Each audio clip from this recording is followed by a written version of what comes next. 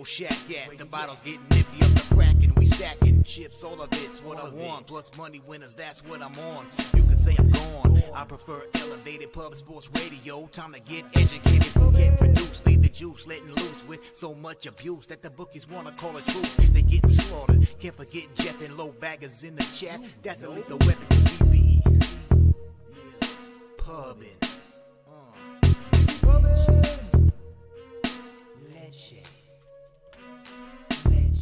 What up, cappers, gamblers, punters, hustlers, low baggers? Happy Thursday, March 14th to all of you. Thank you for watching Betting with the Bag right here on Pub Sports Radio. All business today. Get ready for 14 hours of straight gambling. Our first game pops off in 12 minutes. Shout out to all the cappers in the chat. I'm going to be copying and pasting the action that you guys drop as we go, but we got to get right after it. Nasty Nate in the house is 6 more days until Pubapalooza. Billy Friedrich Pitt moneyline is the pig's milk play today. There's Tori Coker, now a PSR Gold member. Andrew G looking at this first half under in 12 minutes. There's Nunya, the new worker, Crystal, Craig. What a great group. Series Business, Smoke and Mirrors. You almost won yesterday's horse race. It was a lot of fun to watch your thoroughbred fly with late pace. Almost had it. Stimmy OG in the house. Great night last night, Stimmy. Love your action. And it was a winning. I have not had a losing day in March here on the show, but not enough. I left money on the table, not being on the Pistons and Hornets. It's bothered me nonstop. It's bothered. 2-2 in NBA, 1-1 in NHL, and 2-1 in college basketball. We'll take the W. Any day in the black is supposed to be a good day. It just didn't quite feel like it, leaving money on the table. We have 11 minutes till the first game. Thank you guys for joining us. Please welcome star of Last Call Monday through Friday here on Pub Sports Radio at 6 p.m. Eastern, coming to us from the dirtiest of Chesters. A ton of action. This man's going to be all over the board. And what a finish he had to last night. Overall, yesterday, he went 10-6. Where is it here? 10-6 plus 4.79 units, and we need him to stay hot, get hot, stay hot. Please welcome Mikey Money to the show. Mikey, how are you, my man? Man, I'm feeling good after that last night finish there. It was a nice little run to close the night out there late night, followed by a super early morning here. Holy shit, what a lot of action we have going on today, Jimmy. Let's go. Well, let's be winners. Shout out to Nunya gifting a Pub Sports Radio membership to Dale Fick. We are 10 minutes early, Von Pola, because we got early action.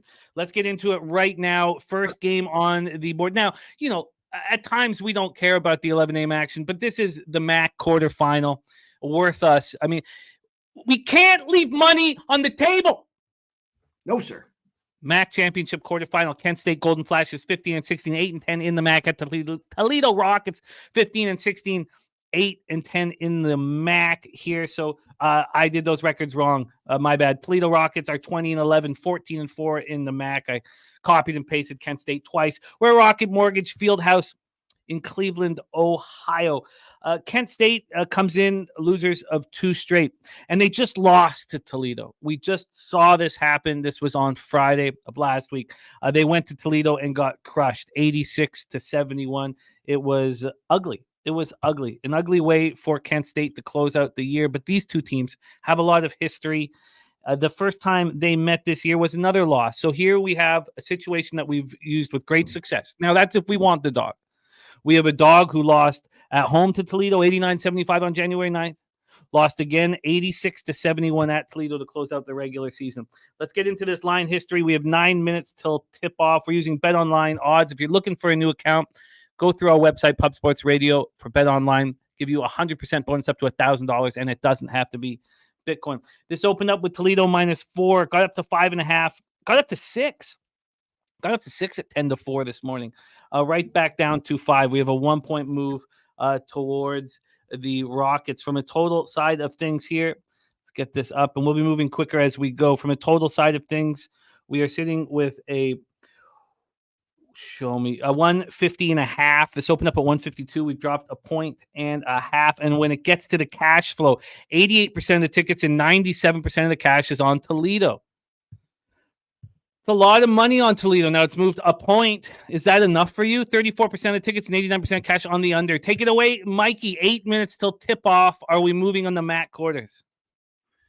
Yeah, you look at these two games here and these two teams, Toledo, obviously, these boys, Kent State sitting around stewing on the fact that they just got beat up again by this team. And, it's got to be their worst nightmare to say, okay, now we got this team as we roll into the tournament. But let's not forget who won the MEAC last year in this Kent State team, right? So we've got Toledo coming out there, and they're dangerous. We know what they're doing out there. But the thing that I like about the opportunity for Kent State to be alive, I told you guys yesterday, I approach all of these conference tournament games where I'm trying to find a reason not to take the under, and I'm trying to find a reason not to take the dog.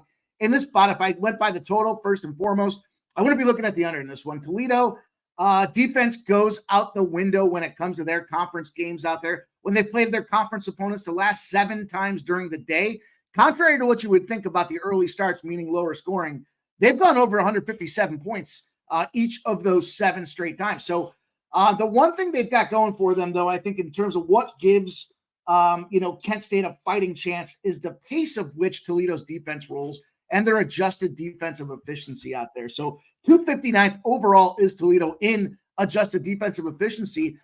To me, I don't know that we have a live dog in this spot, but I'm going to go in with Kent State on this thing here. We've got 5.5 in the back pocket. We've talked yesterday ad nauseum about how difficult it is to beat a team 3 times in a row. And I think this is just too many points. Is Toledo going to go out here and win this thing by 8 or 9?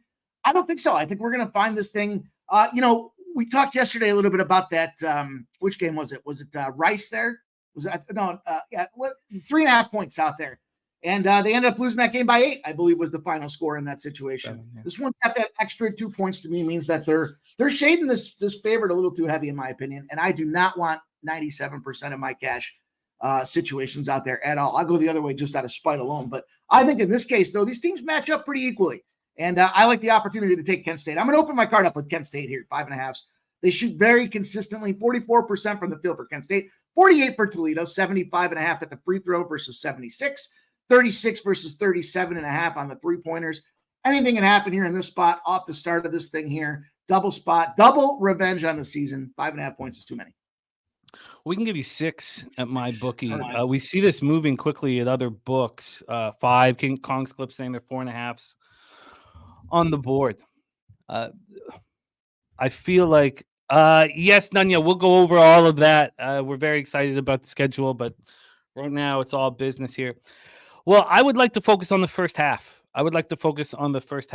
Here. You know that Kent State's going to be ready to go. We've known that they succeeded in the MEAC last year. We know these teams have a lot of history, and we know Toledo has destroyed Kent State in both meetings this year. All the pressure is on Toledo to continue moving here. So I plan, and I'm going to have to get this bet in. I wasn't sure if I was going to move on it. Now I am. Nunya, he's on the Rockets and says they will again. You're in good company because all of the tickets and all of the cash are on your side. So 9 of every 10 tickets that have come in are with you, Nunya, and 9.7 of every $10 is with you. So hopefully that's good company. Hopefully you don't think the public is a pack of losers. If you think they're a pack of losers, then you are in poor company. Let's make a move here, Mikey. So, Mikey, while I do, I know you are attacking the A10 championship quarterfinal. I'm going to need a couple minutes to put my action in here. So why don't you just take it away? Let's move on to the A10 championship quarters. Jose is going to be so busy and done such a great job setting this show up. This show is, 0 to 100 real quick. St. Joseph's Hawks, 20-12, 99 in the A10 at the Richmond Spiders, 23-8, 15-3 in the A10 Barclays Center in Brooklyn, New York. Take it away for us here, Mikey. I've got to get my action. You got it, Jimmy. So get that cash, my guy. We've got just some last-minute ticking as well. Tick, tick, tick. St. Joe's, Richmond, 11:30, A10. Jimmy talked about it here. This line opened at -2 for Richmond, and we've got it now moved to 3.5s and 4s. But just as we kick this thing off here, it dropped back to 3s now. So we do have some late movement. 70% of the bets and 55% of the cash on the Richmond Spiders side of the house here. Makes a lot of sense. Big favorites and darlings in the A10. You look at the total, it is coming down 142s down to 141.5s and 141s. Action's been kind of sloppy with their cash flow statistics here with the last couple of days, but What we do have is visibility on the bets. We have 29% of the bets on the over, 71% of the bets on the under. We have no data regarding cash, but we can see that public consumption there in the under has done enough to make these books move this thing down to 141.5s and 141s. Tight numbers, we've got a minus 130 and a minus 146 movement now on this Richmond money line. 91% of the bets and 96% of the cash when it comes down to it. And yeah, I like Richmond. I think Richmond's a great team here. I think, we made our cash yesterday. I did it with St. Joe's early in the day there. The early start wasn't a problem for them against George Mason. And they were small dogs there. It's funny about that line because they opened up as a pick'em, or were a pick'em at about 9 o'clock in the morning. Right before tip-off, this thing moved to plus 2.5. And I know there was late-minute injury factors, which is why I say time and again, that injury stuff's for the birds. It's already factored into these numbers when they kind of put those out there. And yeah, it moved 2.5 points, but good win for St. Joe's. They've had themselves a nice little run in this season. And frankly, I think that it's beyond them now. 20-12 is a hell of a mark on the season, but I think Richmond ends up being one of those live opportunities here, not to be out there on a limb, but I think they win the A-10. I know there's Dayton. I know there's Loyola, Illinois. We'll get to this Loyola, Illinois spot later on in the show, but they're probably going to go home tonight anyways, which means it's going to be Dayton and Richmond that are going to be potentially viable, opportunities to win this A-10, and I think it happens here today. But the spot that I want to attack for this game particularly, we talked about it yesterday. Now, it didn't come through for us on the St. Bonaventure side there. We had a 139.5 on the total. Despite the fact that we're flying in the blind with this cash flow statistics and analysis on the under with the actual percentage of cash, I want to jump back in on this under here. I've got this team here with Richmond. They've been playing at a really under pace. They try to pick their shots wisely. They're very effective when they do shoot the ball. And we'll talk about this as kind of the common theme for me throughout the card today. But I want to jump in on this under. We've got an under against Davidson. We've got an under on the road against St. Louis. VCU was an over. That was a big game, and we've seen VCU battle, and we'll talk about that game as well. St. Joe's went back to an under at 146, and then that George Mason game, March 9th, was an under at 133.5. So, I talked about the stat yesterday. 28-10, I believe, is the number now to the under in the A-10 when it's kind of comprised around that middle number, right? The 132s to the 150 range inside of there. Kind of the median or the meat of what we see across average college basketball lines in the A-10 have shown that those have a propensity to go under. St. Joe's has lost each last 4 meetings when they have the rest disadvantage as well. So coming into this thing here definitely supports the Richmond side. Fully on board. I can see anybody wants to get on board with that Richmond -3, -3.5. So I got it. But I'm going to go with the under. This, adjusted tempo from Ken Palm shows Richmond at 215. We show St. Joe's at 99. But again, I think this is going to be a situation where it's going to be a little too much for St. Joe's to overpower tired legs. Give me this under for the St. Joe's Richmond game, Jimmy. And this total is climbed. So you're going to get it's shooting up as we speak. At 10:43, this was a 141. At 10:45, a 142. At 10:54, a 143.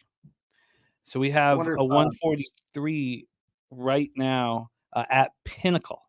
So this is firing up late. Under 143 at -110 here for Mikey Money. I don't know who's butchering this thing on up, but go ahead. Let's go. If it goes up to 144, I'll take it again. Let's get this. We've got the 11 o'clock games in. Mikey Money's on Kent State full game +6. I'm on Kent State first half +3 at -115. That's what's available at Bet365. It's -119 at Pinnacle. And then we have Mikey Money moving on the under 143 at -110 in the A-10 quarters. We got fully loaded accounts for live action as well, so we'll be keeping a close eye on these games. Shout out to Guillermo Zertucci on Friday. Guillermo Zertucci gave us a winner at Santa Anita. It was his horse play of the day. There was a couple scratches, so went down to 3-2, but nothing wrong with a winner at 3-2. And it gave me the idea that I'd like to move forward with Guillermo. I'd love the Santa Anita play of the day. So I'll talk to Jose about that. If you were interested in throwing that our way, Guillermo, we'd love to put together a thumbnail and have your play of the day. Right now, Guillermo Zertucci, Santa Anita play of the day 1-0. Gave us a winner on Friday, ridden by Super Mario Gutierrez. Thank you for that. Jay Smoothball's play of the day is on Richmond, and Morgan Spooner coming up firing away. Gotta keep it smooth. And there is our guy, DG Sky Dragon, in the house. It is great to see you, DG. So the under 143 for Mikey Money. Smooth balls play of the day is Richmond -3, and Morgan Spooner attacking the board as always. Let's copy and paste this here. I love it. So we'll go over all of your action, Morgan, and thank you so much for sharing that with us. Let me get that here. All right, so we're 2 games in. Again, we're going to hammer all of the college basketball games up until 1 p.m. Eastern. So we'll stop with Mississippi State, LSU. Then we're going to get into NHL with Mr. Gogster. Let's roll on. Next up for us is 12 p.m. Eastern. We have the Big East Tournament quarterfinal. Xavier Musketeers, 16-6, 9-11 in the Big East. Shout out to Razor Sharp Picks. He gave out Xavier yesterday. It correlated with everything that I'm looking for, and I moved on it too. I went 2-1 yesterday, hit Kansas State +5. A giant second half, got him live too. Lost with Rice during the show, but still pulled out a profitable day in college basketball, being very good to us. Cody Norton all over St. Joe's money line here, and Newkirk saying Toledo down to -4.5 at 365. That's exactly what I want to hear. Again, we've been using this with great success so far this year. A team that has lost both times convincingly to their opponent, meeting their opponent early in the morning when all the pressure is on the opponent. This has been very successful for us. But let's move on here. Mikey Money. Next up for us is the Big East quarters. Xavier Musketeers, UConn Huskies. What a basketball team these Huskies are. 28-3, 18-2 in the Big East. Let's set this one up. First off, line history-wise, we are sitting here. Kent State's up 2-0. Oh, okay, 2-2. 2-2. They're blowing them out. They're blowing them out. I'll cool my What's the cash out? So we have Connecticut sitting here at -. Oh, that's Pinnacle. Sorry, we're going to move back to bet online. Here we go. We have Xavier sitting at -15. Sorry, +15.5. This opened up at 15. It got up to 16, sitting at 15.5. So we have a half-point move to the mighty UConn Huskies. Then from a total standpoint, we are sitting here with a 149.5. This opened up at 151, a 1.5 move towards the under. And then meetings-wise, let's go over what's happened when Xavier and UConn have met and what's gone on recently for these squads. So let's pull this up right now and then hand it over to Mikey Money. What we've seen is, of course, UConn running. They had that ugly loss to Creighton. We were on Creighton in that spot. Since then, they've been running. Beat Villanova by 24. Beat Seton Hall by 30. And those were both at home. Then went to Marquette, beat them by 7. And then went to Providence and beat them by 14 to close out the regular season. Xavier got that win over Butler. That's an important win to get. They lost 2 in a row. They lost at Butler. I love that revenge angle here. And let's take a quick look at what's happened when these two teams have met so far this season. Get this up here, and here we go. UConn, they faced UConn at UConn on Sunday, January 28th, and were absolutely annihilated. They lost, and that was UConn exacting revenge. Remember, Xavier beat UConn at home on January 10th. UConn got to face them at home and beat them 99-56. And when we get to the cash flow for this one, we have 15% of the tickets and 67% of, wow, it's just changed to even more. 23% of the tickets and 83% of the cash on Xavier. I wonder if this is a dog that we can support here. From a total side of things, 30% of tickets and 88% cash on the under. Take it away for us here, Mikey Money, Big East Tournament quarters, Xavier, UConn. Well, this one difficult. You know, I'm not one of those guys that needs to keep banging on the same drum. I got my cash yesterday with Xavier in the under. I felt really nice about those spots out there. I even live bet Xavier because they were down a little bit there early in that game. So great to see him come through and get the job done. Lots of interesting spots here. It seems like pros versus Joes. Makes sense. UConn, big favorites, #1 in the conference. Kicked the shit out of everybody, including almost a 40-point beating against Xavier the last time they played him out there. But the cash coming in saying this is way too many points. I'm inclined to feel the same way, but I've seen the buzzsaw that is this UConn team before and what they can do with teams here. Then you look at the total. Similar situation. Joes are thinking 70% of the cash on the over. This thing's going to fly over the number. Yeah, we got 88% of the cash on the under, and we've got it moved down 1.5 in this spot. So When I look at these two teams and how they're matched up here, UConn for sure, they're going to go out there. They're going to, in my opinion, it would take an act of God for this Xavier team to find a way to get the job done here. But where I do think they've got the edge is momentum coming in this thing. You got 10 points in the first half. Well, 9, I guess, plus 9s. You telling me that Xavier can't come out there and keep this thing less than double digits after firing off yesterday? They might get rest less here in the second half. They might fall into that disadvantage. But I like this first half. I like to attack this first half against this team here. 9 in the first half is one of the bigger numbers that UConn's faced all season. So give me this 9 for Xavier, this dog roll in the first half. I'm not thinking they come out there and win the game. I think they're going to get tired. They're going to find a way that, that was a big win against Butler yesterday. But the losses before that against Marquette, and then it was a revenge spot against Butler. So I kind of discount that Butler win there. But I think here we got a spot where we can see them. They know they got to come out angry and hungry. Give me the plus 9 for the first half on Xavier. I'm right with you. I'm exactly on the same page as you. I like this look. It's plus 9 and minus 110 at both 365 and Pinnacle. Let me see if I can get you a less juice on this first half. It's now moved to minus 111 at Pinnacle. I like all of that. And yes, it's a plus 9 at minus 110. Exactly what I'm going to bet right now is the same for you. So we've got to do this once again. I've got to get my action in here, which is just going to take a second. I'm going to send it in as well. Credit's a dangerous thing, but I love it. So next up for us is the ACC tournament quarterfinal. Florida State 17-15, 10-10 in conference. Number 4 ranked North Carolina Tar Heels 25-6, 17-3 in conference. We're at Capital One Arena in Washington D.C. And Mikey, I'm going to need you to take control here while I roll with you on Xavier first half plus 9. Let's go, Jimmy. Get that cash. Florida State UNC showdown here. Line open at minus 10.5. No movement. We had 28% of the bets on Florida State, but 59% of the cash. So again, no movement in the spot. This UNC number having to win by double digits is a big, tall order here.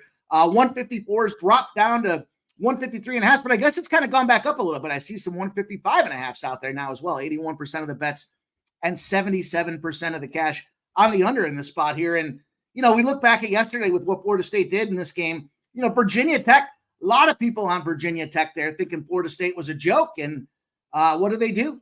They go out there and they prove them wrong. Haters going to hate. They came out there and put up a 10 spot on these boys. They did cover that Florida State spot covered by 14.5 points on the spread, a full reversal out there and a nice plus 156 spot there. But look, I think you got to give UNC a lot of credit. That Duke spot there, everybody loved Duke. They thought Duke was the team. It's their spot. It's a great opportunity. They're 4.5 point dogs. UNC goes on to Duke and upsets them boys 84-79. This team's playing.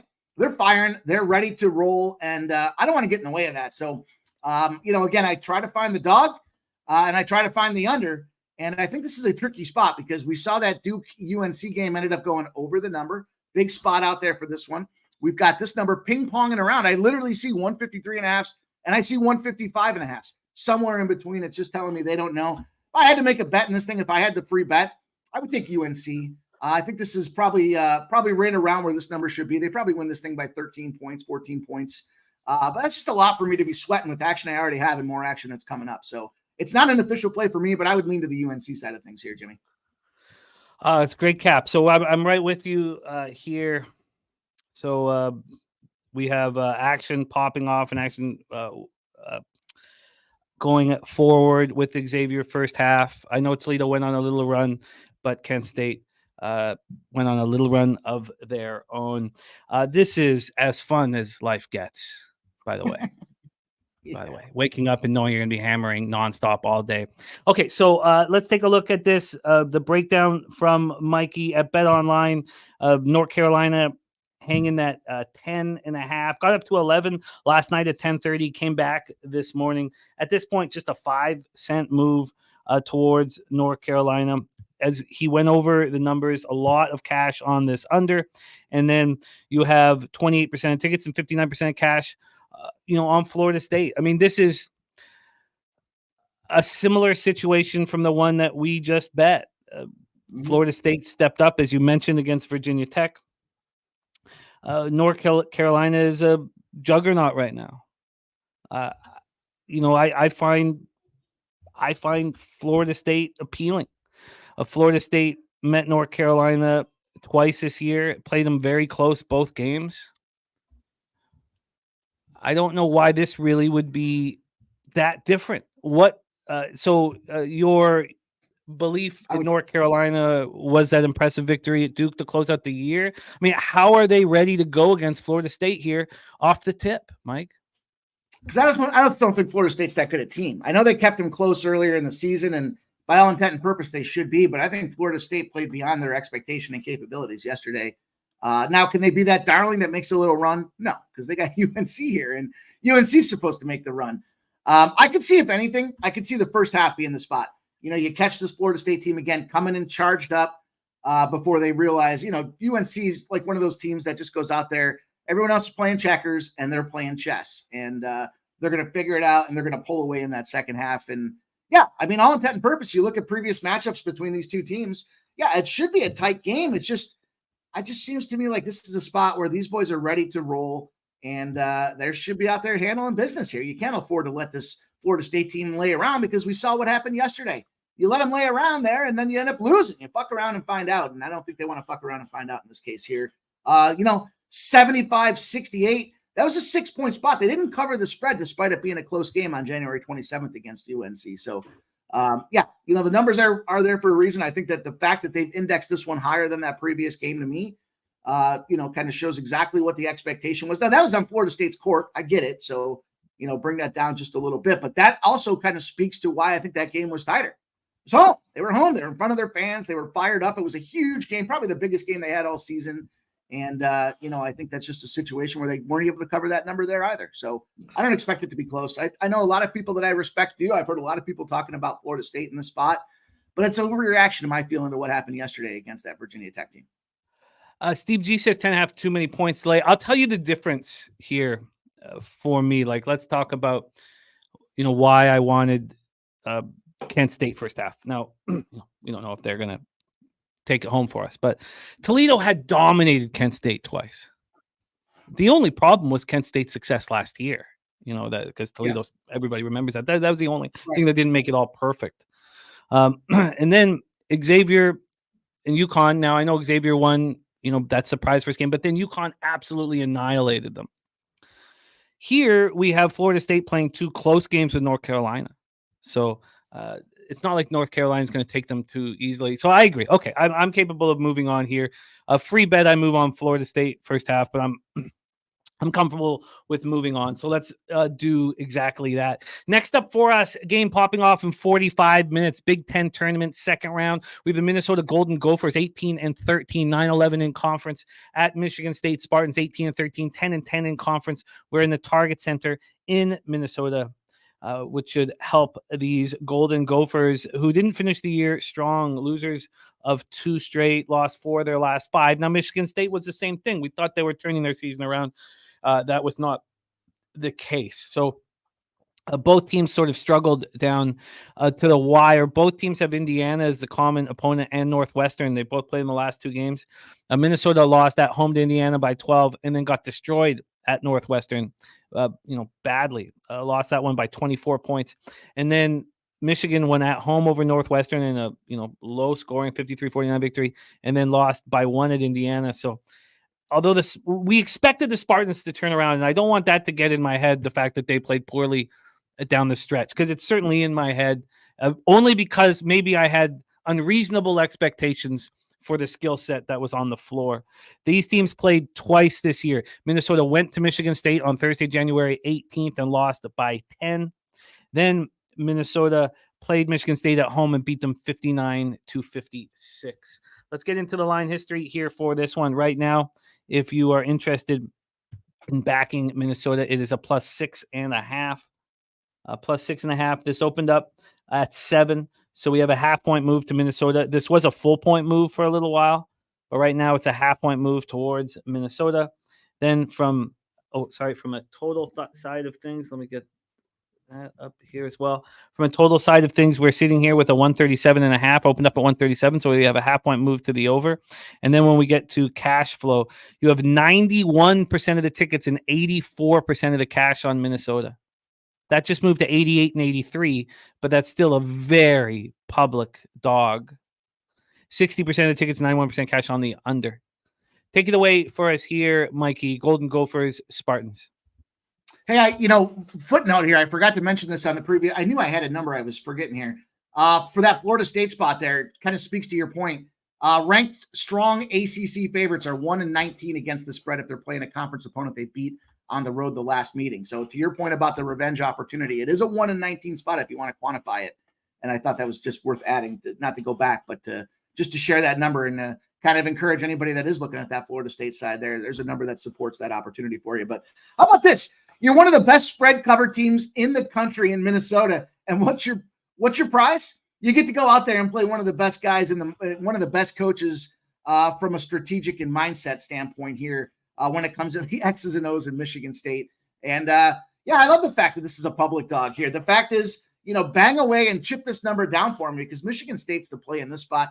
Think about the way these tournament games go down. There's a lot of timeouts. There's excessive opportunities for coaches to do the things that they do, strategize, get the whiteboard out. You're going to see Tom Izzo 1 foot on the court, 1 foot on the sideline, that fucking whiteboard in his hand smoking because he's drawing all over this thing with all the time they get in between that. And they're going to get some rest out of that as well, a rest advantage for this Michigan State team. So I love the number here. I think this is a great spot to get. I think this number is probably too low. I do think Michigan State wins this game by double digits. And the reason I think it's at 6.5 right now is because we're getting a discount that they finished 1-4 over their last 5. That Northwestern win was at home. So as impressive as that was, they still didn't cover the spread. And they're 1-4 against the spread. Yet, here we go with a number that opened at 7.5. Everybody's banging away because, hey, you know what? I want to have some afternoon action, and this team covers the spread a ton. Fuck that. Tom Izzo's the guy here in this game. I got Michigan State, and I'll drop the 6.5 on this one. I love it. I really love it. I think that people are also hammering Minnesota because it's in Minneapolis. I think this makes sense. Here, we have the pleasure to go up against 90% of the action. I think you're absolutely right that it's 88 and 83 right now. I mean, it's also, if this moved from 7 to 6 to 5.5, red alert. Right. But this is at 6.5. I'm very comfortable when 8.8 of every 10 tickets come in on one side. Yeah, move it a half point. Sure. That doesn't concern me at all. And by the way, Cashman was right. My bad. That UConn beat Xavier 80-75 in that first meeting at Xavier, and then they head to UConn and got destroyed. So that was my bad. Thank you for catching that, Cashman. I'm right with you. I'm right with you. It just seems Cashman like oh, sorry. This is the opportunity where we see the advantages that these coaches have, and again, the ticky-tack nature of the way these fucking TV timeouts are every 45 seconds to me is going to be a situation where they can catch the advantage. We're going to look at this thing in an hour and be like, it's still in the first half. And maybe an hour and a half at this point, but that's an advantage for the guy that can play the strategy game here. And Minnesota's a great team. They did their job. They covered a lot of spreads here, and good job. Maybe you get yourself an NIT bid. I like it. I like focusing on the full game as well. So let's see the best line we can give you right now. It looks like -6.5, -109, -6.5 and -109. So I'm going to have to bet this here. This game pops off in 39 minutes. Michigan State for Mikey -6.5 and -109. Well, what it's worth. I got -108. Oh, -108. It is worth. Every penny counts. Hell yeah. And Andrew G says, the public's hammering Mini plus the points. Best cover team. Yeah, I think this is all. And Justin McKelvey's on the under 136. I think this is all just extremely explainable. And that's what you're looking for. Right. An angle, you explain it, and you move on it. So I'm going to roll with you on that one. And now I have 38 minutes to bet it, so we don't need to panic as I have in other spots already. So let's just roll, Mikey. Let's just roll. Next up for us, this game pops off in an hour and 8 minutes. It is the number 20 ranked BYU Cougars, 23-9, 10-8 in the Big 12. At the number 25 ranked Texas Tech Red Raiders, 22-9, 11-7 in the Big 12 at T-Mobile Center in Kansas City, Missouri. BYU, was very, very good against UCF. I think UCF is a good basketball team. It was a very impressive, thorough victory. UCF made that run that we were expecting at some point, and then BYU handled it with aplomb. put up 87 points in their first game. And Texas Tech should be wary of this BYU Cougars team. Now, Texas Tech closed very strong. At West Virginia, beat them by 11. At Oklahoma State, beat them by 17. And then closed the year by beating a really good Baylor team at home by 10. So both teams finished very strong. Let's take a look at what's happened when these teams have met so far in this season. They met Texas Tech just the one time. It was BYU went to Texas Tech, lost by 7. It was right in that basketball game. So let's take a look at the line history and see what the plan is here. We have, move over here. We have the total sitting at 154.5, opened up at 153.5. We have a 1-point move to the over. Alex says looking for a live spot on this Kent State Toledo total. And then from a spread perspective here, we're looking at this 3. It's a 3 at Pinnacle. Let's go over to our friends at Bet Online, and we have a 3 at -110. And this opened up at -1. A 2-point move to BYU. That's a big move from -1 to -3. It's a big move. Now, is there a recency bias going on? Do you believe that a recency bias can be helpful? We didn't move on Florida State. At this point, we have 63% of the tickets on BYU. We don't have any cash information, which is obviously annoying. And from a total side of things, 96% of tickets. We don't have cash flow. Tickets on the under. Wow. Take it away for us here, Mikey. Big 12 quarters. There's a reason why you can't listen to, every Tom, Dick, and Harry when it comes to some of these numbers, because whoever came up with the idea that it's the Big 12 and they're going to learn what it's like to play in a big conference. Guess what? You lost like 3 times playing that bullshit angle. And BYU is a better team. The way BYU rolls their game is, to me, why they're a better team. First of all, they're elite shooting in the Big 12. They're the best team at 2-point shooting, 57% when it comes to that. And, the other thing about this, though, is that's not even the way this team sets up. The way they run all these screen plays out there, I mean, they got like 5 different screen combos that they roll in terms of their offense. And what that does is it creates the kick out for the open 3. So you got a team that goes out there and they shoot high effectiveness when it comes to the 3, shooting almost 39% from the 3. That's a bad combination for a Texas Tech team that's suspect in the first place. Now, Texas Tech, I think, they're certainly capable of going out there and competing, but just because BYU's brand new to this thing doesn't mean that this is an opportunity to fade away from these guys. They play great ball. I think it's going to be a high-scoring game, too. I think if you like points, this is the one to watch. I talk about the unders and kind of my approach for those things, but to me, this is just an opportunity to take advantage of where I think is the better team. And what do we have going on the other side of things here? I'm not sure about the Washington status. I haven't seen anything about, what's going on that Texas Tech side of things here, but I think BYU kicks the shit out of this Texas Tech team. And I don't know why it didn't make the card in the first pass, but it's on the card now for sure. I think here was a -3 and it's a -108. I think that's plenty of opportunity for us to get this job done here. Welcome to the show, boys. And they're going to go out there and put it to Texas Tech today. Give me this 3. Unless you can beat it. I will. I do have a little bit of concern. And it's just kind of leaked in late, just that we just watched them play very good basketball. And I know that you could say that they've been playing very good basketball for some time, that seeing the ball go through the hoop will give them confidence here against Texas Tech. I fear that there's a bias in play with how good they played yesterday. Although I have no interest in Texas Tech. So I'm with you with this BYU, or pass, market moving towards BYU.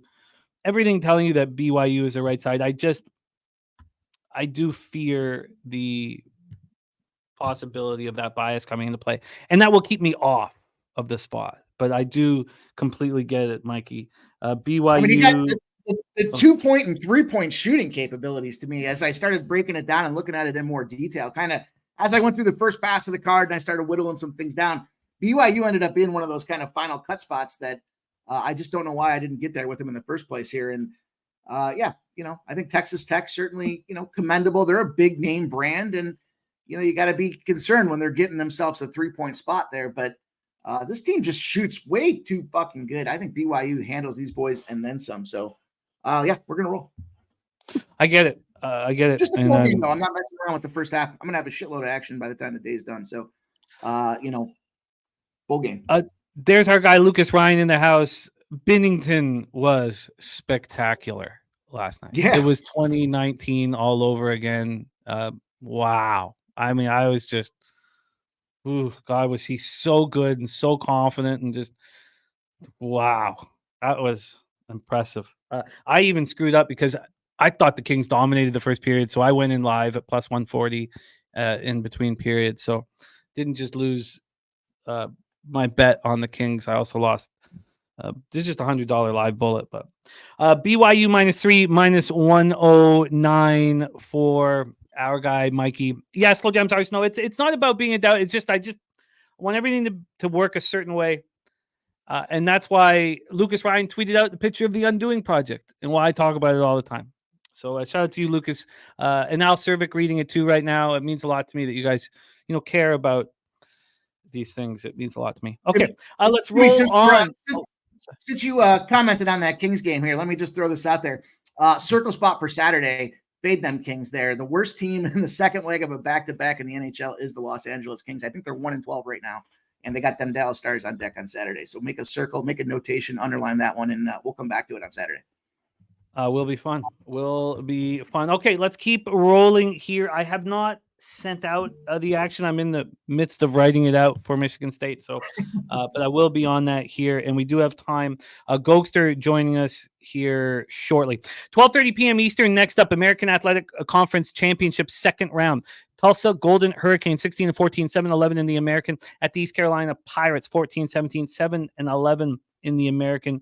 We're at Dickies Arena for this one. This total sitting at 139.5, opened up at 141 at Bet Online, so we have a 1.5 move towards the under.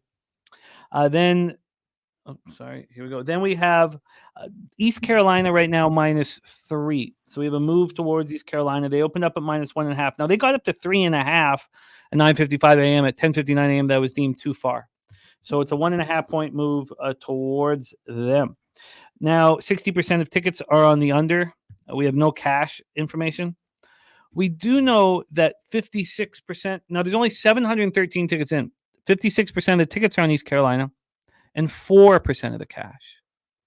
4% of the cash. One thing that was very interesting about Razor's spot with Xavier yesterday is it was a sort of a similar situation ticket count like this, but there was 11% of the cash on Xavier. 89 on Butler, and the line was moving towards Xavier. It was a very appealing spot. I could see why Gambler's First Glance was all over it. Oh, there's Al Cervic in the house, my man. We got to get it for you, man. So here we go. Let's take a look at the situation because immediately, market-wise, I find East Carolina appealing immediately. But let's get this one up here. Sorry, it took me a second to get the matchup. And here I got it now. Okay. So we know that with a small amount of tickets, they're all over this Tulsa squad and the line's moving against them. We have East Carolina on the throes of a massive losing streak. How would the line be moving towards an East Carolina team that's on this losing streak? Well, they had the same conference record as Tulsa, first of all. But yes, they have been losing. Tulsa finished the year winning 3 of their last 4, playing good basketball. This is one of those shocking lines here. East Carolina finished the year on a 5-game losing streak. Let's talk about the times that they met Tulsa here this year. They played Tulsa the one time. They played them at home, and they beat them 62-57. This is a strange one. Very strange one, Mikey. What are your thoughts here for the second round of the AAC Tulsa, East Carolina? This line's compromised. This is the wrong team's favored, and the cash is moving in on the wrong side. And it's specifically because guess what state just got legal with gambling on Monday? North Carolina. So we got this East Carolina situation here. It's the Homer effect going on, and then some. Everybody and their brother that's got a phone got in the back of the pickup, went on out to Walmart, They're using the Wi-Fi, and they're banging away on East Carolina so they can go back home and tell the missus that they took a little bit of that homer action, and it's free money. But I think they're mistaken here. East Carolina, 13-16-1 against the spread. Tulsa, 13-13-3 against the spread out there. You got yourself a coin flip. You got a shitbag team in East Carolina and the way that they're playing this season and the way things have gone out there. Then you look head-to-head with these guys here. Tulsa 5-3-1 over the last 9 games head-to-head against these guys. There's 9 measured categories when it comes to just a macro-level view of basketball. Field goals, free throws, 3 points, rebounds, assists, turnovers, steals, blocks, and fouls. There's only one category that East Carolina has an advantage in, and it's overall steals. 7.97 on average to 7.83. It's a fucking rounding error in terms of a opportunity that they have the advantage. Otherwise, Tulsa's got the lead in every other category, including the big ones that matter to me. The free throws, huge 6-point advantage in the free throw category, 3-pointers as well. It's home dog, or it's a dog opportunity here. And again, this North Carolina factor with the legalization of sports betting, welcome to the fucking 21st century or 22nd century or wherever we're at now. You should have been there all along. I got a 3.5, and I'm going to take this money line as well. Wrong team's favorite. Wow, what an exciting breakdown. I'm in on Michigan State, -6.5, -110 at Penny. So we are in business. Let's lock this down for you. What a fascinating breakdown. I mean, if you are welcoming North Carolina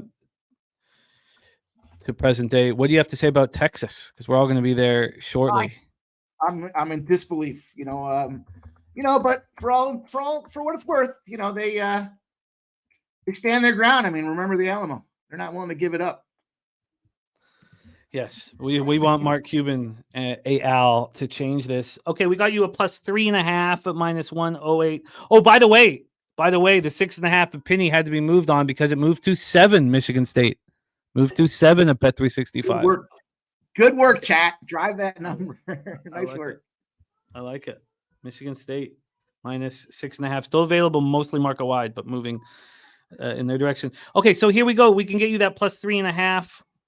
-108. Sorry, I said that already. +3.5 at -108. And then let's give you the money line. Got to keep this pace moving quickly here.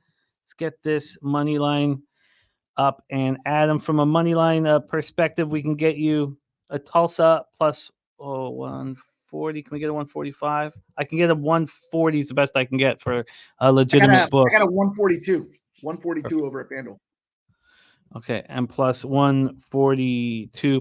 And the spread and money line double up. Shout out to Montana State. Ye old Bobcats. That's a nice way to close out the night, man. A nice way to close out the night. That's a good catch. North Ender's with us. North Ender with us on the Sparty -6.5. Okay. Okay. Leonard says it's still the 21st century for 75 more years. It didn't feel right when I said it. So, yeah, good catch, Leonard.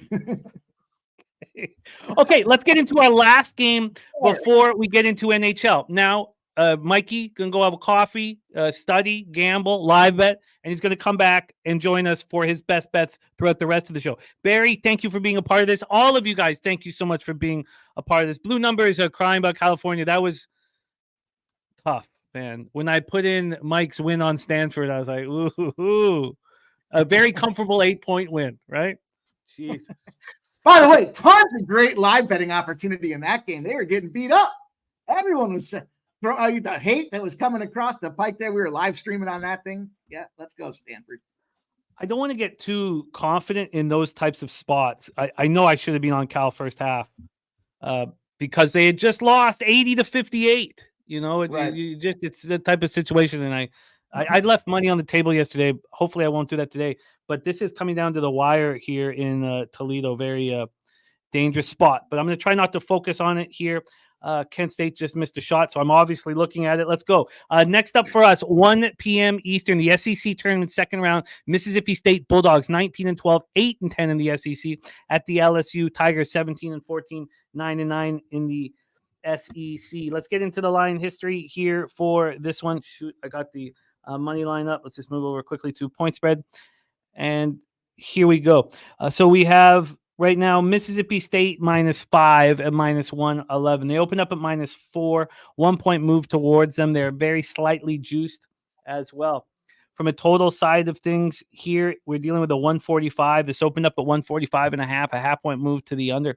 Cash-wise, 33% of the tickets and 54% of the cash are on LSU, but the line's not moving towards them. From a total side of things, 54% of tickets on the over and no cash flow information. Take it away for us here. There's my guy, Juan Ruiz, one of two-time horse racing champions. Take it away for us here, Mikey. SEC second round, Mississippi State, LSU. LSU, Mississippi State. I was looking at the wrong game as I was prepping for this one here. So, Mississippi State let me down. You know, once you kind of burn me once, I'm not so quick to want to get back involved here. And I kind of feel like, despite the situation, 67% of the bets, as you mentioned, only 46% of the cash. I originally attacked this one looking at LSU here. I think 17-14, 19-12 between these two teams, but I just didn't like what I saw out of Mississippi State that last game there. It just seemed like, 93-89 against that South Carolina team. We'll talk about them later on as well here today, but that team's real, man. In the SEC, they came out there 5.5-point favorites and they rolled over. They took that 4-point loss on their home court. Some embarrassing shit there to finish off the season. So, then you look back and there's that A&M team there, big loss to A&M. You got another big, all they've done is lose out here. So again, why is this team in the favorite role? They did win by 20 points though against that LSU team, as you mentioned, on February 24th. So big situation. And that was in LSU's barn. I just couldn't get there on either side of this one. Ultimately for me, it would be dog or pass in this game. I just, competitively, the way these two teams are stretched out right now, you've got 8-10 Mississippi State in the conference, 9-9 for LSU. I know it's not the same degree of number here, but we talked about this Missouri game yesterday, and even Arkansas for that matter. But Missouri specifically, 0-18 in the conference, and kind of feel like that's a situation where you see the teams that they're playing out there, despite being in the middle of the pack, still find a way to bark. And LSU to me feels like they're the live dog that can go barking in this thing with revenge on the mind. But 20-point loss to me is on your home court is defies all the numbers, all the reasons that I want to get involved in it. But then I looked at the under and I thought, well, we've got 4-1 to the over for the Mississippi State side of things. We've got 3-2 to the over on the LSU side of things for me. And it was a tough spot for me to get to as well. But, at the end of the day for me, I think the spot that I like the most in this one here is starting off slow. Give me, I'm going to add this one too. It'll be my last ad. Then I'm going to have to go hide in the dark corner while I watch this action go through. So first half under 68.5 at -114 is a number I see right now. It's moved everywhere else down to 67.5, but I still see Bet Rivers hanging on to this thing. And second half, I think we see a bigger game here, but because they got beat up by 20 points on their home court, LSU, they can't just go out there and try to play, let's just outscore these guys. They got to be a little more strategic in the way they deploy their offense and then play defense in this first half before they let things open up and rip in that second half. So I'll go with the first half under in this one here, 68.5. And like I said, -114 unless you can beat it. Let's go. All right, let's get you that first half total right now. Good God. I would emote, but it's spring break. And my children are out there and they're playing and they don't need to know the roller coaster ride of gambling that their father lives. They don't need to hear me freak the fuck out, lose my shit over a simple $250 win. Hey, man. But good God, does it feel good? You get 2 Happy Meals now. Let's go. Well, let's get home, though. Let's get fucking home, man. We want a one-way ticket home. From a total here, we have a 67 and we're going under. So there's a 68 at -115.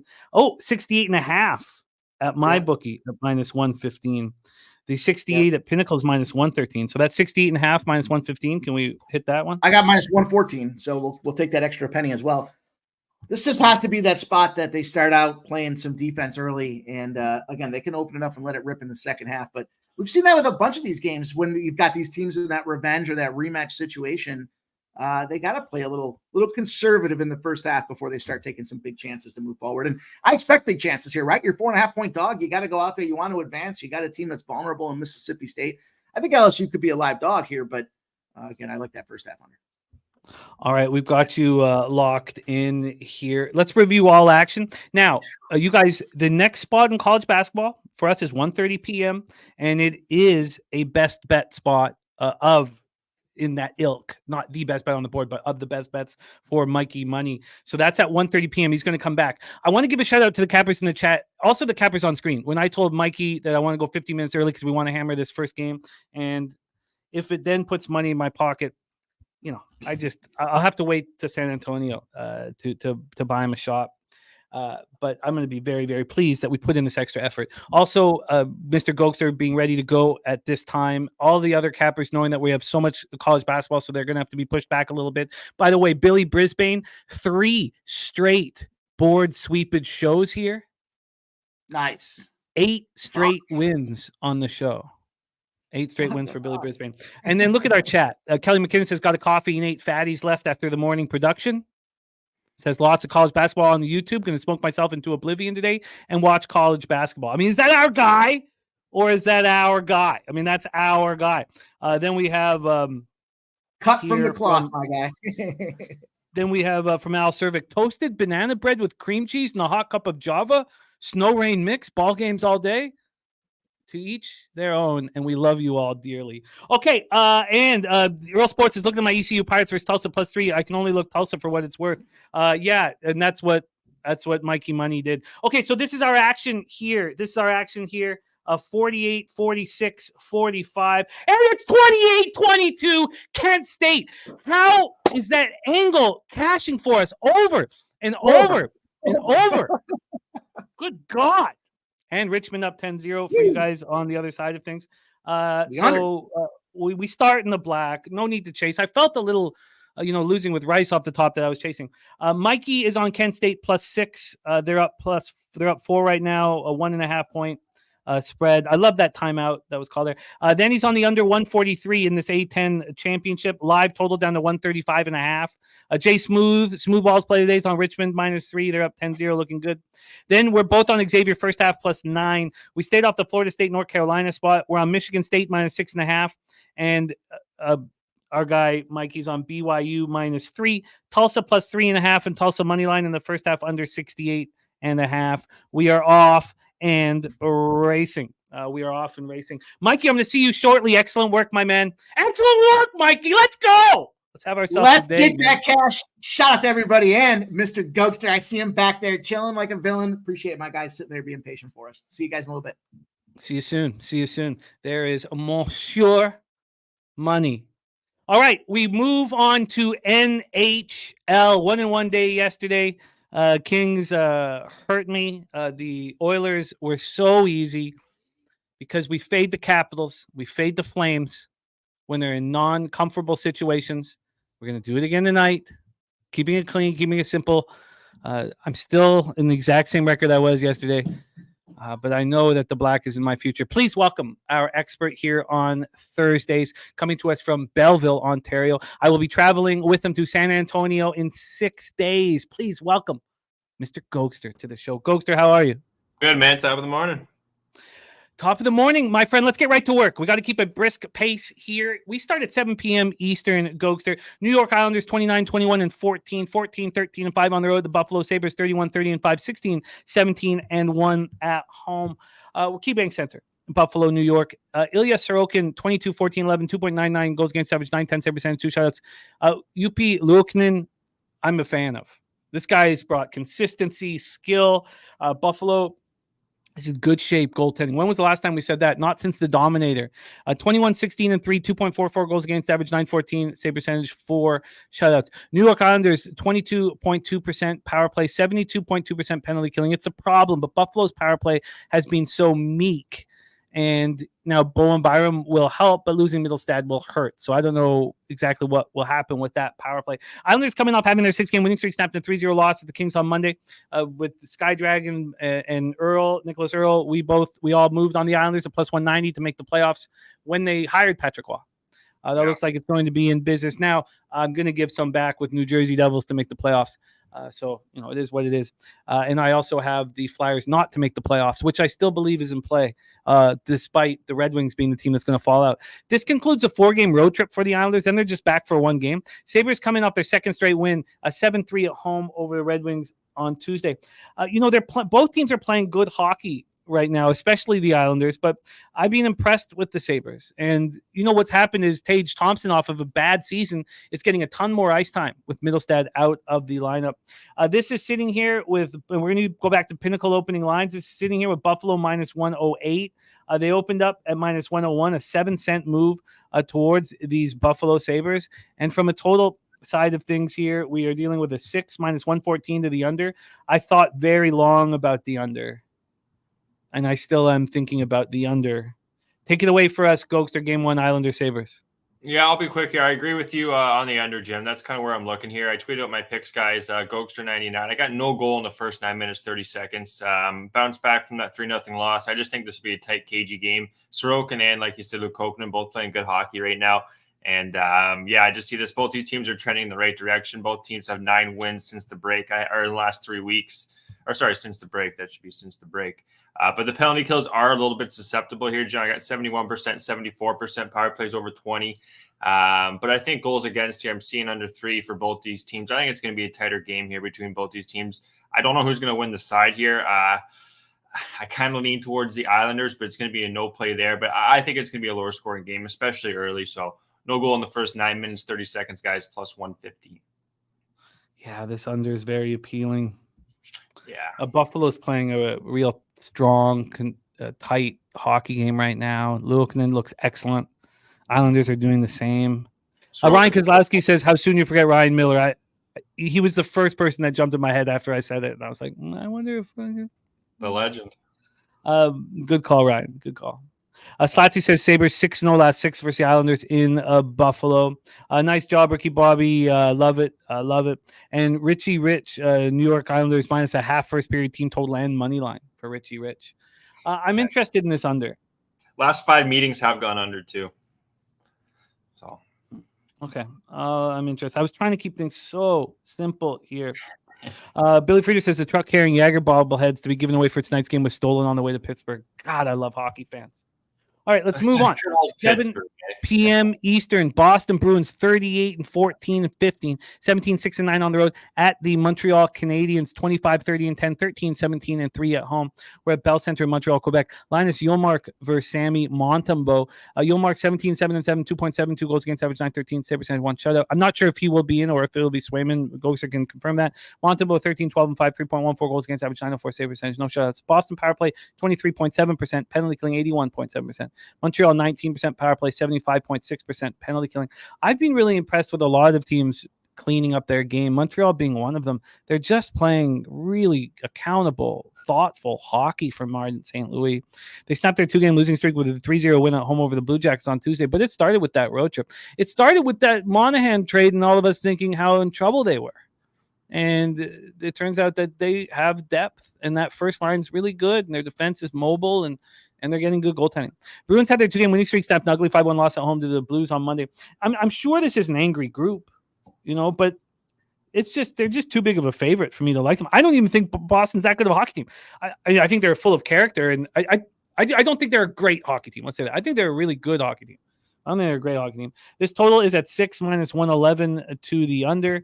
And from a money line standpoint, we have a Boston sitting at minus 206. Now we're talking. That's a fair number. This opened up at minus 235. Now a 30-cent move towards Boston.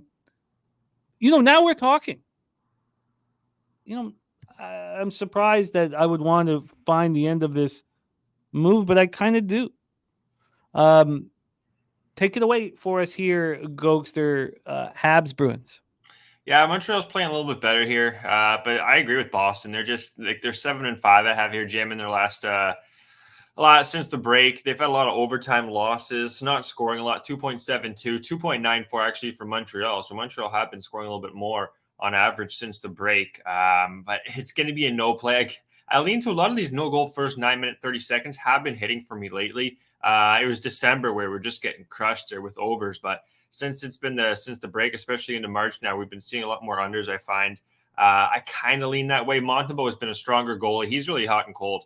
When he's playing well, you want to ride be on Sammy Montembeault, but when he's not, you kind of want to fade him. He's got a 913 save percentage last 5 games, then 920 at home. So again, I kind of lean to the under here, Jim. It's going to be a no play, but they got their depth starting to show, like you said. Joshua Roy, Sladkovsky's on the first line. They got Newhook centering the second line. So they got their depth spread out quite well here. I like what St. Louis done, but it'll be tough tonight. I think it'll be a lower scoring game.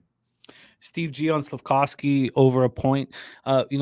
He's taken a lot of hits, that kid, but he has the exact same numbers as Hughes, number 1 overall pick, exact same numbers at this point in his career. So I think he's going to be the real deal. Okay, let's move on. Although Boston is now appealing at this number. Coming off that loss. Yeah, it might not. You take 30 cents off that price, I find it more appealing. I don't think I want to go there, but now, like at minus 200 plus 125 on the puck line, I think that's fair for this expectation of the Bruins to bounce back. I don't know if I want to get in the way of this market move. But yes, Andrew G, yes, the Habs have turned the corner. It looks like it. I feel like the Habs have turned the corner. Long gone are these days. La plus grande franchise dans la histoire du hockey. We move on. 7 p.m. Eastern. Arizona Coyotes 26-35 and 5, 10-19 and 5 on the road at the Detroit Red Wings 33-26 and 6, 18-10 and 5 at home, Little Caesars Arena in Detroit, Michigan. On Friday, Bobano was certain that these Red Wings would show heart, and they didn't again. I mean, what are we supposed to do? They lost so badly at Buffalo, 7-3. They didn't seem to be angry when they were losing. It was shocking. I mean, when is this team going to show heart without Dylan Larkin in the lineup? The first time he was out for an extended period, they showed heart. This team just continues to do nothing. Alex Lyon's been absolutely horrific. You have to start Reimer here. Have they made a decision about that? I think they're going with Leon again, or Lyon. I mean, it's just, yeah, he's not. We think he's French Canadian, but he's not. Yeah, I just can't. But I'm shocked. I'm absolutely appalled at what the Red Wings are doing right now. This line opened up with the Red Wings minus 171. It was nuts. Now they're minus 154, which is nuts. But I don't want the Coyotes on the road. Arizona power play 22.4, Detroit power play 23, but don't believe it without Larkin on the ice. Yes, Andrew G, that is. But this Alex Lyon is not from France. He's from the great state of Minnesota. But whatever. Arizona power play 22.4%, penalty killing 75.8%. Coyotes coming off their fourth loss of 5 games, 4-1 in Minnesota on Tuesday. Just what an absolute disaster. Just an absolute disaster of a hockey team and a fan base that deserves better. And I'm sure they'll get better in the long run. This total is sitting at 6.5. It's minus 120 to the over. It's a 5-cent move to the over. It was a 7-cent move. And then from a money line standpoint, as I said, minus 154 down from minus 171. Take it away for us here, Gogster, Coyotes, Red Wings. Yeah, something's got to give with these two bums here. One of them's going to win. They had the fight too yesterday in practice. I don't know if you caught that, Jim. Detroit. No, I didn't. It was Sherratt and oh God, it slipped my mind now. Well, that's good. The young Swede. Yeah, they had a little fight because, yeah, like you said, they didn't show any Moritz Seider?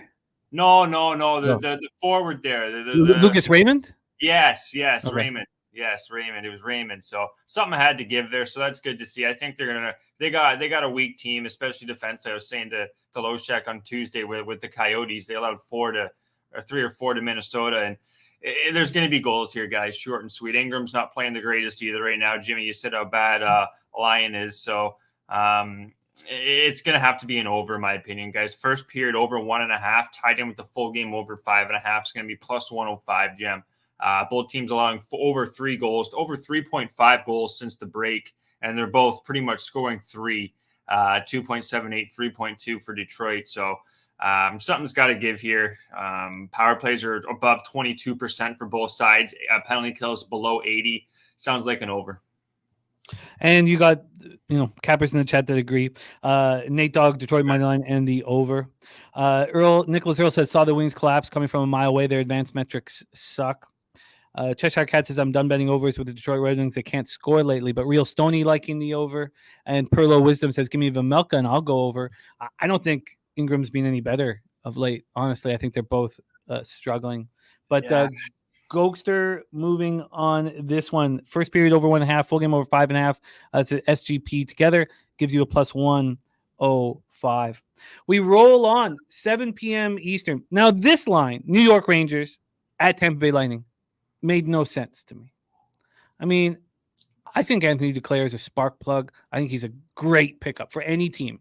Any team that wants to make a move in the playoffs, he's just accountable. He plays way bigger than his size. I mean, the guy plays like he's 6'4", 230. I mean, when you look and see he's 6'1", it's shocking. By the way, actually, I'll get into it when we talk Avalanche next, but probably tomorrow, I guess. But Rangers Lightning here at Amalie Arena.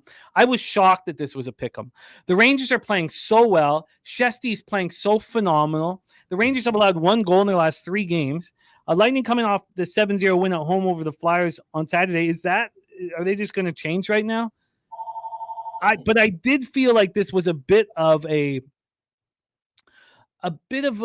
coin flip situation, and I'm trying to keep everything so clean. I'm not looking for weighted coin flips like we do sometimes in MLB. Vasilevsky still 896 save percentage. Do you think he steps up seeing Shesty across the rink? I mean, it's hard not to hear. The Rangers coming off their third straight win, as I said, both power plays are very good, but both penalty killers are very good. Let's take a look at the line history here.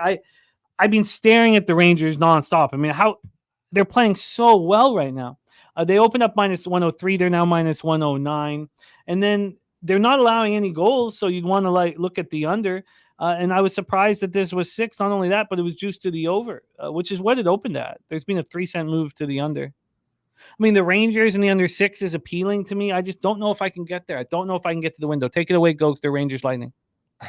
Yeah, the old landline going off there. We got to deal with the internet, land, and TV, so that's why we still got the landline. Oh, you're a lucky guy. Anyways, yeah. We got a nice deal there. Girl from Quebec hooked me up for 2 years. Anyways, let's keep her moving here with the hockey.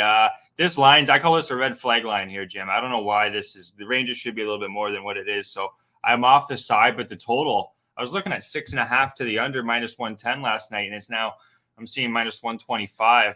That's kind of where I'm leaning here. It's a big game for Vasilevsky, kind of like when it was the Rangers in Carolina, the 2 Russian goalies. Now you got another matchup for Shesterkin, another top Russian goalie in Vasilevsky. So I think it's going to be another tight game here. That last one was 1-0 too on Tuesday. So I expect this to be a tighter game. It's going to be a no play though. But yeah, man, 13-2, 7-7 since the break for the Tampa Bay. So penalty kills are strong, especially the Rangers. I don't see the Rangers allowing Tampa Bay to do much, but the line's telling me it's going to be a lower scoring game, Jim. That's what I think. Oh yeah, I mean, Slatsy on the under. I mean, yeah. God, there's gonna be a playoff feel to this hockey game. It's too bad Trouba won't be there for the Rangers. You know, he's out, but it just feels like this is gonna have all of the markings of playoff type hockey. You got to expect Vasilevsky to step up. God, I'm interested in joining with the under. Sorry, say what, my man? I was going to say, if this line was like minus 150 for the Rangers, then I would kind of lean a little more to the over.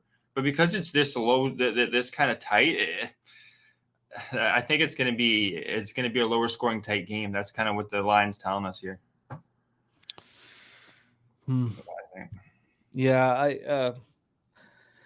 I hate the biases that we have, and I've got a vividness bias on the Lightning and Vasilevsky, and it's been hurting my bankroll all year. And as JPZ calls him, no Vasilinsky. Vasilinsky, that's right, PZ. Yeah, he gets taken dry. Won't even spit on it.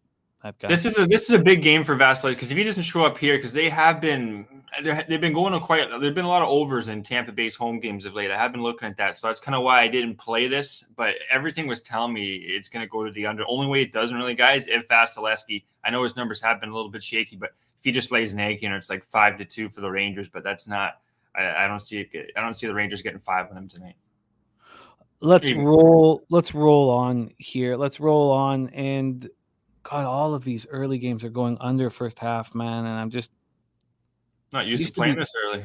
No, yeah, but it used to be such a go-to thing for me, and I stopped betting totals. But Okay. I'll stay focused here. Just feel like leaving money on the table, but it is what it is. Let's move on. 7 p.m. Eastern. We got to keep a brisk pace as we have more college basketball. So don't worry. The next game that we've capped all the early games, but the 1:30 game is the best bet spot for Mikey Money. San Jose Sharks 16, 41-7, 6-22-4 on the road. Pittsburgh Penguins 28, 27-9, 16, 12-4 at home. PPG Paints Arena in Pittsburgh, Pennsylvania. I like Dubas failing. He's a little fanboy. He manages like a fanboy. He manages like a 12-year-old fan collecting stickers. And his move to bring in Carlson was so stupid. His move to bring in Simmons and Joe Thornton is just do you think Lou Lamoriello would have made those mistakes? Dubas is a little boy. He should be treated like a little boy, and he should be fired.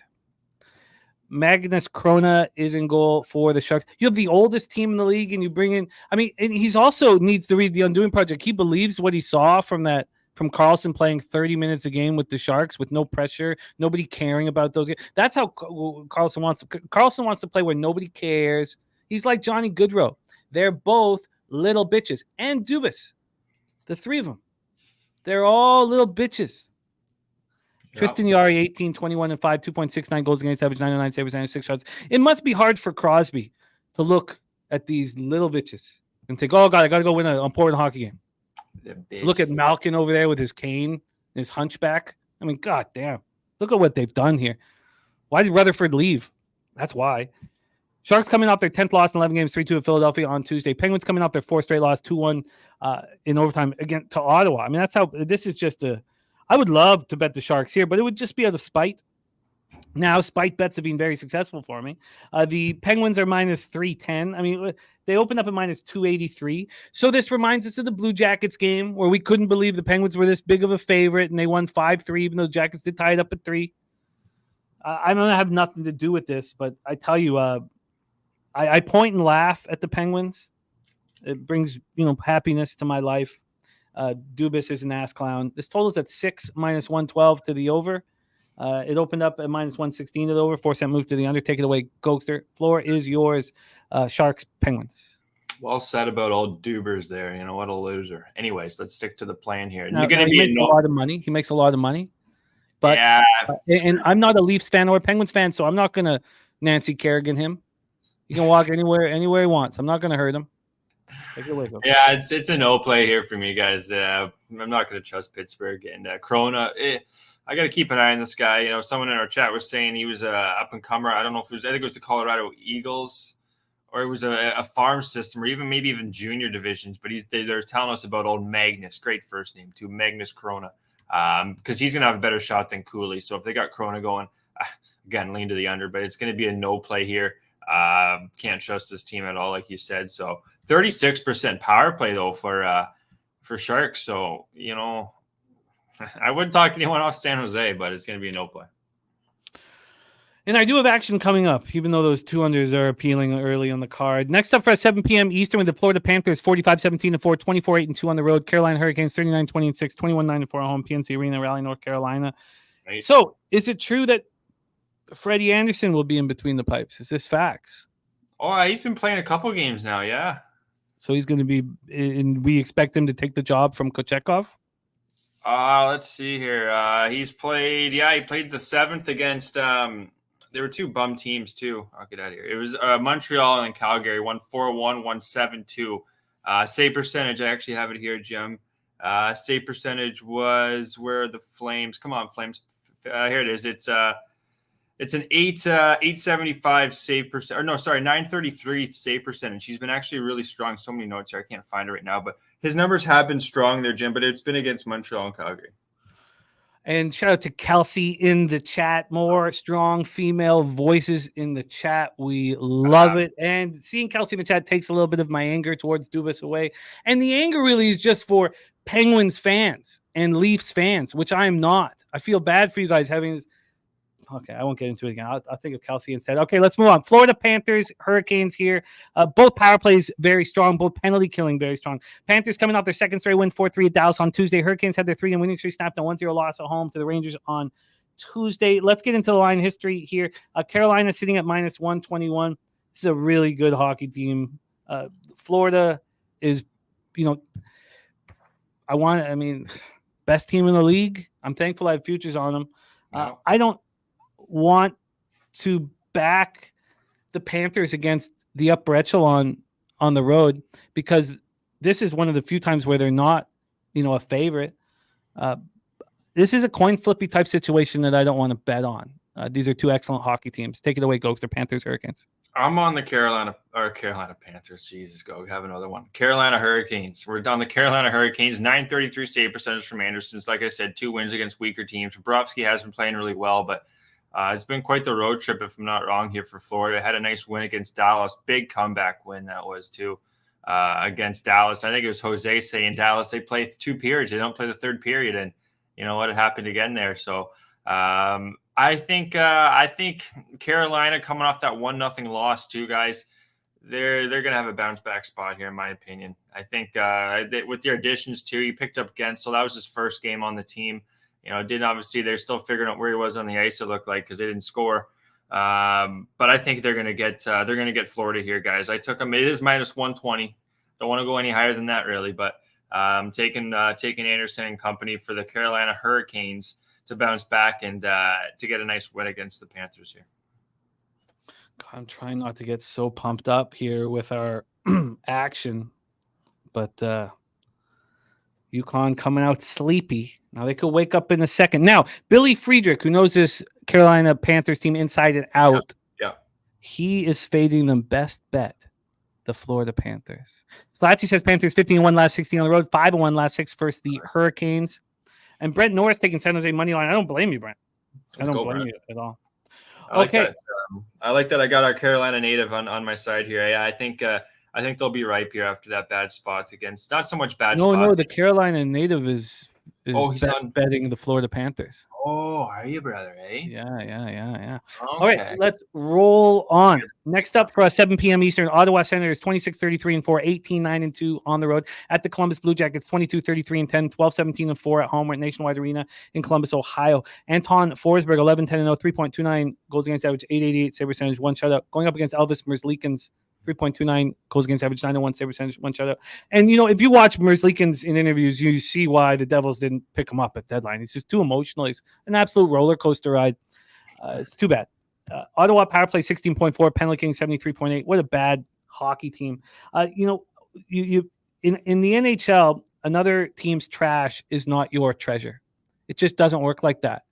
And the Senators picking up Chikrin and paying him big dollars. You already have an offensive-minded defenseman in Shabbat. The management decisions make no sense. Maybe Steve Staios can begin changing both the culture on the ice and off the ice with this hockey team. It's going to take a little while. They snapped their 7-game losing streak with a 2-1 overtime win at home over Pittsburgh on Tuesday. Feel bad for Claude Giroux. This is how you want to end your career. He's playing his heart out. He's playing really well. But Columbus comes in off their second loss, 3 games. Their second loss in a row in 3rd and 4 games, 3-0 Montreal on Tuesday. Look, I love Columbus, and I don't ever fade them. I think they're always full of value. But you know who else I love? Igor Chinnikov. Oh, number 10. I need him, and he's day-to-day, and I don't think he plays today. I think it's a legitimate injury issue. And then Sean Kuraly, you take him out of the lineup.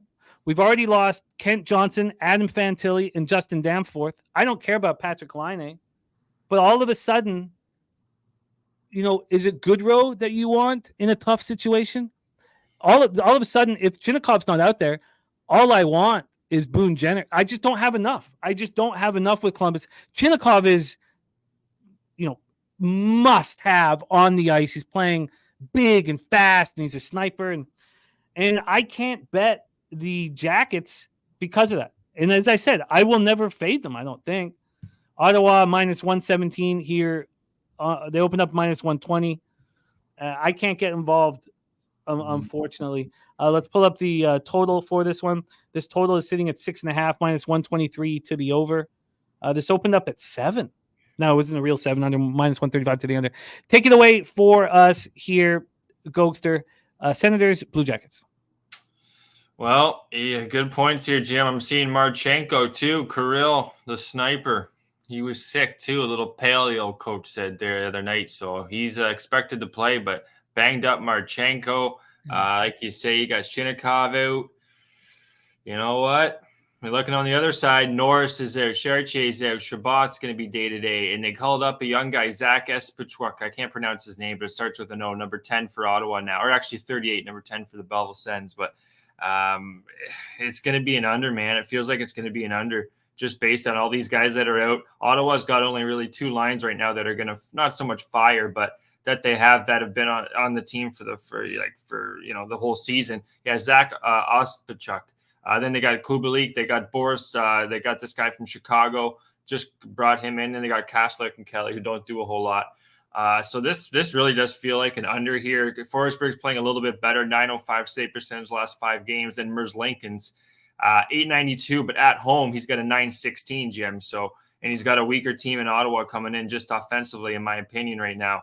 So give me I already tweeted out Columbus first period money line. I didn't realize, Marchenko had that illness too. So all honesty, I already tweeted out, so we'll say it's official. But I'm going to pull that bet back after the show myself, Jim. I don't know how you stand on that, but I don't like that first period anymore. I think it's going to be a full game under, even a first period under kind of game. Okay, and you didn't tweet out the under, so do you want to make the under official, and did you want to then make the Ottawa Senators first period official? No, it's just going to be a no play. I don't feel strong enough on each side. I thought I had an angle with Columbus, but with all these injuries here. If you want to take it off of your record, you have to bet the other side. So just if you want to decide that, just because you've tweeted it out for our friends and fans and stuff like that. Yeah.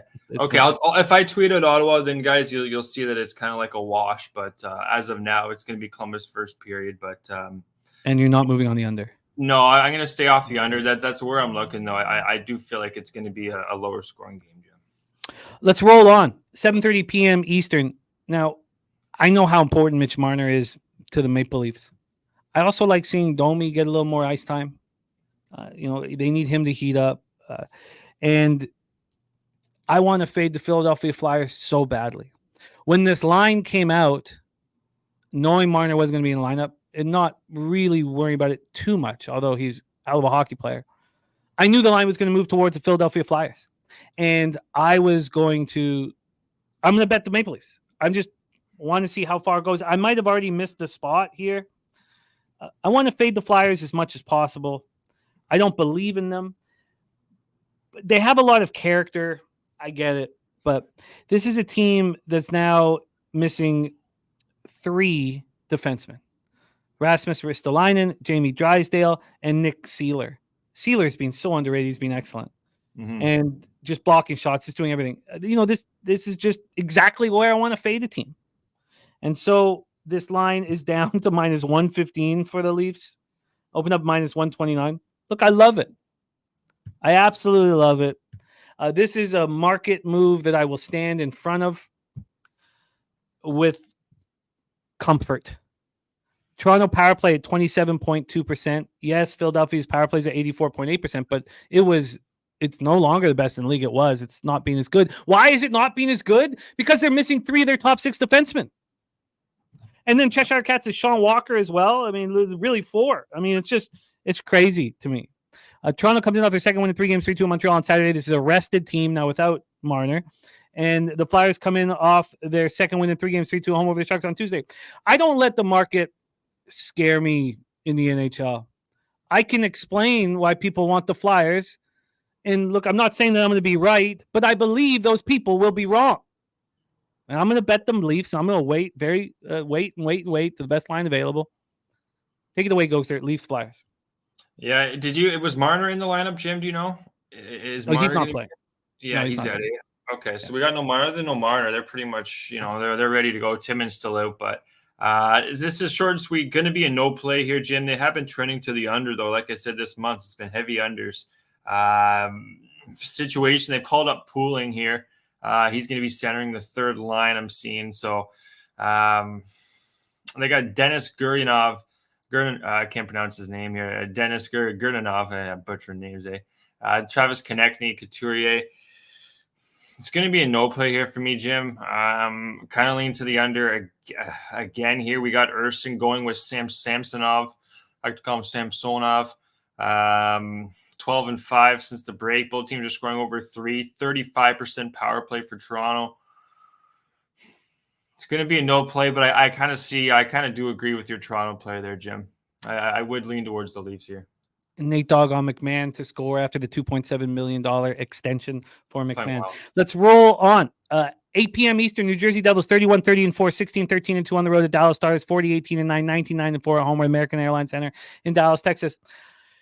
I just can't believe what Tom Fitzgerald has done. They have all this money available and bringing Jake Allen. Now, we've seen vets like this keep their career together by getting hot here.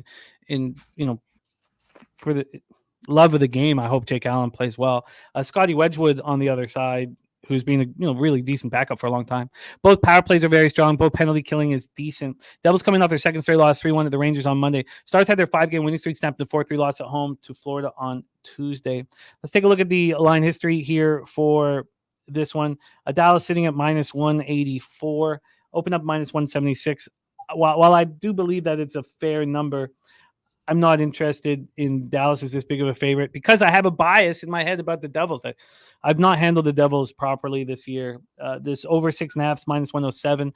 Flyers now have a 10-point lead on the Devils. Devils have 1 game in hand. Not looking good for the New Jersey Devils. Take it away for us here, Gogster. Devils Stars. Yeah, offensively, I think they're fine, Jim. They got their piece offensively. It's defensively. Now Siegenthaler's out.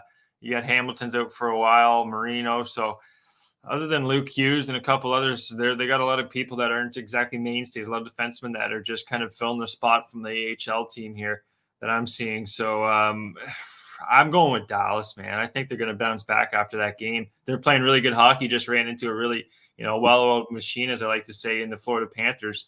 3 goals in the third period. I don't see Devils doing that to this team, and especially goaltending. Yeah, I've been saying this all year. Kakkonen, and now they got Allen. That's I don't know who's calling their goalies or hiring their goalies for the Devils, but I would fire them. His name is Tom Fitzgerald. That's it, eh? Yeah, he's next NHL. Wow, unbelievable. But yeah, Jim, I'll be quicker for you, buddy. I'm on Dallas regulation minus 113, expecting to bounce back after that tough loss to Florida. You got it. Kelsey says, when do you say no to a bet? Minus 150, minus 200. I like those numbers. I just bet those on the minus 1 line. I have no problem.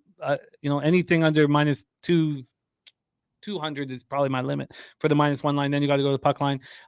So the minus 1 line, Kelsey, is what we use at that number. I have no problem with that big of a favorite. Let's roll on. 8 p.m. Eastern, Anaheim Ducks 23-39-3, 13-16-2 on the road. Minnesota Wild 32-27-7, 17-12-4 at home with XL Energy Center in St. Paul, Minnesota. John Gibson 13-22-2, 3.31 goals against average, 893 save percentage. Going up against Marc-Andre Fleury 15-11-3, 2.79 goals against average, 902 save percentage. I'm not sure if it's Marc-Andre Fleury. By the way, it is Ottinger confirmed for Dallas, which is a good sign for people back in the Stars. Both power plays are strong. Both penalty killing has been very weak, and I don't understand why Minnesota's penalty killing is so bad. Anaheim comes in off its 3rd straight loss, 7-2 at Chicago on Tuesday. Embarrassing. Great call by Gogster. He was on the Chicago Blackhawks in that one. Wild coming off their 2nd consecutive win, 4-1 at home over Arizona on Tuesday. They've been playing weak competition and getting W's. This total right now is at 6, minus 118 to the over. This opened up at 6.5, dropped down to 6, got back up to 6.5. So right now, slight move to the under. And then from a money line standpoint, we have Minnesota right now minus 281. They open up minus 270. I think that's a fair line.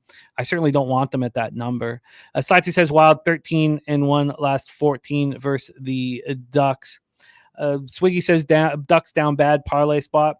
I'm just not interested personally. Steve G says Wild team total over. This is an Anaheim team that was just embarrassed. They've been on the road together, so they're not that the media cares about them in Anaheim, but I don't want them here. Take it away, Gogster. Ducks, Wild.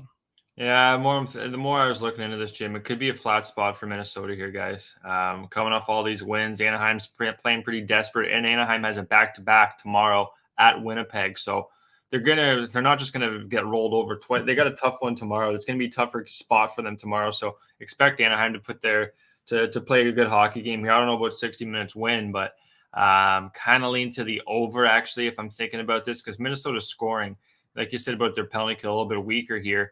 And then let's see what the Ducks are doing. 23% I have here in the last since the break. So I kind of lean to the over here. I was going to try and put Minnesota in a parlay, kind of like Swiggy was saying there, but just be careful with this one. Could be I think it's going to be a higher scoring game here. And Erickson X day to day.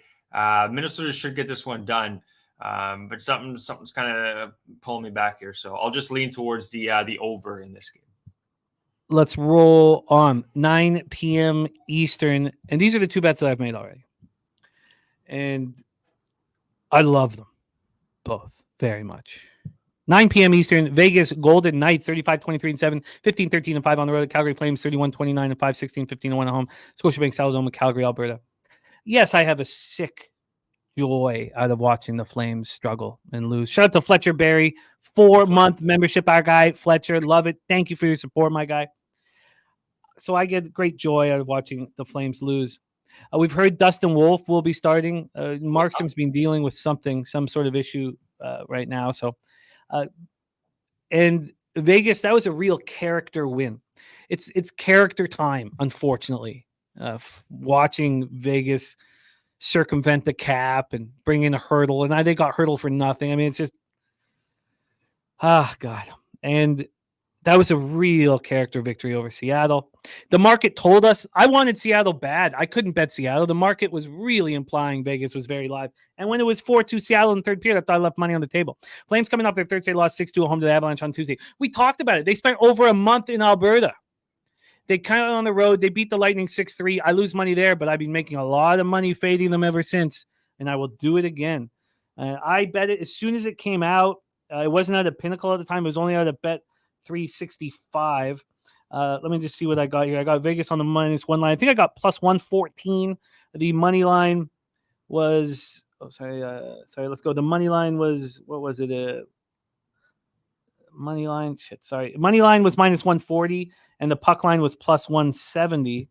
Right now, move over here. Right now, this is Vegas is -160 and +150. So smash the market move. Flames are a team that we need to put our foot on their throat and get paid doing it. Take it away, Gogster. The floor is yours. Yeah, Dusty Wolf, guys. Good story on this guy. I hope he does well. He came from California, really grinded his way up. And what did he do? Well, here we go, guys. Some awards. Last year, AHL MVP, AHL fewest goals against last year, AHL Outstanding Goalie of the Year back-to-back, AHL First Team All-Star 2022-2023, AHL Rookie Team 2022. This is a good goalie. Even though he's small in stature, kind of like a Staros, there's high hopes for this guy. And I hope he does well, Dustin Wolf. His numbers haven't been the greatest here, but just keep an eye. I think this guy's going to eventually start doing better, Jim. And I don't think the offense for the Flames is right. Mangiapane's day-to-day, Kuzmenko's day-to-day. They had Pospisil. They had Zari also day-to-day. So their offense is really shaky right now. I think it's going to be a lower scoring game. Bounce back spot for Hill. And my guy Wolf here, maybe a little biased there just because I want him to do well. But I'm going to go no goal in the first 9 minutes, 30 seconds here. I think it'll be a tight game early. Flames after that they've had some bad losses. I think they'll be able to just play a little accountable at least for the first 10 minutes and then see what happens after that. I do think the Golden Knights should win this game, but yeah, there's a little insight for Dustin Wolf and company. I think it'll be a tight game. I do expect them to win, but I think it'll be a lower scoring game here, Jim. I do. Yeah, if they really did believe in Wolf, Markstrom would have been gone at the deadline. I don't know why they didn't do that. They had a lot of teams begging for goaltending. So, but I know Wolf was a monster last year. Let's roll on. Knights. Now, the Flames have been outscored 18-5 over their last 3 games. But this is just a bad hockey team. So, do with it what you may. And look, I'm not afraid to fade the Washington Capitals after last night's debacle either. These two teams must be faded on the road, and I'm fading them here. And I bet this game before the game started, so I was actually happy. I did want CMAX first period -0.5 to cash, so I was a little uncomfortable when the Capitals made it 2-2. But then the Oilers made it 3-2. CMAC got his, I got mine.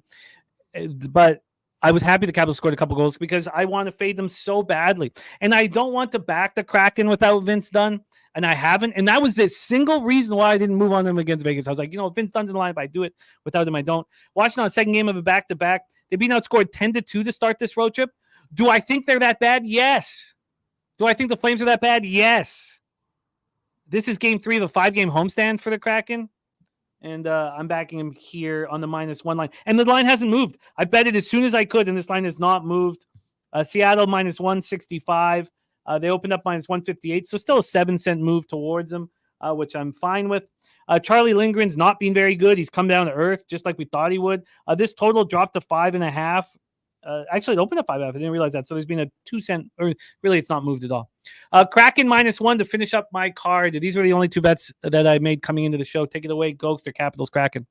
Yeah, you know what, Lindgren, Jim, he's been doing okay his last few games. He did allow 3 against against Winnipeg. He allowed 1 against Chicago, shutout against Pittsburgh. Then he had the 4 against Arizona, but then 2 against Philly. Kind of been hot and cold, but I think it'll be a lower scoring game, short and sweet, guys. These goaltenders should be a goalie matchup, in my opinion. Lindgren, Grubauer, tough spot here for Washington, back to back. Then they got Vancouver, your Canucks, Jim, on Saturday. So a real tough road trip for these guys right now. Good. And like you said, no Dunn, no Schwartz. Tough for me to back the Kraken right now, even though it is a tough spot for Washington, especially playing. Looked like they kind of not gave up, but they kind of slowed down in Edmonton's speed. They only got quicker as the game went on. So I'm going to go no goal first 9 minutes, 30 seconds again, guys. I think these goaltenders will be fine early. And it'll be just it's going to be a slower game. 82%, 80% power play or penalty kills. 30% power play for Seattle. Or not Seattle, Washington. Look at me, I'm all over the place here. No goal first 9 minutes, 30 seconds. So, Jim, that's where we're going. So much action on the card here today. There's golf, there's NCAA, there's hockey. But, yeah, I'm going no goal first 9 minutes, 30 seconds, plus 100. I love it. Let's review all action. This is all working exactly how I wanted. We capped all the games up to 1 p.m. in college basketball. We got off to a winning start. We want more. We're 8 minutes away from more. This is all very, very, very enjoyable. Let's review all action in NHL. Gogsters on New York, Buffalo, no goal first 9.5 plus 115. Carolina money line. Arizona, Detroit first period over and 1.5 full game over 5.5. Columbus first period money line plus 104. A move that he's not that comfortable with now. Dallas in regulation at -113. Vegas, Calgary, no goal first 9.5 at plus 125. Washington, Seattle first no goal first 9.5 at even money. I am on the Kraken -1 with a lot of confidence. I'm on the Vegas Golden Knights with the most confidence I possibly could have. Shout out to our guy, Real Deal, Prime Now member for 15 months. Bowen Byron becomes the first Buffalo Sabres defenseman to score 3 goals in his first 3 games. Dallin, Byron, twins on the ice. I love Bowen Byron, as you know, Vancouver Giant. I will have futures on the Sabres to make the playoffs, and they're over their point total next year. So those are the 2 bets I made coming in. Knights -1, Kraken -1 with a lot of confidence. Then I'm going to move on the Leafs. I'm just waiting to see how low this line will go. Then it looks like I'm going to move on these unders. New York Rangers, Tampa Bay Lightning, and New York Islanders, Buffalo Sabres. They fit into the wheelhouse. I was trying to keep everything as clean as possible, but I have to move on those 2 unders. So there you have it. Slatty says, Jimmy, Oilers to win the division plus 450 yesterday, plus 375 today. 9 points out, 3 games in hand, no Demko for the Canucks. Oof, yeah, no Demke for a bit. Yeah, he's out. Yeah. It's going to be interesting to see what Seelovs does, but I'm interested. I got to go over the schedule. You told me that 2 days ago, and I wish I had already done that. But then, that Avalanche comeback was great. Gogster, you're the man. Thank you for rocking with us. We got to get hot. There's a lot on the line for us personally on our bankrolls, but also we got to lead our friends and family and colleagues in the right direction, especially as we get down to San Antonio. And you will be on the shows live doing NHL with me on Thursday and Friday. I can't wait for it. We fly down together with the nuke worker. Mr. Gogster, great work. Follow Mr. Gogster at Gogster99. Gogster, you could touch on your golf action if you'd like, if you want to lead anybody in that direction, and then let everybody know where they can find you, my friend. Yeah, Nate Dogg's asked about old McElroy here. Yeah, he's leading the tournament, tied with my guy Xavier. I'm actually on Xavier at 24-1, Jim. He's now plus 500, so that's looking good there. I got a couple more. I got Spieth, Matsuyama. We got Thigala, Bien on, and then I also have English this week, guys. I tweet out all the picks as always, but I can't wait, Jim. We're a week away, and an hour later too, guys. Right, Jim? We're going to do the show an hour later on Thursday, so I look forward and Friday too. So look forward to sleeping in there, guys. Until then, be good. We'll see you guys in San Antonio, Texas, baby. About 1 week. See you then, guys. Be good. Cheers. There he is, Mr. Gogster. All right. This is all working as we had planned. We now move back to college basketball. Let's bring back the star of Last Call, Monday through Friday, 6 p.m. here. Looks like we're rolling to get started. Please welcome from the dirtiest of Chesters, Rochester, New York City, Mr. Mikey Money to the show. Mikey, how are you? I'm better than we last saw each other here. We're moving in the right direction. We got this cash rolling. And let's keep it going, man. We got a lot of money to be made today. Biggest day for March Madness here. A lot of people don't realize that. They think next week's the big deal, but all the games rolling today, all the conferences in play here. Lots of opportunities. Let's go. What up, Kels? Let's review a quick review. Mikey Money moved on Kent State +6. It was that perfect situation that we talked about, that we've been talking about a lot here, which we will continue to talk about for the next little while. We won't get the chance next week, so we have to abuse it all this week. But, Kent State being blown out by Toledo both times this year, coming in with no pressure, early start. Mikey got him +6. I got the first half and cash at +3. Then he's on the under 143 in St. Joseph's, Richmond. That one, a live total. I mean, they've scored 46 points and we're in the second half. Yeah. Smooth Balls play today is on Richmond -3 for our guy Jay Smooth, who we're going to run with in San Antonio. Then we both moved on Xavier, first half +9. Xavier is up 3 with 7 minutes left. Teams who don't have as much skill as the opposition can fall apart quickly. And I've had it happen, so we don't count chickens. Florida State, North Carolina, we stayed off. North Carolina up 24-19. The reasoning, again, when we talk about the reasoning for this, was the 2 times Florida State played North Carolina, they were very close games. Mm-hmm. This isn't a spot like a smash spot where the opposition is going to come in fat and happy. North Carolina knows that Florida State's a good basketball team. It's 24-21 right now, live spread at 10.5. We're on Michigan State -6.5. They've gone on runs, and runs have been answered by Minnesota. Right now, that's 21-20 Minnesota, but we expect Izzo to have adjustments at the break. Yeah. Then BYU -3 is your next look. That game just tipped off. We're 14 seconds in there.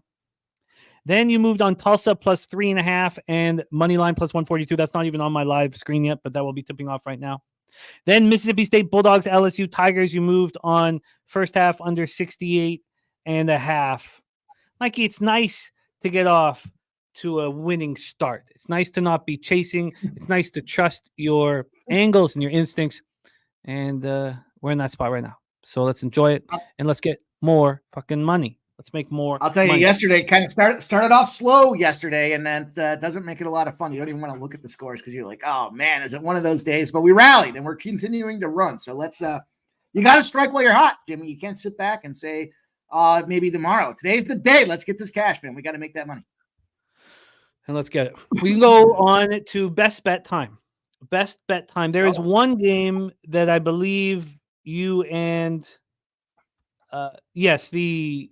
the Seton Hall St. John's Red Storm will be capped both by Mikey Money and by Dave Rogers. All right, let's roll on, Mikey. Next up for us, 55 minutes away for the MEAC Championship quarterfinal. There's my guy Julian Cesario in the house. He'll be rolling with us in San Antonio. Going to be a magic, man. Bowling Green Falcons, 19-12, 10-8 in conference at the Central Michigan Chippewas, 18-13, 12-6 in conference. We're Rocket Mortgage Fieldhouse in Cleveland, Ohio. I've got a couple things to set up here, so I'm going to need a second. So why don't you just get us started with your plan of action here in this one, because I know that you got a best bet on this, and then I'll help with some angles and stuff. Yeah. So we're dropping in here, right? We opened up at 2.5. We've now seen 3s and 3.5. 78% of the bets on the Bowling Green side of things. And interesting spot, though, is the reverse movement I see on this total here. Opened at 132, dropped to 131.5. 75% of the bets, though, and 82% of the cash like this over. And kind of think that makes a lot of sense, because when you look at this Bowling Green situation, specifically when they go out there against the conference, they've generated 145 or more points 25 straight day games. Again, it kind of bucks that system where you would expect, lower scoring production because it's an earlier start, but we're just not seeing that with Bowling Green. And kind of that's what leads me to thinking about this Bowling Green side of things here. They're not afraid to go out there and blow the cover off the ball. And that's kind of offense you want to back when it comes to this time of year. Back-to-back wins. They roasted Ball State 80-70, took down Western Michigan. In Western Michigan, by the way, they were a 1.5-point dog. They came out there and they picked up an outright win. Great opportunity, though, for this number to be low because guess who else has been winning? The Chippewas at Central Michigan. But their wins are not all wins in the MAC are created equal there. Eastern Michigan, 65-62 victory on their home court as an 8-point favorite is just outright embarrassing. And look, Eastern Michigan's probably the worst team in the MAC. I know there's a ton of trends where you just played Eastern Michigan and you lose in those spots here. And that's not the only reason, but for me, I'm picking Bowling Green in this spot here. I think these guys are ready to roll. You look at their offense and their productivity, the way they go out there and get things done. 74.2 points a game on average. They're incredibly efficient when it comes to their shooting as well. You'll hear me talk about this stuff over and over because it's the only shit that really matters when it comes down to it. 43.3% when it comes down to how they shoot from the field. Three-pointer is little to be desired. They're just smidge under 30%, 29.9% from the three, but they rebound. And that's the kind of stuff that's important. You can't teach that heart. That's a situation where you want it or you don't. They're averaging 38 rebounds a game in the spot out there. So offense coupled with great defensive rebounding, limiting second chance shots from the opponent, an effective offense that does take threes. And when they do and they miss them, they go back out there and they clean them up and get their rebounds and bang down those too. So I like this Bowling Green spot. I think it's a great opportunity for them. You look back at how these guys played of course, I got a server error trying to look here and get some data around the last time they played. But at the end of the day, I have them both here. It's a nice angle. It's a nice angle for you, Mikey. These two teams played twice this year. Both games went to overtime. One went to double overtime, and the Chips won them both. Mm-hmm. Chips won them both, which I think sets up nicely for Bowling Green to answer here. Subhuman Gaucho just moved live on Michigan State moneyline -130. Nice live opportunity there for Subhuman Gaucho. And we got Morgan Spooner, Nevada to win the Mountain West, Seattle to win the WAC in the conference tournaments. And I love it, Morgan. Yeah, I agree with you. I think this sets up nicely. I think the Bowling Green was a team that was coming on, and I think it sets up nicely for them. This is a spread that I wish I could get the 3.5. I don't know if we have a 3.5 available. It's 4 at BetOnline. Wow, we do have them available. Not only that, we have a 3 available. 3 out there too, yeah. Yeah, wow. I wonder what 365 has then. In this one, let me just quickly check, but we'll give you your East Carolina off to a 10-2 start against Tulsa. Let's see what we're going to get here with this. Save those updates for later. +4. Or sorry, -4. Yeah, I like this. So I can get you the 3 at -110. I'm going to have to. Well, what is Pinnacle hanging? Sorry, I think.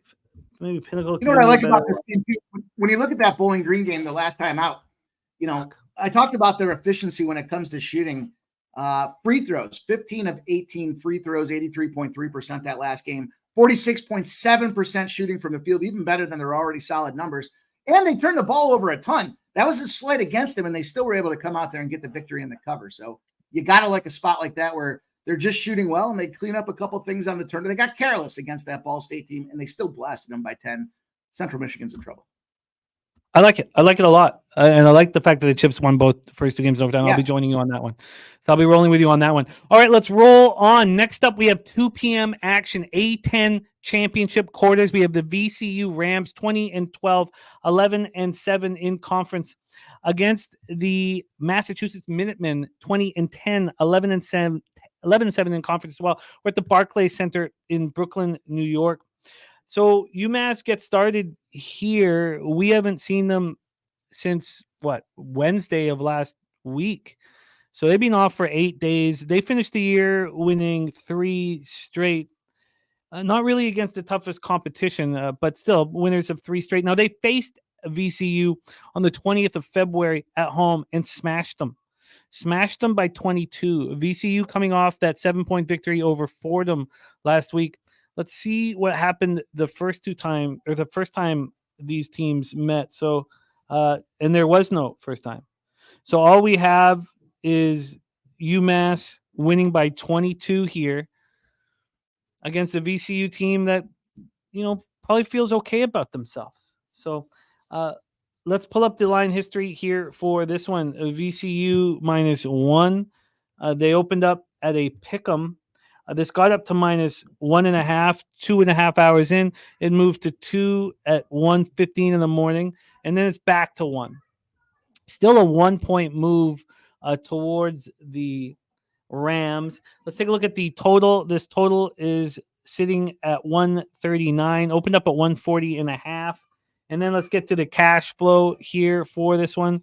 From a cash flow perspective, sorry if you're the screaming outside, it is spring break. 59% of tickets, 67% of cash on UMass. Interesting. So bigger bets coming in on UMass. The line moving towards VCU. 73% tickets on the over. Take it away, Mikey Money. Your plan for the A10 championship quarters. Yeah, so I kind of look at the one side of the ball where we talk about kind of some of the no-brainer stuff, right? You got to be a good team and making points and getting the points that go through the basket. But it's defense that comes through and shines in these conference tournaments because you get the opportunity to lock those teams down. They can get uncomfortable, force them off shots. Then they got to start chasing because it is a tournament game. And it becomes like quicksand. The harder you move, the further in the hole you fall. And I think that's the advantage that VCU has in this game here. The way they run tempo and the way they want to control the ball, the way they go out there and kind of manipulate that defense, to me, is where I think this thing comes in. The advantage here being these boys got blasted, as you mentioned, when they played them before. So huge opportunity. When you look at overall with the last 10 matchups between these two teams out there, we see an average of VCU 69. We see the average on the UMass side being 65. Team that just scores more and gets it done. They got caught in a bad spot. VCU wasn't having the best run there, kind of stretched this season out, but February 20th, only 5 games back. And then you kind of look at what happened after that as well. They stumbled. This is UMass, stumbled against St. Bonaventure. George Washington, shit team. Davidson, decent team. Fordham, okay team. But then you look on the other side of things, and VCU's been kind of on that struggle bus here. They got that victory yesterday, 8-point favorites. Ended up not covering the spread here, but this number is so much tighter. And I think this is that opportunity to double whack this thing here. I think we've got this first half money line spot. They're going to have to come out hungry. They've got the momentum as well right now. Probably feeling a little underappreciated with the fact that UMass came out there and kicked the shit out of them. So I got a -120, unless you can beat that for the first half here. I got the -120, and then I've got a -118 on the money line. Actually, I see a -110 on the money line. Let's lock you in. I'm going to join you on the first half. half. Not that I don't like the full game, but I like VCU being able to answer, after that very, very tough 22-point loss when they first met. So let's line shop for you here. So you're going to take a money line on first half and full game? Yeah. Okay, so the full game money line, let's get that for you. Right now on VCU is -120 is the best we could get. Did you say you found a -110? No, that's up. That's not updated. -118 is the best number now. Bet Rivers -118. Okay, there you go, -118. And then let's get you this first half money line here as well. The first half, and yes, I cannot. If you got a -110, the best we got here is -115. Yeah, that's what I got too on that first half. Okay. First half -115. I am currently getting set up to move on both Bowling Green and VCU first half. I will let you know once that gets out. Again, that first spot with Bowling Green pops off in 44 minutes. Justin McKelvey moved. Keep in mind with that VCU and UMass game there, it's a double bye situation for UMass coming into this thing. So, yeah, you talked about the sitting back since last Wednesday. I love that first half look, and I think they come out and get this thing in advance. I do too. I like it quite a bit. We also have best bet number 2 from Joe T. That's the Bowling Green Central Michigan over 132 from our guy Joe T. Nate Dogg, you moving on UMass money line. Morgan Spooner says line seems off. VCU better on a neutral. Christopher Tatum also on VCU money line. Let's copy and paste the look from Joe T here on this one. Again, that one pops off in 45 minutes. Joe T's best bet number 2, and we roll on. Now, here's a game that will be talked about by both Mikey Money and Dave Rogers. We have the Big East tournament quarterfinal. St. John's Red Storm, 19-12, 11-9 in the Big East. At Seton Hall Pirates, 20-11, 13-7 in the Big East. We're at Madison Square Garden in New York.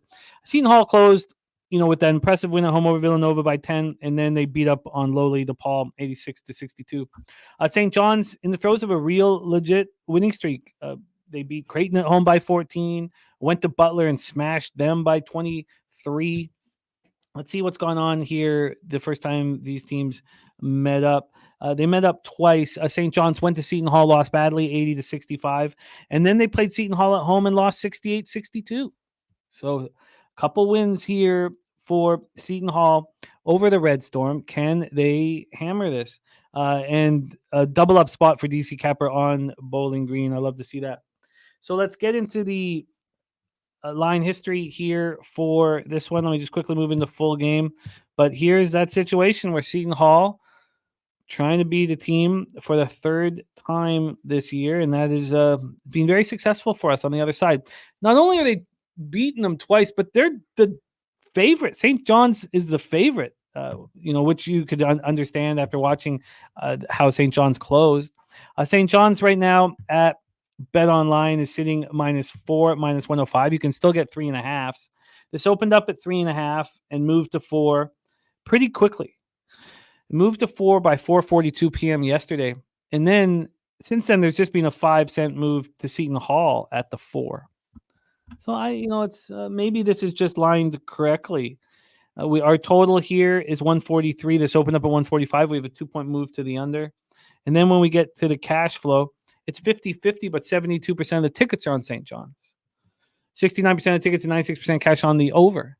Take it away for us here, Mikey. Red Storm, Pirates.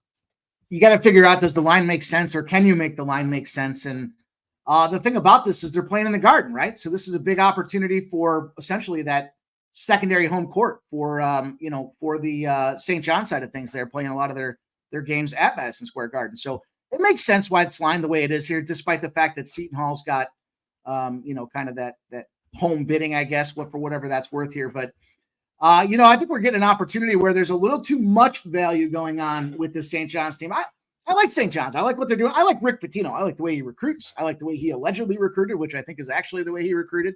I like everything about I can get down with all that partying that goes in there and making sure the boys have a good time on the road visits and so on. But I think it's a little too much here for these guys. You look at this thing, first of all, got a little bit of reverse line movement, 50% of the bets, 72% of the cash on the St. John side of things. It's gone from 4.5 down to 3.5 out there. That's a red flag. They got a shitload of money, 69% of the bets and 96% of the cash on the over. And yet this thing's starting to come down as well. So a couple of flags around how this game's potentially going to go down. And, when you look at this here, St. John's has done us the benefit of responding to Rick Pitino's challenge out there, ripping off 5 wins in a row. But look at those wins. They got a DePaul victory in there. They got 2 Georgetown wins in there. Butler, they hammered on Butler, but, Butler just got their pants pulled down and smacked on their bare behinds the other day. So, for whatever that one's worth, I think the only big victory that I'll give them is Creighton. And we've seen Creighton kind of be inconsistent and hit or miss.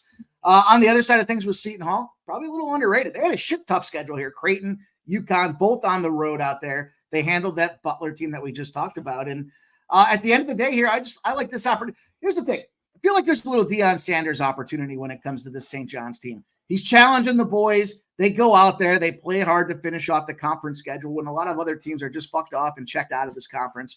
Then you look at this side of things when it comes to games that matter right now. They fall behind a little bit. They start yelling at each other. And then what do you got? You got the Bulldog and Rick Pitino yelling in your face, telling you you're a fucking worthless loser. Shit goes downhill fast in those spots out there. So I think it's a great Seton Hall spot here.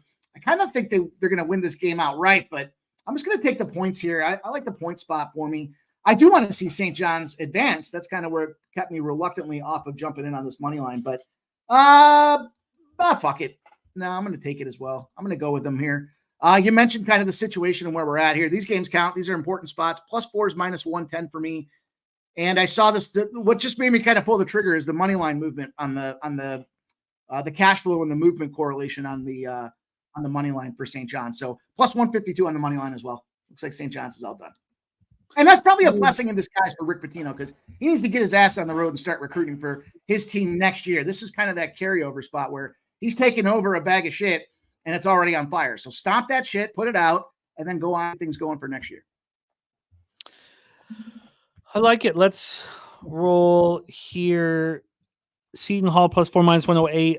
I'm not going to be on the other side of that. You're right. The plus 152 is the best available on the money line. We got Scotty Rock, Smoke Tree in the house, plus 152 here for Mikey Money. Okay, so the day I got VCU first half minus 110 at Bet Online or Bet 365. So I can give you that, Mikey. Yeah, minus fuck 110. Yeah, so it's 5 cents better. You're on the full game minus 118. I'm just on that first half. And then I moved on Bowling Green. I got minus 4. If this was in Texas, I'd have my Bet Online account rolling, which I will have for Texas, but I don't have right now. So I had to take the 4. It was minus 106 at Pinnacle, but I just sent it in at minus 110 with my local. So there we go. Ryan Kozlowski says the X-Men get it done. Start the day 2-0. That feels really goddamn good. Feels really goddamn good. And how about this? The UNC side of things there. UNC, glad we stayed off. They are beaten up on Florida State right now, 44-27. No, I should have flipped. We talked about how North Carolina played, how Florida State played them hard. I think when we came to the conclusion not to back Florida State, I think we stopped there and we didn't think about backing UNC is kind of what happened, right? Yeah, so I think we've got to connect the dots there. Michigan State right now minus 3.5 at plus 100. Money line minus 170. So the question I pose to you, Mikey, while we're doing this next run is, at what point do we want to move on Michigan State live? Let's roll. Kelsey says, anyone know when sports betting will be legal in California? The voting that's happened in California has been heartbreaking. It's just never. It's really been sad. It will happen, but it's not been it's been awful. The early voting has been awful. All right, let's roll on. 2:30 p.m. Eastern.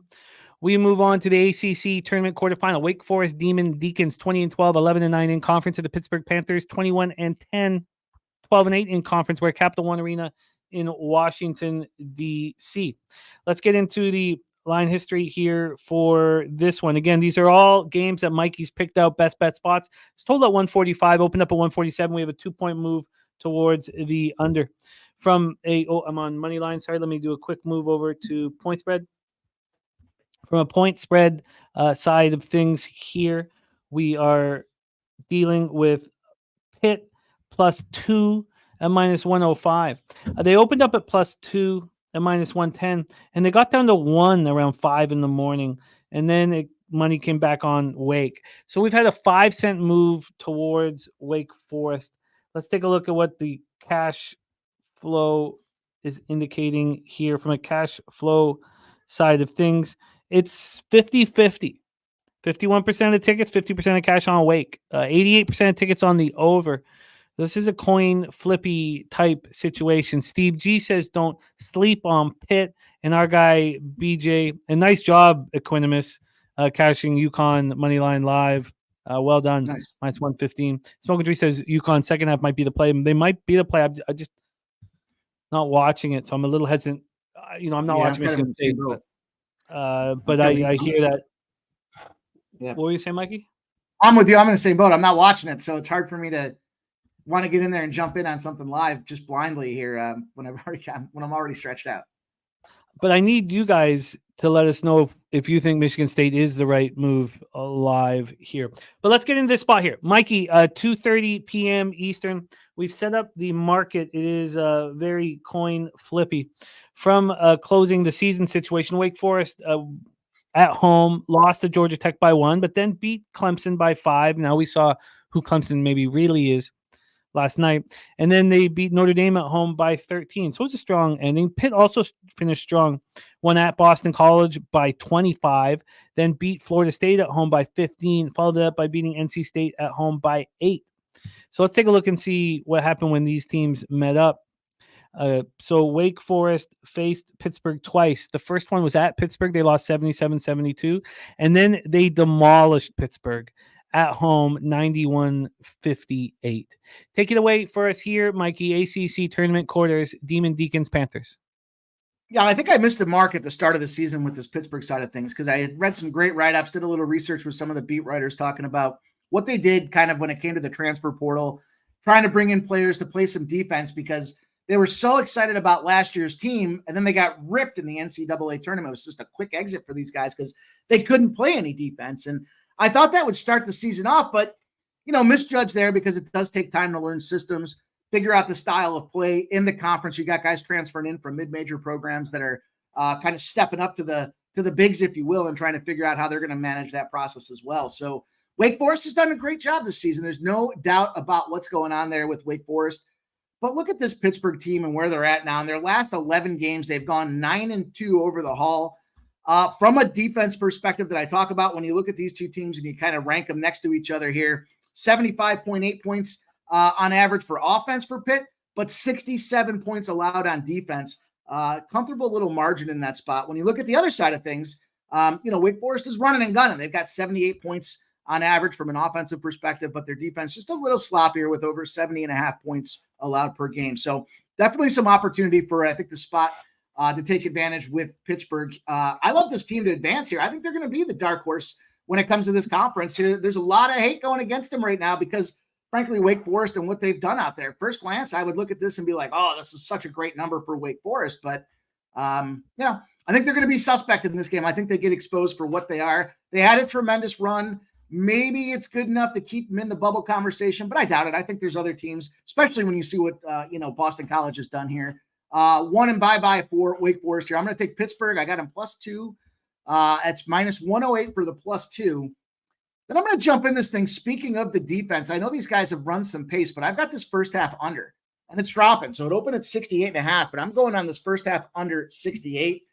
I want to take the full game, but again, this is one of those spots where I think this is that chess match, and they're going to play tight on the start of this thing before they just start opening it up and letting it rip in the second half. And I think that's probably more advantageous for the over in the second half because I expect Pitt to be keeping this thing tight, maybe even be up at halftime. And then Wake Forest is going to have to go out there and play balls out to try to fight back in this game. And that's just going to open up the scoring, which is where Pittsburgh's going to further pull away. So +2 for Pitt and the first half under 68. We can get you that first half under 68.5, but it will cost you 5 cents. That's -115. Do you want that?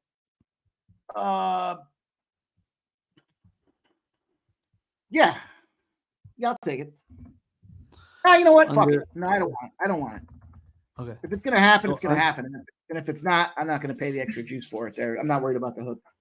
What is your 68 at? -110.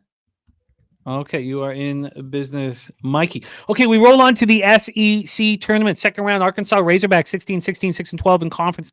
At the number 15 ranked South Carolina Gamecocks 25-6, 13-5 in conference. We're at Bridgestone Arena in Nashville, Tennessee.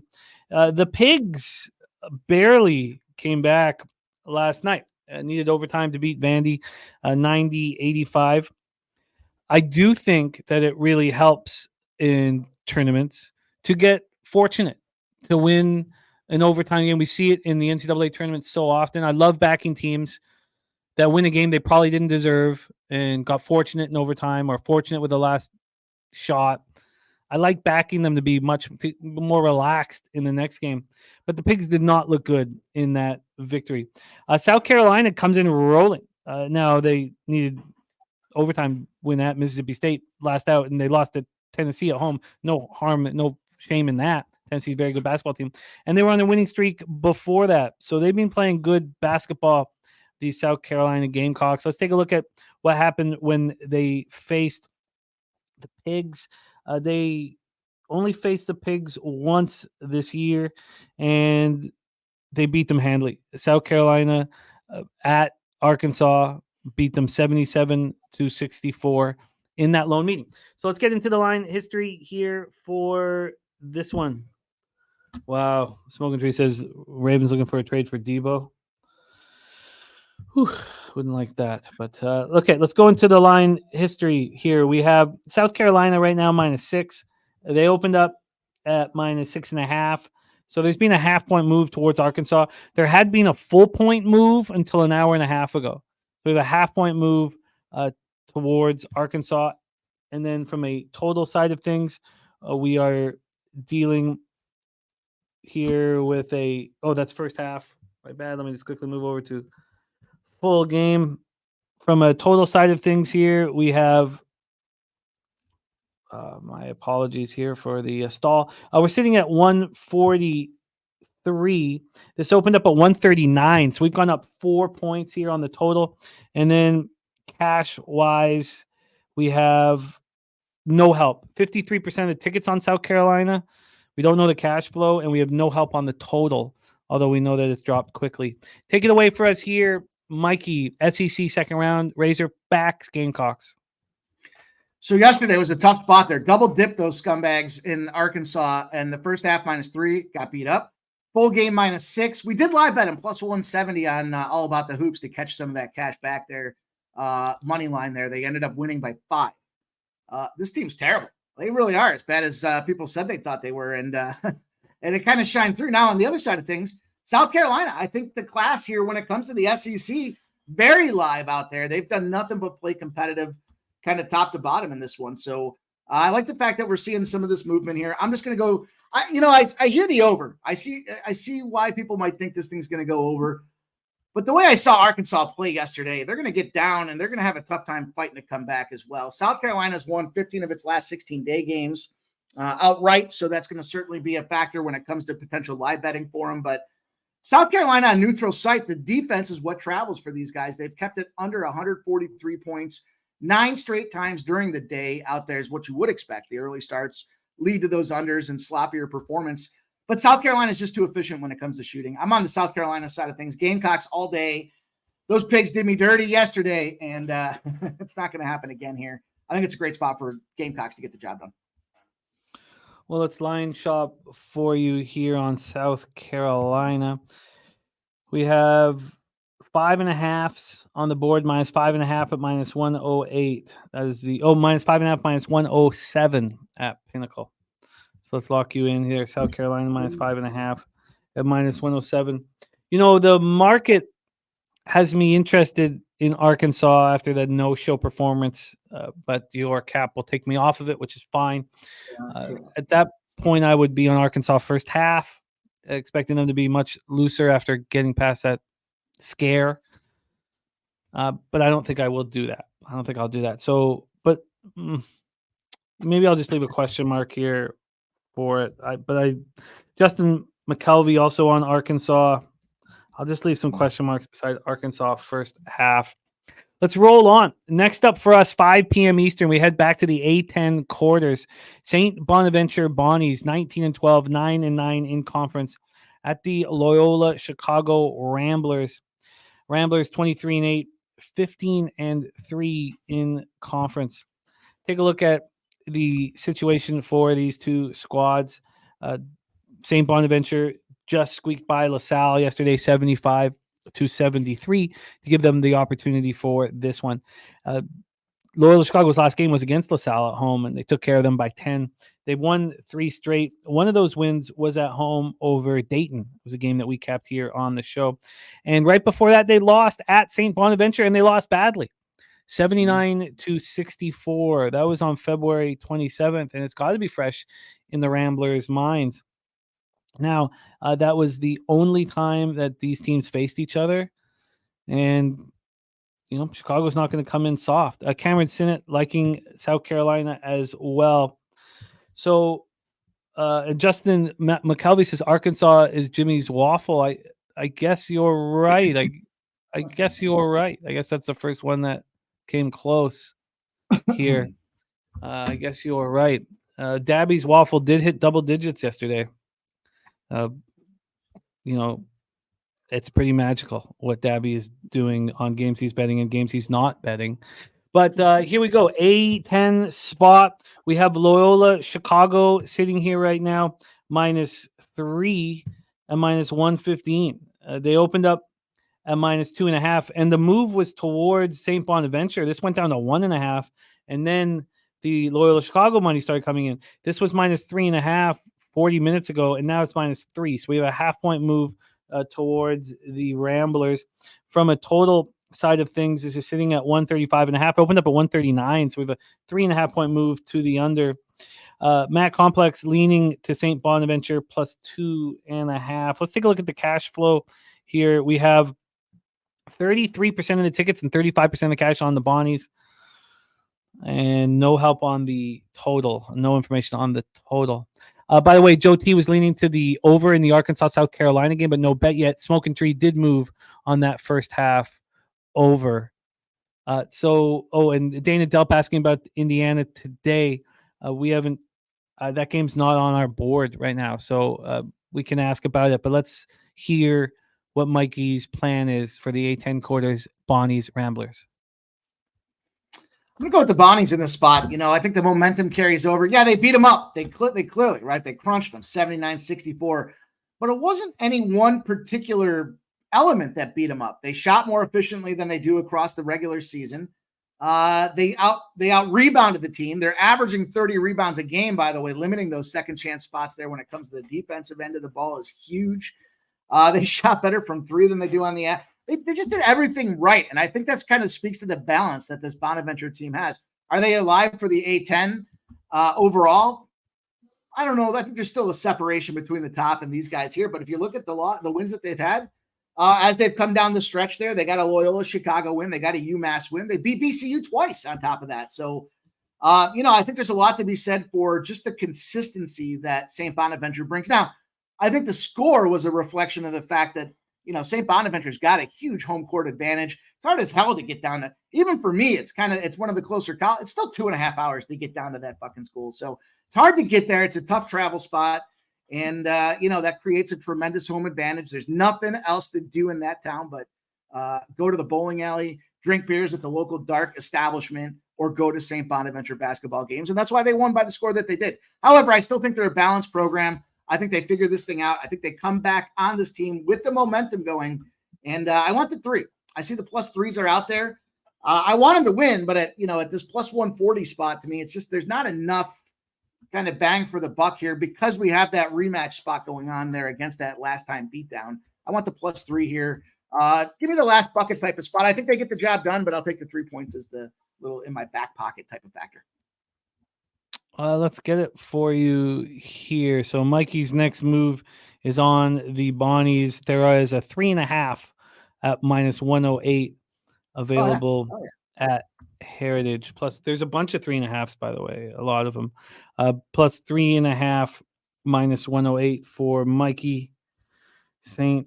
Bonaventure plus 3.5 -108. Okay. The Arkansas game, Kelsey, is at 3:30 p.m. Eastern. It is in 2 hours and 20 minutes. Mikey's on South Carolina -5.5. Okay, we roll on. 5:30 p.m. Eastern's next up for us, the Pac-12 tournament quarterfinal. UCLA Bruins 16-16, 10-10 in the Pac-12 at the Oregon Ducks, 20-11, 12-8 in the Pac-12. T-Mobile Arena in Las Vegas, Nevada. Here we go. So Oregon, this total against UCLA, very low, sitting at 128.5, opened up at 131.5. So we have a 3-point move to the under. Then spread-wise, we're sitting here with, that's my book. Let's go back to Bet Online. We're sitting here with Oregon -3.5 and -110.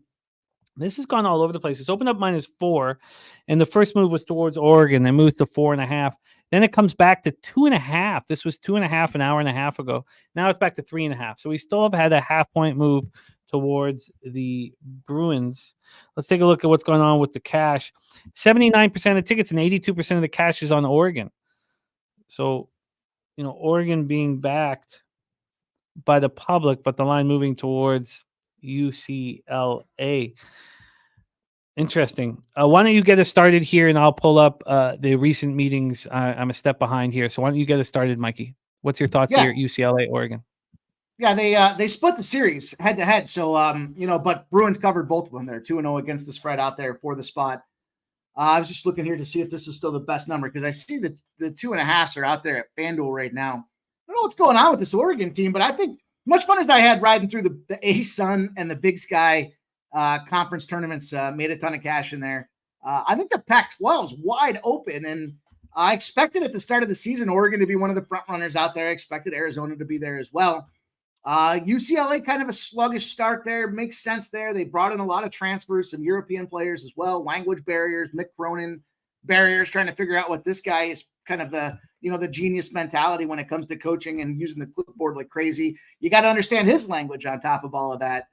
I just don't get what the hell's going on with this Oregon team, though. Battled some tough games out there. They got bludgeoned in Arizona, 103-83, March 2nd. They lose to Colorado on their home court, 79-75. Then they close out the season with the win. So I was happy to see that they closed the season out with the win. Just kind of shows me that they kind of got some things moving, where they need to be moving anyhow. I think they're the better team in the spot. I think they're the team that's going to come out there and get this victory. I think they're going to make it a run, in the Pac-12. I can't make out what happened. And all I can figure is what happened in that game against UCLA was they got home job. They were playing in UCLA. They had 4 free throws the entire game in UCLA. I got to call that getting home job. I don't know what else to say about that spot there. How do you only get 4 free throws in a game that you're down there and should have been generating some opportunities? But, they still shoot the 3-ball well. They generate turnovers at a high rate as well. And, the fact that we've got UCLA coming off that blowout to me means, hey, maybe they're a little overhyped, a little over-believing their own press right now. And I like this Oregon Ducks team. I like them to make the run here in the Pac-12. I just don't know what the hell's been going on. But revenge-minded here after that last loss. Probably feel like they got home job. They're going to want to come out top to bottom and handle this UCLA team. And it's a soft number, 2.5. Let's go 2.5s. -118 for 2.5. Wow. I don't have a 2.5, so let's give you that one right here. -2.5 at -118. Morgan Spooner saying UCLA spot here. Justin McKelvey, UCLA +3.5. Let's just take. So yes, UCLA just won the last 2 games at Poly, but I guess what I mean, the Oregon State win was yesterday. But they won at Poly. What have they done on the road? They beat Cal and Stanford on the road, and they beat USC on the road in the rivalry spot, and they beat Arizona State on the road. Wow, they have traveled okay. But you expect Oregon to make a run here. I mean, market-wise, look at the recent games there, February 29th, March 2nd, their last, road starts there, if you will. They got torched by Washington, and then they lost again by Washington State. So I think Washington State's definitely, one of the crown jewels in the Pac-12 this year as well. But that's 2 bad losses on the road. They come back home. They get bludgeoned by that Arizona team, and then they beat up that lowly Arizona State and then handled Oregon State. Who didn't expect them to handle Oregon State there? Go Beavers, but not this year. And now they got Oregon pissed off about getting home job that last time. Chip on their shoulder style. I think they come out there pissed, ready to attack. All right, let's roll on here. I won't go up against that spot. You need to have real conviction to go up against a capper that you respect, and I don't have that here. So we head to 9 p.m. Eastern action, the Big West Championship quarters. Cal State Northridge Matadors 19-14, 9-11 in the Big West. At the Hawaii Rainbow Warriors 19-13, 11-9 in the Big West. Dollar Loan Center in Henderson, Nevada for this one. Let's pull up the recency situation for both squads. Hawaii's won 3 straight, and they just beat these Matadors at home on the island, 72-70. Northridge had to beat UC Santa Barbara. I know they were nothing like they were last year, but 87-84 overtime victory to get this opportunity to have another shot at Hawaii. And the Matadors faced Hawaii on the island. They also played Hawaii at home and beat them 76-66 back on January 6th. So let's pull up the line history here for this one, popping off again at 9 p.m. Eastern. This total is sitting at 139, opened up at 138. We have a 1-point move to the over, but we have other books at 139.5. So, bet online a little behind on that one. And then from a spread perspective here, we have, here we go. We have Hawaii right now as 5.5 or 6 at Bet Online. 6 point favorites at Bet Online. They opened up at 6, went down to 5.5, spent 12 hours at 5.5. They're back at 6. So we've had no movement on the spread. And when we get to the cash flow then for this one, oh, sorry, I just blew past it here. For this one, we have, show me. And only help we have 61% of the tickets are on Hawaii. No cash flow and no help on the total. Take it away for us here. And by the way, we have DC Capper moving on Southern. That's our next game, our very next game. Take it away for us here. Big West Championship, Cal State Northridge, Hawaii. Yeah, we gave out that Cal State Northridge game against Hawaii there on the island. We talked about specifically how less of a home court advantage Hawaii has on the island from years past. It used to be they go to the island, they go out there and they get it done. But one of the best cover teams in the country, we talked about what's happened with Minnesota.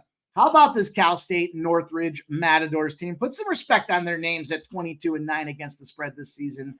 And this is a spot where I think wrong team favored.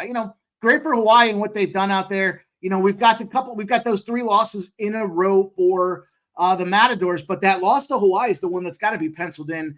They got to know, like, hey, we're getting another run at these bums. We just lost 72-70. That was their bounce back spot, though, for Hawaii to not cover that spread. I think the number was right around the same, too. If I'm not mistaken, I want to say it was like 6 or 7 in that spot.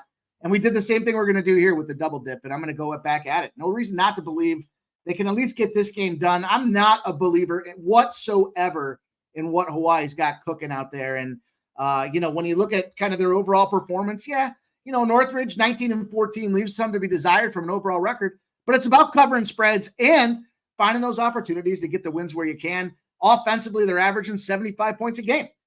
They're pretty solid at 45.5% from the field goal perspective out there. When you look on the other side of things, Hawaii, 72.4 points a game. So a little bit of an edge when it comes to their average points on the season because they're just a better offensive unit. And I think Hawaii is going to go down in this spot there. Send them back home. Get the luau's going. Roast up those pigs. But this season's over for Hawaii.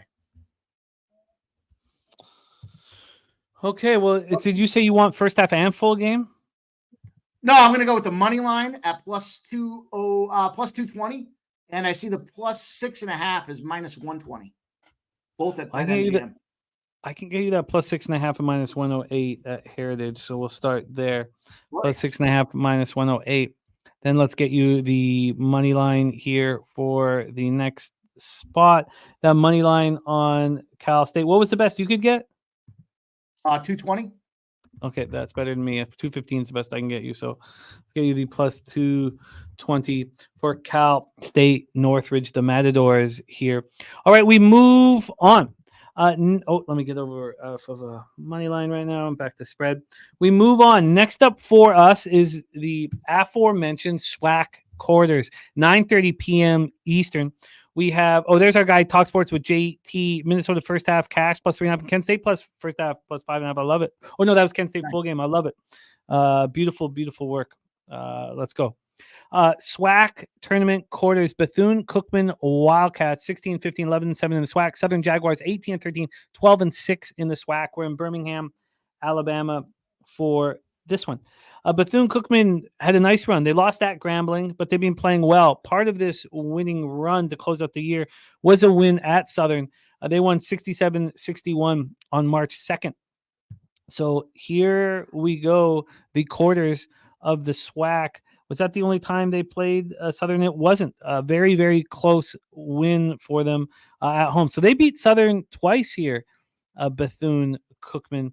And let's see what the spread is indicating.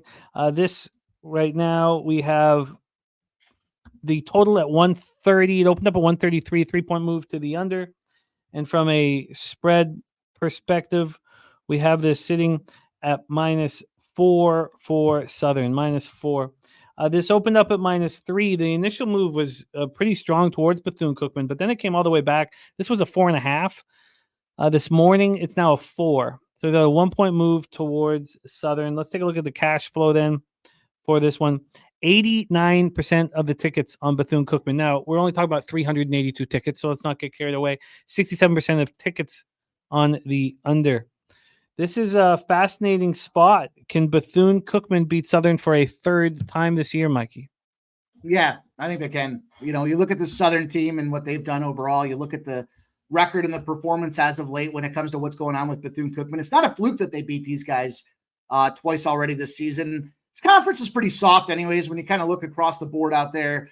Southern's gone on a nice little 8-1 spot out there. They did take down Mississippi State, Southeast Louisiana, but there's just a whole bunch of bullshit schools in between there as well. So kind of played some of those non-con schedules where they had to pay schools to come in there and help them try to figure shit out. But on the other side of things with Bethune-Cookman, they played them boys. They were rolling. You only played big teams if you're out there expecting big things, and they went out there with that UCF opportunity. They played Grambling. They did get that Chicago State, and we'll give them that one. Fort Wayne spots out there. I think strength of schedule shows Bethune-Cookman's the better team in this spot. They're more battle-tested and ready to roll. And I've got some points in my back pocket, so I expect them to go out there and get the job done again. Schedule-wise, teams battle-tested. You only run them out there against big dogs if you expect them to eat. And I think they're going to get it done here in this conference. Bethune-Cookman struggling to get to the points, though. 70 points or less in 5 of 6 games. So it's going to be a lower-scoring affair as well. I think this is very much a live opportunity for an under. But I'm going to take the points in my back pocket. Give me the dog. You guys heard me say it. I like to start off with the dog. Talk me off it, and there's nothing I've seen in Southern's resume to show or support or believe that they shouldn't get it done. And the fact is there's 4s out there. So you got 2 baskets in your back pocket. Yeah, I mean, the market is telling me that Southern is alive here. The problem is that first move was a legitimate move towards Bethune-Cookman. Mm-hmm. So at first the books were concerned about Bethune-Cookman, and then they weren't. That U-shaped movement, I'm going to put Southern with question marks here and look more into it, but not sure if I have the conviction to go up against you there. Bethune-Cookman Wildcats for Mikey Money +4 at -108. We keep rolling. Next up for us, 9:30 p.m. We have 2 more games before Daby Cab continues his drive for 60. Next up for us, we have the Big 12 championship quarters. Cincinnati Bearcats 20-13, 7-11 in the Big 12 at the number 14th ranked Baylor Bears, who are 22-9, 11-7 in conference, in a tough conference.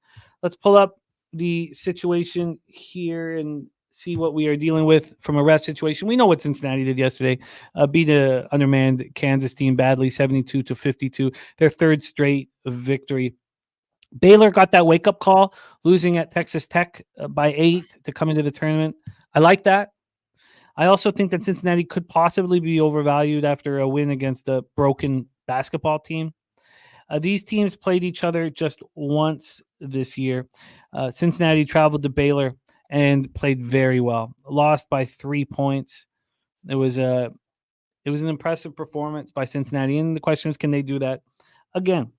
Let's get into the line history here for this one. We'll start with the total. From a total side of things, this is sitting at 141, -115 to the under. This opened up at 145.5. So that's a big move towards the under. Then from a spread perspective, Baylor sitting here at 6.5-point favorites, 6.5 at -115. This opened up at -5. This got up to -7 this morning. I mean, that's a big move.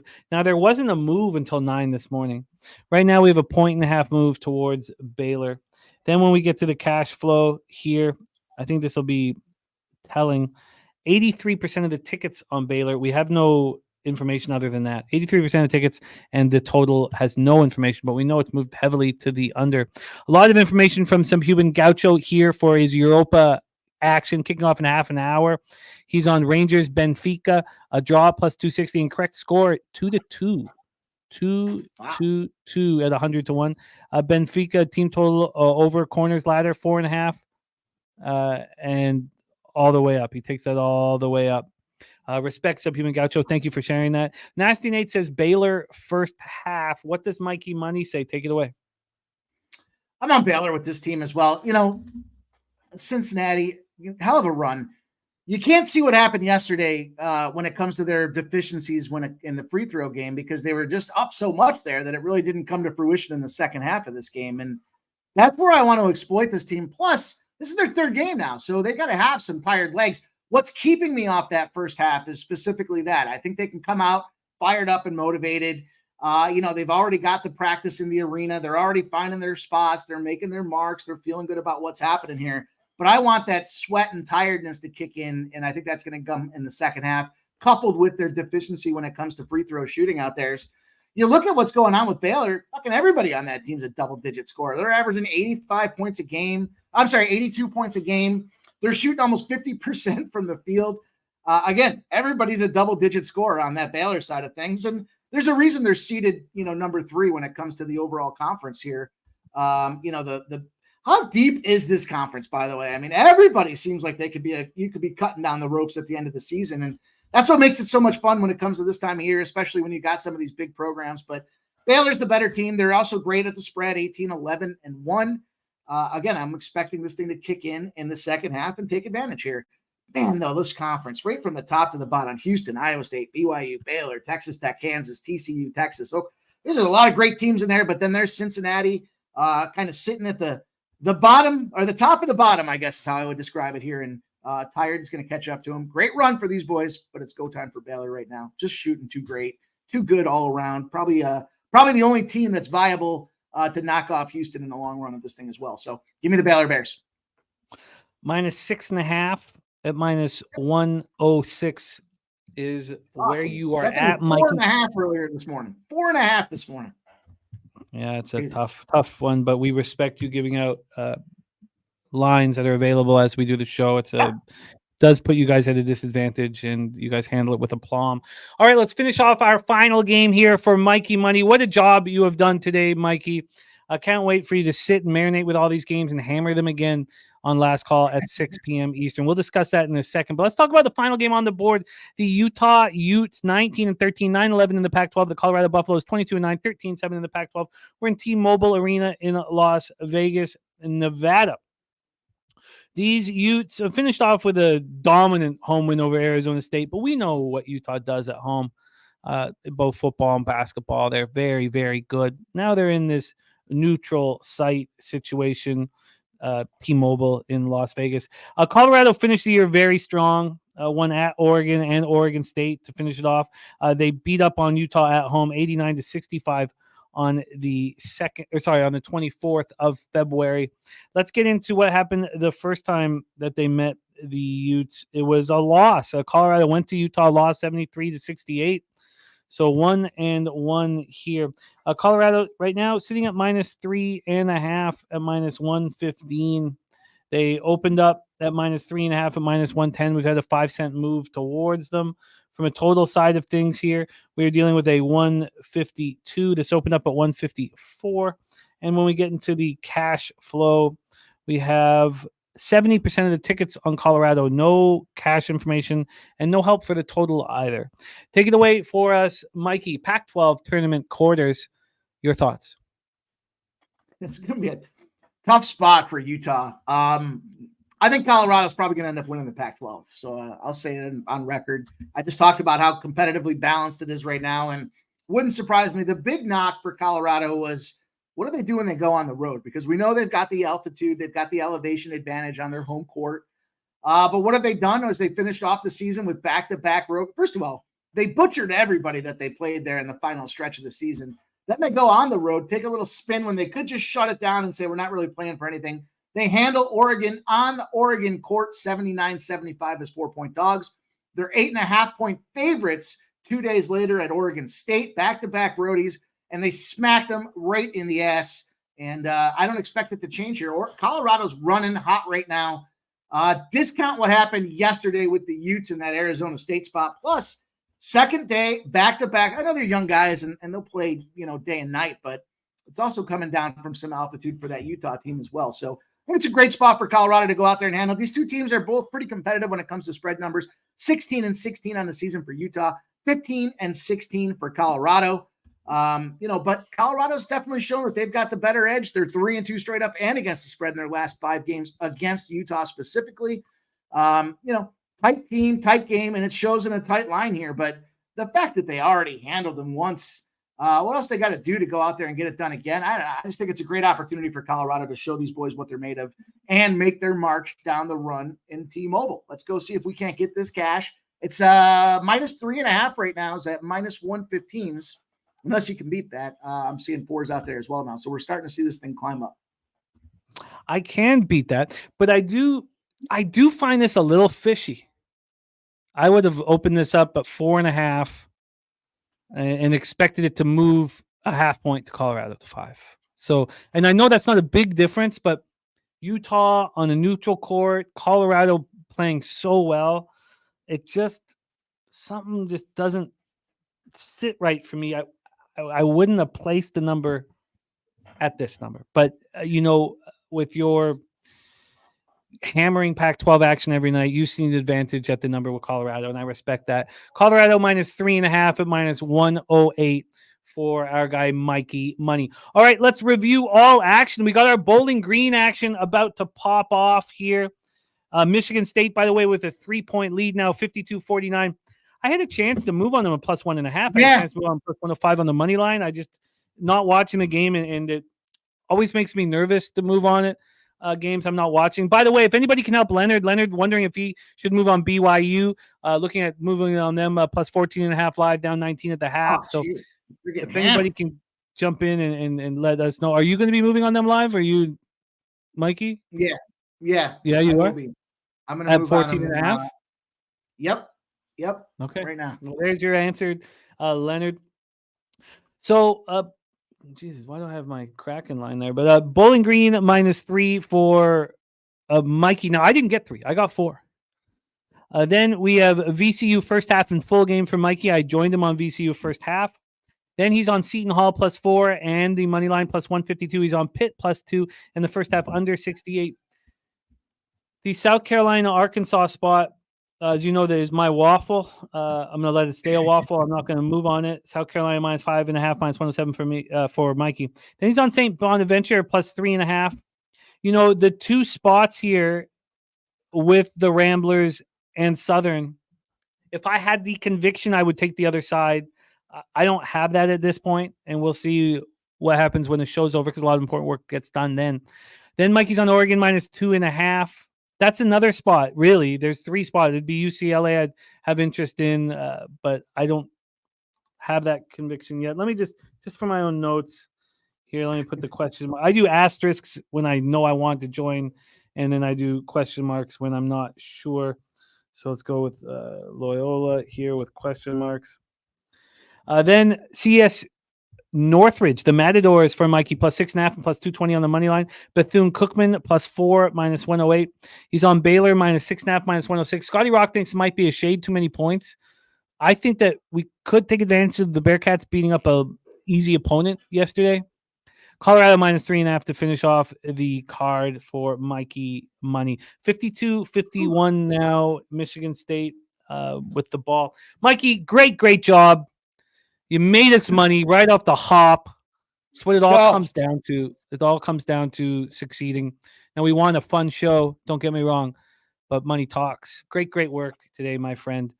Keep rolling. Great day yesterday. Mikey coming off 10-6 day, plus 4.79 units.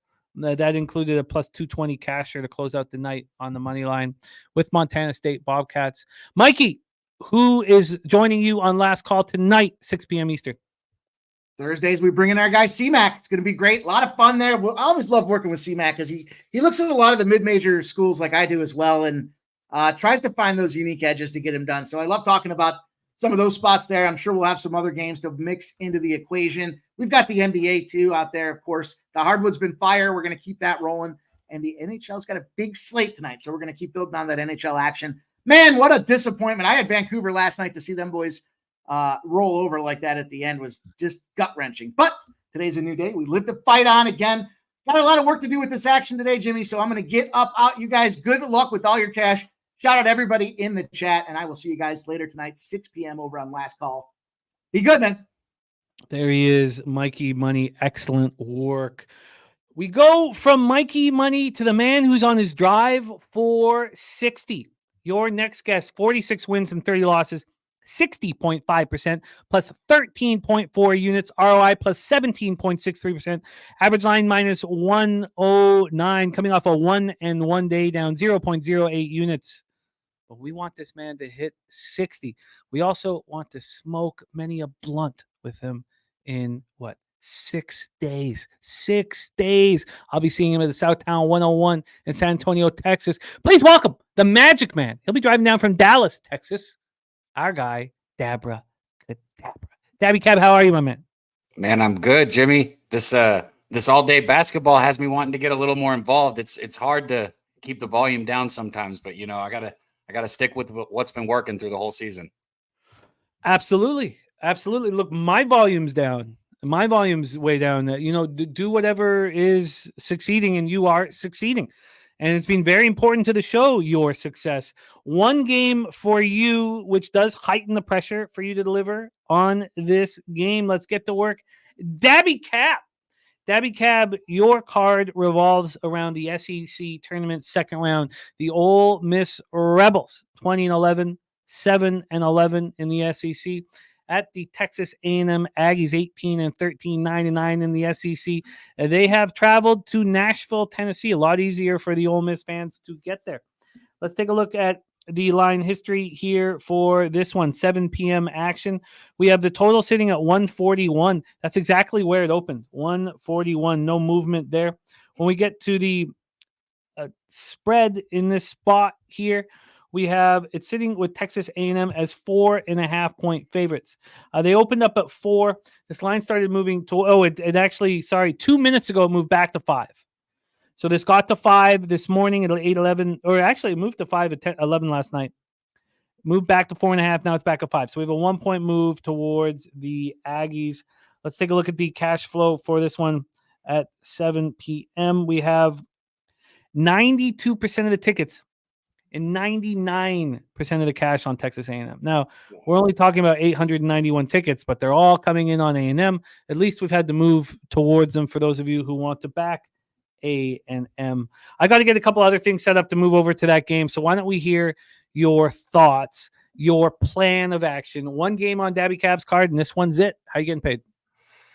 Man, I tell you what, I guess sometimes I like that I'll be in the first half. I don't ever want to be on this side with 99% of the cash. When I looked yesterday, it wasn't quite that bad, but I guess it's gotten worse. I mean, so I'm on A&M first half. I'll just get that out.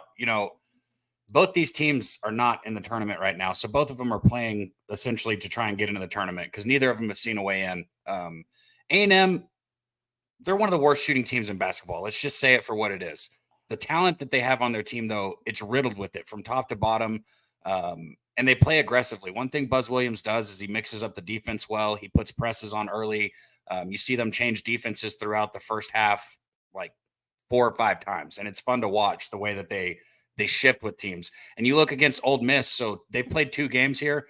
In their first game against Ole Miss shot 42% from 3. Let me pull this back up.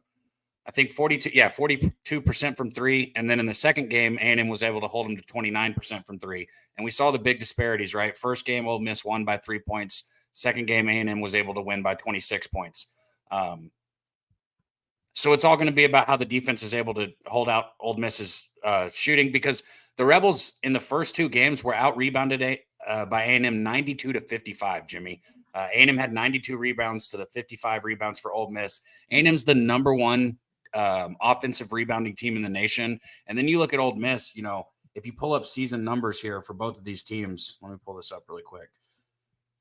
A&M sitting at 3rd in total rebounds. Ole Miss is 305th. So that disparity, that 92-55 that we saw in those 2 games, it's not just here that we're seeing that. That's like, who these 2 teams have shown that they are.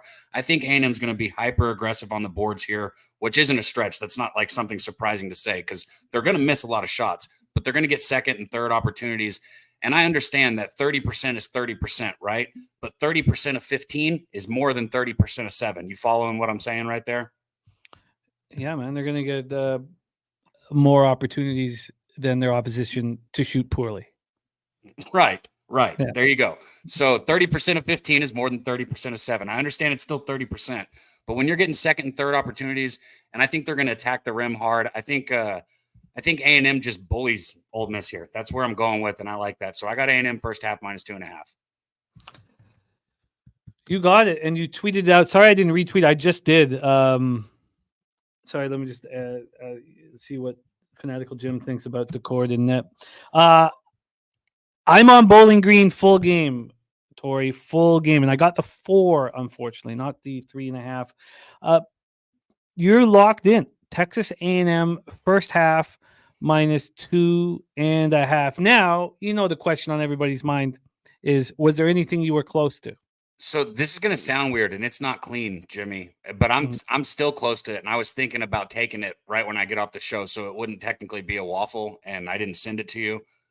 Again, I know it doesn't sound good, but Arizona first half and Baylor first half, you can get, at -108, -109, and I see no reason why either of those teams aren't ahead at halftime here today.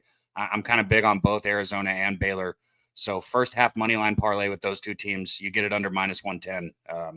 I think I'm going to bet that when I get off the show here. I was about to bet it right when we got on, but I didn't send it to you, so that's my bet. Can I still tag you in it? If we bet it, does it go in? Yeah, it does. Absolutely, because we haven't talked about the Arizona spot, but we have talked about the Baylor spot. And absolutely. Do you want to touch, because we've talked about the Baylor game already? Do you want to touch on the Arizona spot here? You don't need to switch anything, Jose, game-wise here, just because it looks like this won't be the waffle. But why don't we touch on that Arizona spot briefly and see if I can help pull it up here. Your thoughts, though, on and confidence with Arizona here. Well, so USC right now, they're on a 4-game winning streak after just an absolutely atrocious season, but they're finally starting to play a little bit better. They've got a lot of talent in their roster, but just, God, they've been bad, Jimmy. And Arizona was one of those teams that they beat. They beat Arizona 78-65 just 2 games ago. And I promise you, Arizona did not give a fuck about that basketball game. So for anybody who's like, no, I saw this, that, no, I don't care. Arizona did not care about that basketball game, not one bit. They let USC win that game. And I think in the first half of this game, they're going to come out and it's going to be pretty understood who the better basketball team is. I don't think they're going to leave a question to that. I think Arizona is going to kick the shit out of USC today. And especially early in the game, I like Arizona. All right. Well, it is a Arizona Baylor first half money line parlay, and it sounds like you are going to get to the window on this. Yeah, I just got to put it together in my book, and I'll tweet out the odds that I get and everything, and I'll make sure you're tagged. Beautiful. And so that is not a waffle. Right now, Michigan State up 59-52, a live betting opportunity gone by the wayside here, but the -6.5 very much in play, and -8.5 live right now. They have the ball. They're now up 61-52. As much as I'm upset that I missed out on a live betting opportunity, I'm very pleased. Well, let's not talk about it. Kelsey says, what's the usual amount for one unit? That it's the great equalizer in sports gambling, Kelsey. It doesn't matter if your unit's $10, $200, $1,000. It allows us to track action and make all things equal. So there's not really an average size for a unit. I recently added to my unit size on January 1st, which almost ruined me in February, but it's been a really nice March. But so I moved my unit size. We're quite transparent about unit size on the show. One thing that Cab does on these money line parlays is he'll bet a little more on them. Is that right? I don't want to speak for you, but you do bet a little more than one unit on these money line parlays? Yeah, if I'm being completely honest, I don't bet perfectly clean. There's sometimes where I'll put a little bit more money on, but I got to really like it if I do. But I don't say it. I don't put it out there for people. Like, I'm just going to track everything the same for everyone, no matter what. But sometimes I guess you could say I put 2 or 3 units on things. And this would be one of those things. This money line parlay would be one of those. And I moved my action up to 300 in NHL and 250 in NCAA and NBA. The question is, what the hell am I going to do with MLB? I tell you what, when we start, I expect to start at 200. I do not want to fall back 5 or 6 units and lose confidence. Bro, MLB is grinding. I'm excited for it, though. I had a good season last year, Jimmy. I hope. Are we going to do? You haven't told me exactly how we're doing it, but if we're doing best bets, I promise we will find the green this year. I guarantee you that. Oh, I believe that. I believe you will. And yes, like North Ender says, we don't unit shame at all. Big Scott says, but I definitely don't want to tell someone with only $10 on the game. You know, everybody does things differently, and everybody's at a different spot in their life. You know, we all have a goal, and that's to have, bigger units. That's our goal.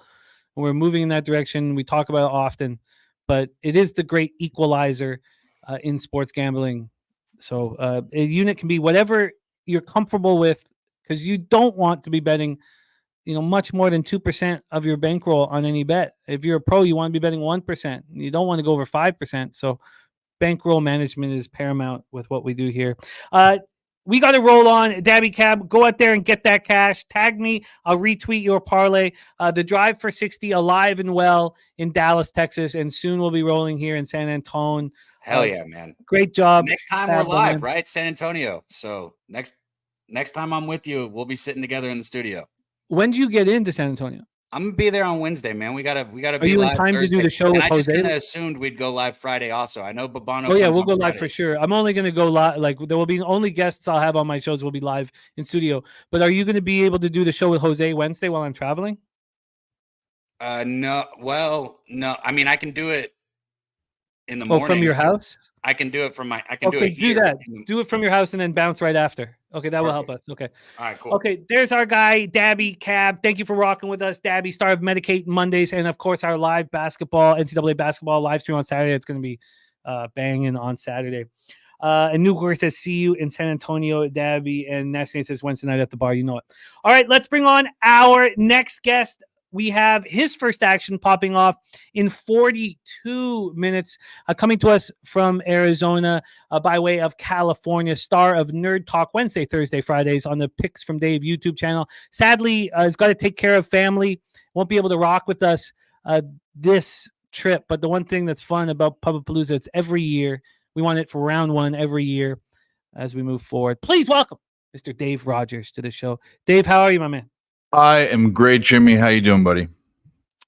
It's been a very good start. It could become a great start here in a second. I am very excited about what we're doing here, and I'm very interested in your action. And I was surprised. Let's get right into this first game. Thank you, Jose. I was surprised that Mike moved on Seton Hall. It surprised me. And I can't wait to hear your breakdown. We've already set this game up. I'll just do a quick refresher for those of you who missed the breakdown from Mikey Money. But this game pops off here in 41 minutes. Seton Hall is +4 at BetOnline. It's juiced. We do still see 3.5s on the board. There's been a half-point move towards St. John. Seton Hall won both the first two meetings. Smoking Tree on St. John's first half. When we get to the cash flow again for this spot, I was really surprised, capping the capper, that it was not St. John's, because I know we like St. John's, and they're playing in the pseudo home court, and 38% of tickets, 67% of cash is on St. John's. So maybe you can push us in a direction here, Dave. Take it away. Big East Quarters, Red Storm, Pirates. Yeah, you're talking about home court. One of my first lines is an interesting game geographically, because Madison Square Garden is equidistant between St. John's and Seton Hall. Seton Hall's in Jersey on the other side of the Hudson, and then St. John's on the other side of the East River. So you could call this a home game for either. It's I don't know that I'd call it that. Madison Square Garden's its own beast. But either way, that's an interesting note to this.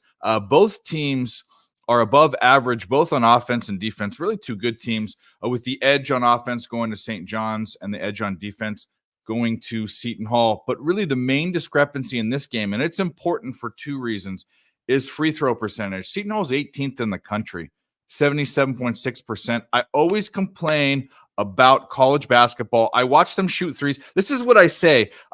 If you're not at a Kansas or a Kentucky or North Carolina, if you're at a Seton Hall, not even at a Seton Hall, but if you're at a Towson or a Drexel or something, I would be a coach that would sit down your players and say, hey, look, If your free throw percentage is below 75%, which you can practice all day long, not even a practice until you get it right, and you shoot a 3-point percentage or a 3-point shot, I'm going to make you run suicides until you puke. It's making me sick that these teams are down by 5 points at the end of the game with a minute left, and they have plenty of time left, and they're shooting threes. But anyways, I digress. Free throw percentage is the most important thing to me in capping college basketball as a single stat, and Seton Hall does it well. St. John's doesn't. They're 213th in the country, and that's important not only because of the end of the year in conference defense, all of these, each point matters, but St. John's fouled Seton Hall 51 times in their 2 meetings this year. Seton Hall only fouled them 29 times. So there was a lot of times where St. John's was putting Seton Hall at the line, and when you have one of the best teams in the country at shooting free throws, that's very, very important. That was one of the reasons why these 2 times they played them this year, they beat them handily. Held them to 65 points and 62 points, respectively, in both games. So that's that defense there. But the other point that's going to tip me towards Seton Hall, I'm not pushing you towards St. John's, if that's what you were asking. I'm with Mike on this. Is the front court down low. The first game, they absolutely out-rebounded St. John's 49-28, banged on the boards. St. John's does have a guy that's 6'11", but Seton Hall has 3 guys over 6'10". They're just bigger and more aggressive down there. The other thing is, in the second game, points in the paint, Seton Hall dominated that. So better free throw shooting, better defense, control of the boards. I'm going with Seton Hall. You give me 4 points, I'll take it. All right. Well, that settles that. We also have Ron Crawford in the house sharing his spreadsheet plays of the day. We have Carolina in hockey and UCLA in NCAA basketball. And then NBA, we have Billy Brisbane joining us again. He's hit 8 straight bets here on the show. So we'll be talking about that Boston spot that Ron Crawford has delivered. All right, beautiful. Okay, so let's line shop for you on Seton Hall and comfortably have me off St. John's. +4, -108 is the best line available. So let's get you rolling. Oh, Mikey says they play at Madison Square Garden. I thought that St. John's played at their own. Anyways, it doesn't matter. It's Seton Hall's close enough, but I didn't see that, Mikey. I didn't know that. Yeah, they don't play every home game at MSG, but Okay. it becomes That's what I home. thought. They play. There's games they play there, but they play it anyway. It doesn't matter. Yeah, they pretty early in the year they head towards Madison Square Garden, but Yeah. +4 and -108 for Dave Rogers. All right, let's roll on. Next up for us, we have 8 p.m. action, MEAC tournament quarterfinal. The Delaware State Hornets, 13-17, 6-8 in the MEAC at South Carolina State Bulldogs, 14-17, 9-5 in the MEAC. Let's take a look at the situation here. Delaware State and SC State both have been off since last Thursday. South Carolina State, 9-5 in conference, had a nice looking winning streak, snapped by North Carolina Central. North Carolina Central tied for second with Howard and South Carolina State in the Mid-Eastern Athletic Conference. Delaware State has not looked good. They've lost 4 of their last 5. And one of those losses was at South Carolina State in a close game, 69-62. No real shame in losing to South Carolina State like that. They also lost at home to South Carolina State 66-64. So South Carolina State took them out twice and played in 2 tight games. Let's take a look at the line history here for this one. Again, popping off at 8:30. This total sitting at 135.5, opened at 136.5, a 1-point drop here. And then from a spread perspective, we have South Carolina State -2.5 at -110. They opened up at -1.5, got to 2, then right back to 1.5 this morning. There has been a 1-point move in the last 4 hours. So we have a 1-point move towards South Carolina State. And then when we get into the cash flow for this one, just give me 1 second to get over to 8:30. And here we are. So no help. As you can imagine, 382 tickets in on this one. Take it away for us, Dave Rogers. Hornets, Bulldogs in Norfolk, Virginia. Yeah, neither team is particularly noteworthy. They're 14 and 17. Statistically, as far as the team goes, consistently below average across the board. So I'm going to look at this at two angles and really boil it down, make it simple. These teams played twice. South Carolina State, like you said, won both times as a road dog and as a home favorite. So they beat them up twice. But more importantly, let's look at the what have you done for me lately. Delaware State, again, as you mentioned, 4 of the last 5, they've lost, but by a average losing margin of 11.5 points. They're getting smashed. And I'll name the teams besides South Carolina State: NC Central, Howard, and Maryland Eastern Shore. Not the world beaters of NCAA basketball, really the crumb bums, and they're losing to the crumb bums by double digits on average. That's bad. South Carolina State's won 5 of their last 6, average margin by 6 points.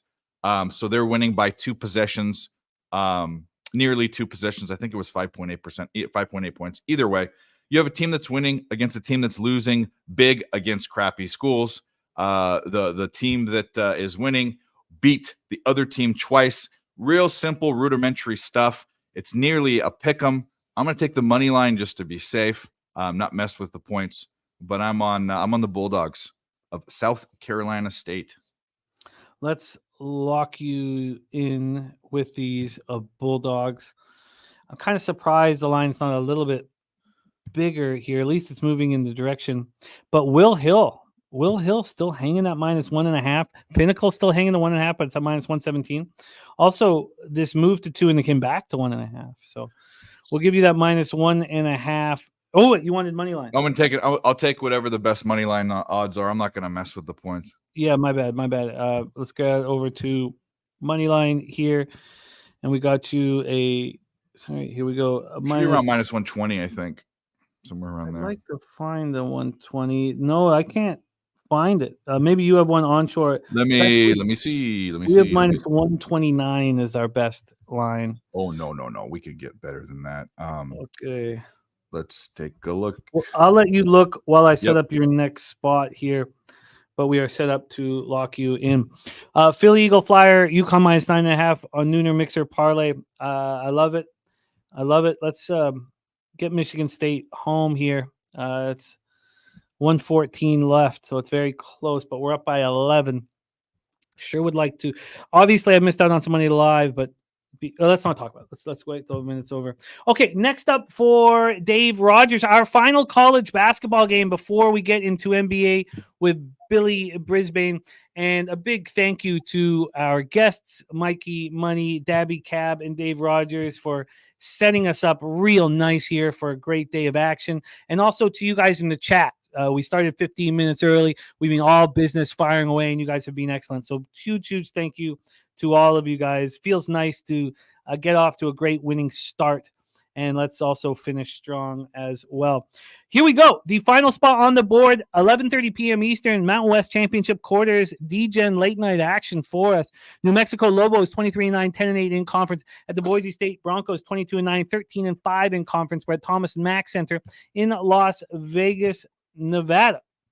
Take a look at this one here. This is a very good conference, beating up on each other. These teams have been all year. Boise State finished 13-5 in conference. The Lobos struggled a bit, and they struggled on the road. Now here they are in a neutral site spot for this one. They traveled to Boise State on the 2nd of March. They lost 89-79 in that one. Let's grab what happened the first time these teams met as well. That was Boise State. The first time was at home, and one of the rare home losses for the Lobos.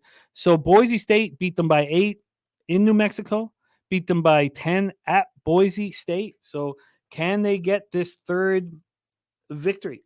That is the question here. Can they get this third victory? So yesterday, the Lobos got started by absolutely destroying Air Force. Will that help them here gain some confidence? What is your psychological idea of when you play a very weak opponent and trash them? Does it give you confidence just seeing the ball go through the bucket? Here we go. Let's do the line history for this one. We have the total at 152. It opened up at 154, 2-point move to the under. And from a spread perspective, it sounds like the chat saying that we cashed. 3-0 start to the day, baby. Ooh, I'm thinking there's a comma in my future. Let's go to the spread in this one. The spread is sitting with Boise State -1, just a 1-point favorite for Boise State, who've taken out the Lobos twice this year. This opened up at 1.5 and has moved to 1 at BetOnline, so we have a half-point move towards the Lobos. Fascinating market movement. Let's take a look at the cash flow then for this one. We have 44% of tickets and 76% of cash on the Lobos. No help on the total. Wow. Take it away, Dave. Very interesting game. Take it away. So, by the way, South Carolina State on Caesars, which is Wilhelm, 125, -125. Perfect. You got it locked in. All right.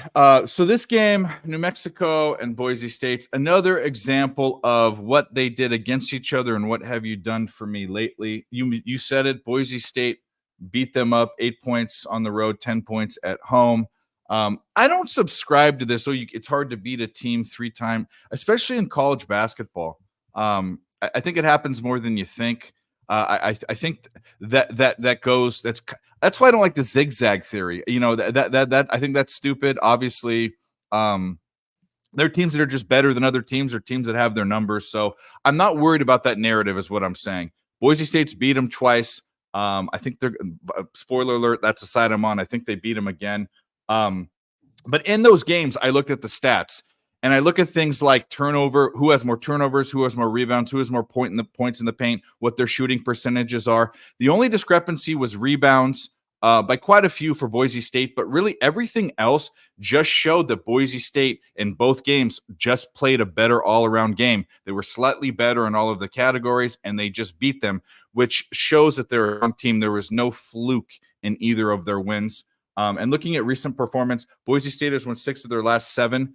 And their average margin of victory is 19 points in those 6 games. 19 points, almost 20 points. This team is absolutely rolling. So what? New Mexico beat up on Air Force. That's like hitting a chick or something. Or, you know, Air Force is, well, I'll say it this way, hitting an atrophied, 17-year-old boy. Air Force is we got to, walk the line here. They're a horrible team. They've been a double-digit dog nearly the entire time, and F them, because every time I bet on them or against them, I lose, or have been for the past 2 seasons. But either way, New Mexico's 3-4 in the same time span that Boise State's been 6-7. One of those losses was Boise State. I already said it. I'm on Boise State. This money line should be a lot closer to -110, maybe -115. Boise State money line. Let's get that for you right now here. The money line. Oh, what a great start to the day, man. I don't condone domestic violence. That was said for effect. So if anyone in the chat, anyway, gotta say that.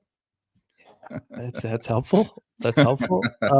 Here we go. We can get you a -109 on Boise State. Let's go. -109. Interesting. Okay, Boise State -109. And I'm going to put the question marks beside New Mexico. For me, I don't believe that I'll have a conviction to go up against you, but I do want to just have the note there that I do think market is saying that New Mexico. I mean, were you surprised? Let me ask you this: were you surprised that it was a 1-point line? I'm not. I think the narrative of you can't beat a team 3 times is a thing in this game. There's also, when people, even though it is Air Force, they see a big win like that. They also see a team that's rolling in Boise State that's been rolling, like I said, 19 points. Oh, that can't last forever. That's kind of the same way. I don't follow I've been saying it on my shows, but hey, they're due. I don't say they're due to win or due to lose. I believe in trends. So I think they're rolling, but it doesn't surprise me to answer your question. Absolutely not. Let's review Dave Rogers' action. Seton Hall +4. So we have the corner of Pimp and Rogers Boulevard, or Pimp and Nerd Boulevard, I guess that would be. South Carolina State moneyline -125 and Boise State moneyline -109. Dave, what's going on Nerd Talk this evening? Well, the same old. We Wednesday, Thursday, Friday, we do a live show. It's called Nerd Talk, Picks from Dave on YouTube. You'll see a lot of the same folks you see on Jimmy shows and PSR on there. we are all brothers in the same fight to win money from the bookies.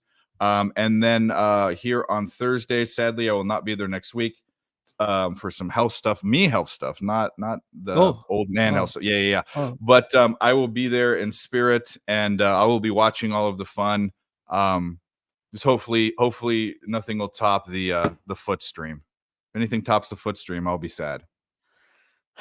Okay, we'll see what happens. Dave, thank you so much for rolling with us. You can catch Dave every Thursday right here on Pub Sports Radio. All right, Jimmy, what do you say? Where we want to see your toes. All right. Okay. I have very little recollection of Pubapalooza 2 or Pubapalooza 1 for that matter. And I imagine I'll have very little recollection of Pubapalooza 3. But I know I'll be having a good time and making money. All right, let's roll into NBA. Now, I track every single person who comes on our show. I track their action year after year after year after year. I can pull everything up. And your next guest is on a heater. 3 straight shows he's swept the board. He's cashed 8 straight winners here on the show. And he needed to. Now, he didn't need to for his own bankroll, but we needed him to because he got off to a bad start on the show. So 8 straight winners for our next guest. But I don't. There we go. I see him in action right now. So I've never had someone sweep 3 straight shows with multiple picks each show. Been doing this for a long time. So he's going for his 4th show of board sweepage. Please welcome South Jersey in the house. A killer, whether it comes to basketball, football, or MMA. Please welcome Billy Brisbane to the show. Brizzy, how are you? I'm excited. It's always a great day when Billy Lang and the fucking boys of St. Joe's take down the #1 seed. We're a couple wins away. We might be going dancing. You might be going dancing. We certainly would love to watch them licked up at the Southtown 101. Hopefully we'll get that opportunity. But Brizzy, we got to talk about the big boys here. You've cashed 8 straight winners on the show, and the black is right in front of you after a tough start. So let's get right to work, Brizzy. We got a smaller card that we can beat up. We start with a beauty matchup. 7:30 p.m. Eastern, we have the Phoenix Suns 38-27, 17-13 on the road to the Boston Celtics 51-14, 29-3 at home at TD Garden in Boston, Massachusetts. We have these Suns winners of 3 of their last 4. We last saw them on Monday. Monday at Cleveland, they won 117-111, and they faced these Boston Celtics at home. The Celtics came in, won 117-107. That was just 5 days ago. That was on Saturday. The Celtics looked very good in that one. The Celtics have won 3 straight. They are rolling ever since that loss to Denver. Phoenix shot just 29% from 3 in that setback. Looking at the situation here, we have a pretty healthy Suns team. Booker, Beal, and KD all expected to be in the lineup. Brown is a game time decision for the Celtics. Let's take a look at the line history and the cash flow. I've got a couple things to set up so I can move properly from one sport or from one to the other. So why don't we start with your breakdown, and then I'll come in with line history and cash flow. Take it away for us. Game 1 on the board, Suns Celtics, Brizzy. Yeah, I feel like this is like a frozen line. This line opened up at 6, I believe, and it's only gone down a half a point. It's actually gone down a full point. I see a -5 on DraftKings in some places. But these, like you just said, these 2 teams just met a few days ago. The Suns were without Devin Booker, and the Celtics won with Jaylen Brown in the lineup. Now Boston's going to be shorthanded in the front court. Porzingis is definitely out. And I think that's the big analysis for this one. That should help Phoenix run their smaller lineups out there.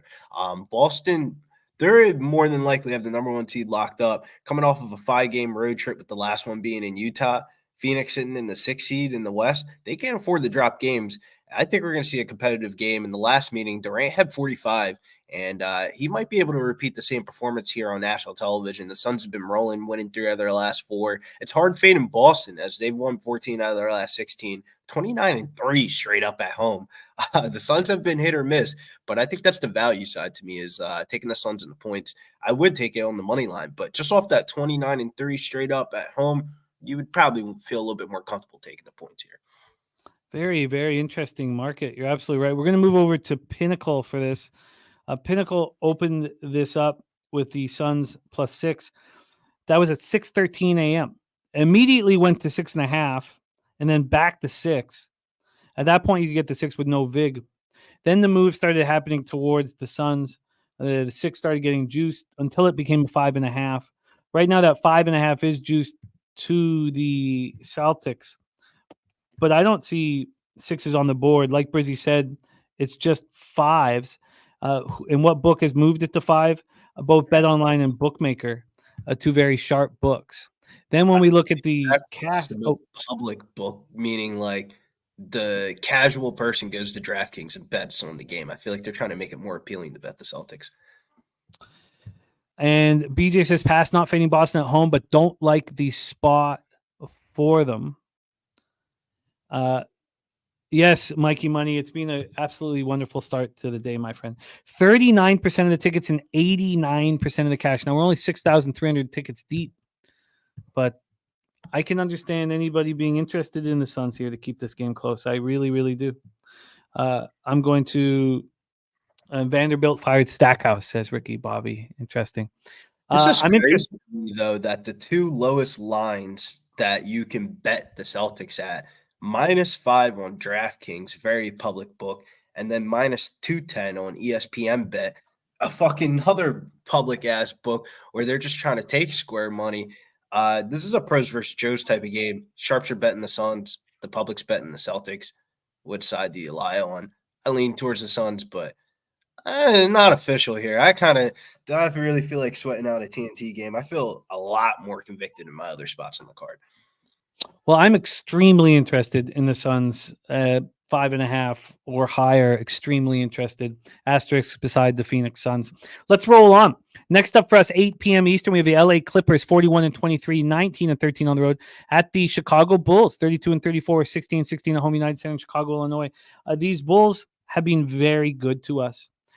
They are coming off a really easy bounce back spot against the Pacers, second half of a back-to-back, got to move on them in overtime as well. And that's been working so well, fading the teams on the second half of back-to-back and overtime. And they bounce back. Now, they faced the Clippers. They faced the Clippers on Saturday. It was a 112-102 victory for the Clippers. This game was in doubt. I remember it well. I live bet the Clippers. I forget what I got on them, but I was liquored up at Niagara Falls, but I got a plus line on it. And they came back and really took over the game very easily. And in that one, Paul George played full 40, went for 22. Kawhi, 38, went for 19, and Harden, 14 points. So no one even really stepped up, but they took care of business. So that was the last time these teams met. Right now, the Clippers are sitting at -6 at -109. They opened up at -7, so we have a 1-point move towards the Chicago Bulls. From a total side of things, we are sitting here with BetOnline hanging at 214, and that opened up at 217, so 3-point move to the under. And then with cash flow for this one, we have 42% of tickets and 83% of cash on the Clippers. It's hard to it's hard to quantify that with the line moving towards the Bulls. From a total side of things, 79% of tickets on the over, and we've got no help there. Take it away for us, Brizzy. Clippers, Bulls. Right off the bat, I hate we'll just cut it short here. What the fuck's up with the NBA, man? We can't get confirmation on the injury news report. Watching the Bulls game last night, Kobe White clearly went down in the fourth quarter, did not return back into the game. I don't think he's going to play. He's listed as out here. They just got listed as out. Listed as out. And then what's up with the Clippers? But Kawhi Leonard, who subbed out of the last game, and Paul George, who didn't play in the last game. There's just a lot of conflicting injury news here. I would want to take the Clippers, and it's just off the fact I know DeMar DeRozan's playing his best basketball in the last couple of weeks, but the shooting of the Bulls is just the reason why I don't bet on the Bulls. I mean, they're 30th in the NBA in three-point field goal attempts. I haven't watched an NBA game where they're not just jacking up threes the whole entire time, and the Bulls just don't shoot the three ball well. So right off of that alone, I kind of don't want to put my money on the Bulls. It is tempting, though, that they are a home underdog. They're 8-6-1 ATS as a home underdog this season. They've dropped their last 4 ATS-wise, but looking at the Clippers, I think the three-point line is the biggest difference here in this game. As much as I want to say the Bulls are live, I mean, the Clippers are second in three-point percentage, and that's a huge advantage here. You basically have the number 1 shooting team in the league versus the number 30th shooting team in the league from the three-point range. And just off of that alone, a lot of variance could be laid in between the middle of that. But no Kobe White, Bulls second half of a back-to-back, seems like a Clipper spot. This line actually, it's disgusting that this line has gone up since then. But this line opened up before the Bulls game ended last night. This line was at -4 for the Clippers, and it's just been one-way traffic on this up until the point where we're starting to see a slight buyback into the Bulls. But I think that early money is correct money. I think the Clippers win in emphatic fashion here, and that's just off of the Bulls. They got to shoot the three ball better. And now you take out Kobe White, who's probably their best 3-point shooter. Unless they have that kid from Turkey subbing into the fucking game, Betchik, wherever his name is, or Bitum is his name. He's the only person that can shoot a three on this team. Like, I just don't. This is not a good spot. But this is also one of the spots where I feel like I'm going to end up betting the Clippers and then look at the injury report 30 minutes before the game and be like, what the fuck? Need confirmation on the injury report to confidently put a bet on this game. It feels like one of the big three is going to be out. This line went from -5 at 10:17 p.m. last night at Bet Online. We know it started at 7 this morning at Pinnacle, but it got up to -7.5 at 8 in the morning. Now it's back to 6. And that half-point move at Bet Online just happened 10 minutes ago. So there is something fishy about this spot. There's a lot of injury issues on this card right now. So anything for you officially in this spot? Yeah, there's a lot of injury concerns on the card, but it's actually not that concerning. It's just that this game is concerning. I just can't bet this game without having confirmation of the injury report. I feel you. All right, let's roll on. And Kelsey, this is the perfect spot to ask any questions at all. We have cappers at all levels, and this is a safe place where you can ask anything at all. And we have great cappers in the chat that will help lead you. Let's roll on. And we need more female voices. So we're just excited. Don't solo box fucking horse on the horse racing streams. Don't pull a Nikki. Let's roll on. Next ball on the board, 8 p.m. Eastern. Washington Wizards 11-54, 7-28 on the road. At the Houston Rockets 30-35, 21-11 at home. Toyota Center in Houston, Texas. So here, who is protecting the paint? Sengun is out for the Rockets, so they're going to play. Say what? I don't think that's going to be a problem. Kyle Kuzma's the starting center for the Wizards. Yeah, that guy is soft as what? Pamper soft. No Rashawn Holmes, no Marvin Bagley for the Wizards. So they're saying that the 5 is going to be Kuzma against Jabari Smith. You also are missing the 5. I mean, you're going to have Avdia playing the 4, Kispert playing the 3. You're going to put Dylan Brooks at the 4 for the Rockets. I mean, this is a ludicrous situation here. We have both teams off since Tuesday. On Tuesday, the Rockets just got past the Spurs. But look, that was the finish off of 3 straight road wins, something we haven't seen the Rockets do all year. And the Wizards just lost at Memphis 109-97. This is ugly. Let's take a look at the line history for this one. We'll start with the total. This total is sitting at 227.5. And that confuses me. It really does. This initial move, and look, I don't want to bet totals, but this initial one went from 227 down to 225, and then it started climbing up to 227.5. I don't know why it would have gone down in the first place. I really don't. I mean, this paint is going to be open for business. You have Washington right now at plus 8.5. Pinnacle, they opened up. Sorry, here we go. Pinnacle opened up at 7.5. So we have a 1-point move towards the Rockets. And then when we get to the cash flow for this one, 70% of tickets on the over. They're not giving us any cash flow, but now it's moving towards the over. And then 29% of tickets and 72% cash on the Houston Rockets. This is a wild one. Take it away for us here, Brizzy. Wizards, Rockets.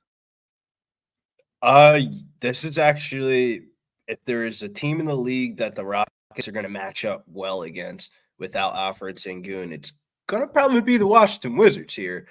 The Wizards just don't have any front court depth or any bodies in the front court. And Houston's like, that's music to our ears. We're not going to run a fucking center out here anyway. We got Jabari Smith. This is just a spot play for me. Houston Rockets first half -4.5, -118. Rockets at home first half ATS spread wise 19-12-1, 6th best in the NBA, 4-1 first half ATS their last 5. They have one of the best shooting defenses in the league, and they're going up against one of the worst offensive teams in the league. The Wizards are near dead last in 3-point shooting on the road, and the Rockets have the best 3-point shooting defense at home. So this is just a spot here where I think the Rockets are going to be up early, and then they might be able to backdoor cover this full game line because 8 is pretty fat. But the Washington Wizards right now, they're more worried about player development. They're not worried about winning games. And not only are they not worried about winning games, they're just getting blown out in these spots. And it's just because they don't have any front court depth. I mean, if you look at their active roster today, off the bench is going to be Jordan Poole, Landry Shamet, and a Normie. The Rockets might not have Alfred Sengun, but I don't think it's going to matter here in this spot. Rockets first half. Huh. So would you say that the inability for the Wizards to shoot threes on the road and the ability for the Rockets to defend the perimeter at home would keep you off of the over? It would be a Wizards team total under, if that makes sense.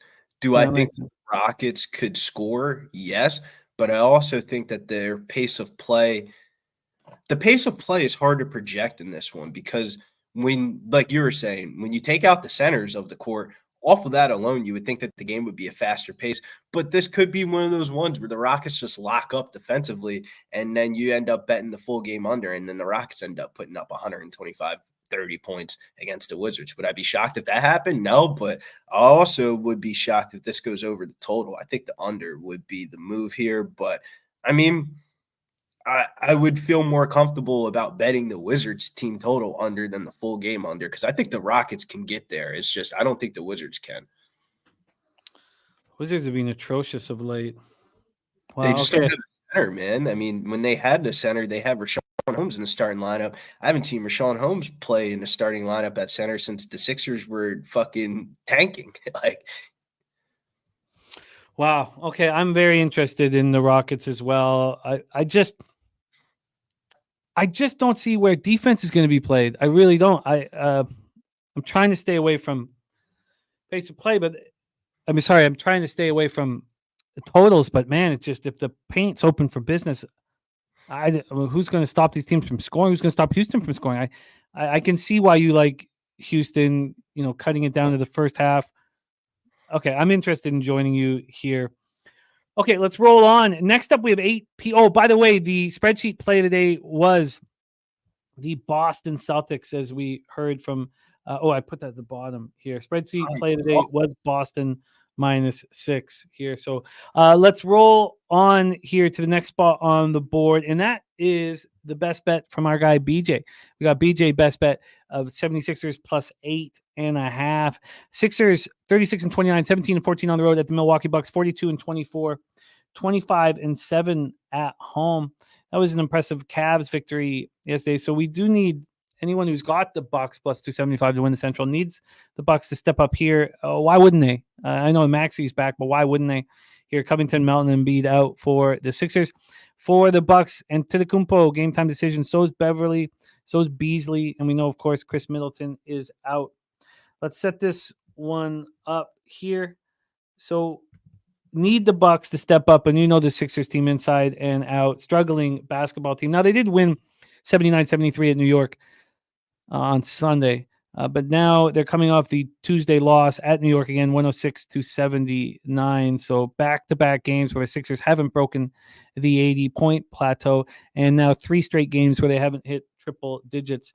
Milwaukee coming off the debacle to close out the road trip at Sacramento. They won 1 of 4 games on the road trip. It was extremely ugly. Giannis was in the lineup, put up 30. It didn't seem to matter. They scored 38 points in the second half. They just mailed it in. Take a look at the line history here for this one. Sorry, that's first half. Let me go to full game. From a full game spot, we have the Sixers sitting right now plus 7.5 at -104. They opened up at plus 8.5. Got down to 8. Got back to 8.5 this morning. Since then, there's been a 1-point move towards the 76ers. Then from a total side of things here, we're dealing with a 219. This opened up at 220.5, so we've dropped 1.5. And then when we get to the cash flow for this one, we have 57% of the tickets and 68% of the cash on the Bucks. That line is moving away from them. And from a total side of things here, we have 35% of the tickets and 38% cash on the over. Public on the under, and the line moving towards the under. Take it away for us here. Sixers, Bucks, Brizzy at Pfizer. Yeah, I ended up betting this game 3 different times. I got the under 222.5 at ESPN bet, then under 221.5 at FanDuel. I bet it like 3 hours later because FanDuel was holding up a line at 221.5, and then I bet it this morning again at 220. Same theme as usual. The Sixers have struggled without Embiid, 6-14 record without Embiid on the court. Milwaukee, they've been good ATS at home since February 1st, 2004. This year, they've been 4-2 ATS at home. The Bucks are coming back from a West Coast road trip where they went 1-3 straight up.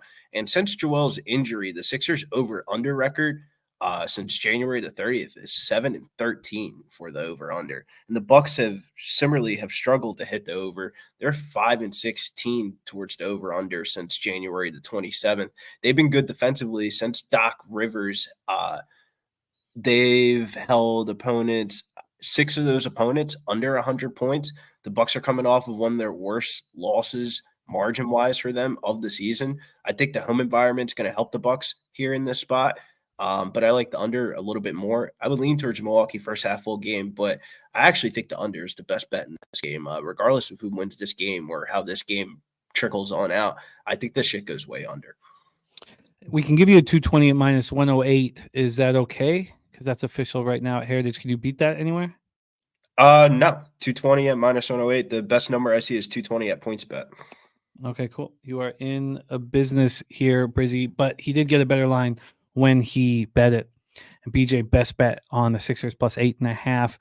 Giannis, as Andrew G telling us, added to the injury report 3 hours ago. We got 2 games left here on our show. Next up, 10 p.m. Eastern, we have the Dallas Mavericks 38-20, 18-13 on the road at the Oklahoma City Thunder, 45-20, 26-7 at home. We're at Paycom Center here. Luka is out, so Kyrie going to be extra involved, as we've seen him be here. And the OKC Thunder, very healthy group, fully healthy squad. Let's take a look at what we are dealing with here. Oklahoma City now 10.5-point favorites at Pinnacle. They opened up at 9.5-point favorites this morning, so there was common knowledge that Luka would be out. Still, though, we've moved 1 point in the direction of the Thunder. Then from a total standpoint here, we're sitting with a 234.5. You can get 235.5. This is 234.5. It's come down from 236.5. And when we get to the cash flow for this spot, we have 20% of the tickets and 73% of cash on the over. Line certainly moving away from them. And then we have 81% of the tickets and 93% of the cash on the Oklahoma City Thunder. BJ said that he saw 6.5 last night. So again, this is another thing about Pinnacle. They will wait. They will wait for the information. They claim that they don't limit people, but we know people who have been limited by them. But then let's go to Bet Online and see what Bet Online is hanging here. That's Oklahoma City right now at -11. And just like BJ saying, this was 6.5 last night. The big move started happening around 10:45 at night when word came out that Luka would not be playing. Take it away for us here, Brizzy. Mavericks, Thunder. Yeah, I actually thought I'd bet this, but I need to place this bet before this line moves. We're taking a player prop. Player prop of the day is going to come in this game here. And the each, if you want to bet the full game, fucking point prop, God bless you. But I'm going to take advantage of, one of the things that we have to our advantage here as sports bettor is that with the legalization of more and more sports books, that we have more and more opportunities to get onto certain betting markets that we haven't been able to in the past. And one of those betting markets that I've been really hammering have been these first quarter player props. A lot of the times you see these star stud players come out here and they're playing the first quarter. We always say like Luka Doncic or Joel Embiid when he was playing. They always play the first quarter.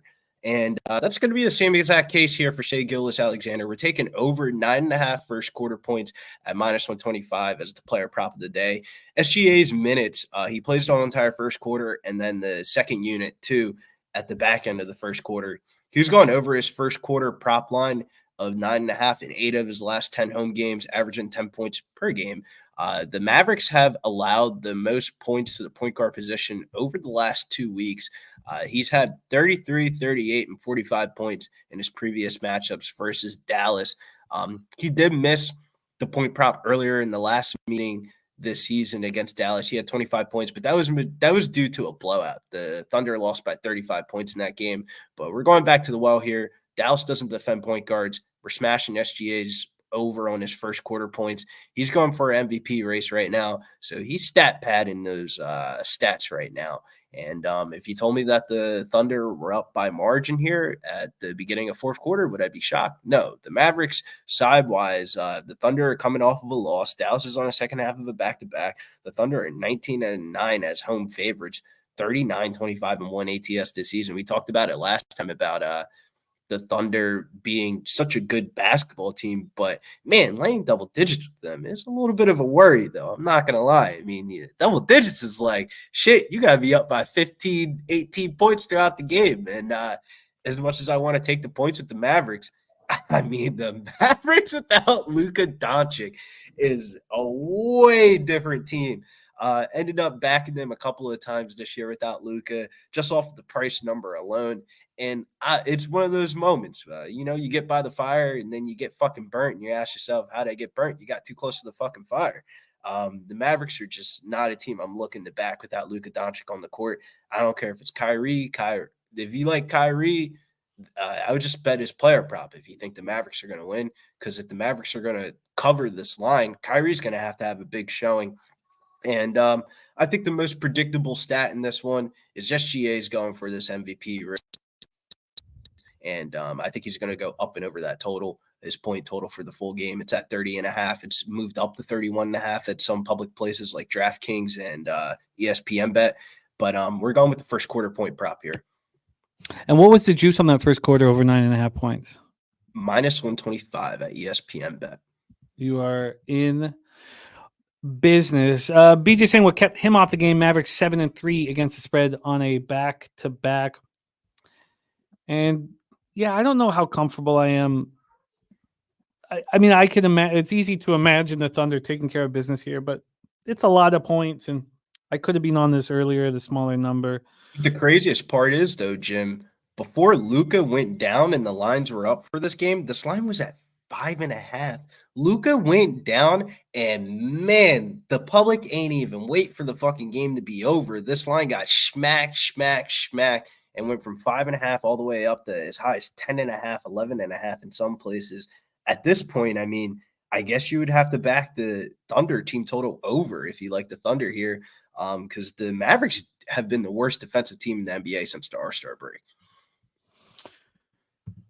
Shai Gilgeous-Alexander, first quarter over 9.5 points at -125 for Brizzy. For those of you joining us late, Brizzy has swept the board on 3 straight shows and has hit 8 straight winners here on Betting with the Bag. Actually, some of them came with Betting with Bouquet, but they all count here record-wise. We go to our final game of the show today. 10 p.m. Eastern. We have the New York Knicks, 38-27, 16-14 on the road. Very happy to have OG and Anobi back in the lineup. At the Portland Trailblazers, 19-46, 11-23 at home. I was on the Blazers last night. It's a no sweat casher, but I still want to smash something for not being on the Pistons and the Hornets. So I don't want to talk about last night. Here we go. Jeremy Grant wasn't in the lineup for the Blazers last night, and I didn't need him. Ayton playing a little better. Then Delano Banton. Delano playing. My Delano guy. playing out here chopping, man. He's Our looking guy. like a fucking stud, man. Scarborough is own Delano Banton. I don't know why we let him go. He's such a great defender. He's so long. I just don't understand why, with that kind of wingspan, you can't. And he's smart. But whatever. He's on the Blazers now, and he's starting for them. We have the Knicks. We talked about those two very low-scoring games against the Sixers all at home, 4 straight home games, and now they head out west. So they flew out yesterday, and here they are playing Portland, who's on the second half of back-to-back after that 106-102 victory over Atlanta yesterday. Troy, I can do a check. Yeah, everything's very fine. Everything's very comfortable. This is a tough road schedule for the Knicks here. They play Portland tonight. Saturday, they play at Sacramento. Monday night, they play at Golden State. And then next Thursday, they play at Denver. This is a tough-ass stretch for them. It is a tough stretch for them. It's always tough on the West Coast, and this one is no different. This opened up at Pinnacle at 6:39 a.m. With the Knicks as 11.5-point favorites. They're now 10.5-point favorites. So we got the 1-point move towards Portland. When you cash a bet on the Portland Trailblazers, you just want to run away and never bet them again. You want to just take your cash and say, I got lucky, and move on. You don't want to go right back to the window with them, but we've seen the 1-point move. We've also seen this total go from 206 to 205.5. And then when we get to the cash flow on this one, 91% of the tickets and 98% of cash on the New York Knicks. This is the spot, Jim. Like, this is just one of those ones. You bet the Portland Trailblazers, you watch the Pac-12 tournament, and you don't look at the fucking score. You don't look at the fucking score. Right. Just check your fucking ticket and see if your bank account went up or down at the end of the game at 1 o'clock in the morning. This is just one of those spots. This is where the bookies make their fucking money. How in the fucking bitter shit hell is there 91% of the public bets, 98% of the sharp bets? Everyone that's walking up to the window and betting this game is saying, give me the Knicks. This is just seems like, do we just sprinkle the money line and just not even watch the game? I mean, Portland is bad, but I mean, like you were saying, they've been playing somewhat better basketball. This is Portland's last home game before they go on a quick little road break here Saturday and Monday here. They go to New Orleans and then Chicago. Granted, New Orleans is considered a West Coast team, but that's an East Coast spot, in my opinion, geographically. Could the under be the best bet in this game? Yeah, but this is just one of those spots. Don't tell anybody. Don't tell anybody that you did it, but you did it. Portland Trailblazers plus the points. I'm not. I gotta be up money on the day to feel the vibes of betting the Portland Trailblazers. We got a lot of college basketball before that, but this is definitely a circle spot.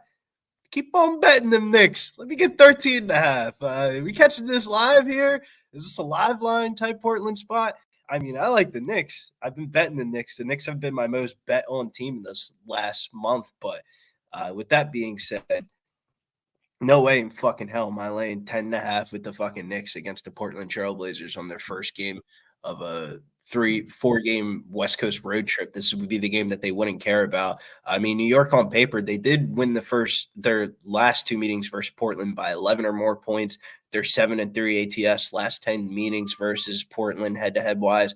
And Portland's been a mess of recent, losing 13 out of the last 16 games. But this is just plug your nose. Don't look at it. Don't look at the fucking scoreboard. If you look at the scoreboard, you're just going to cause yourself anxiety and knock off more years off of your life, as we already have years knocked out of our life every March Madness. But you just bet Portland here, and you just don't tell anybody. How do you not? Now, we talked about DeAndre Ayton's improved play yesterday as part of the reason why I pulled the trigger, and then he went off. He was awesome. 19 boards, 33 points, but he played 41 minutes.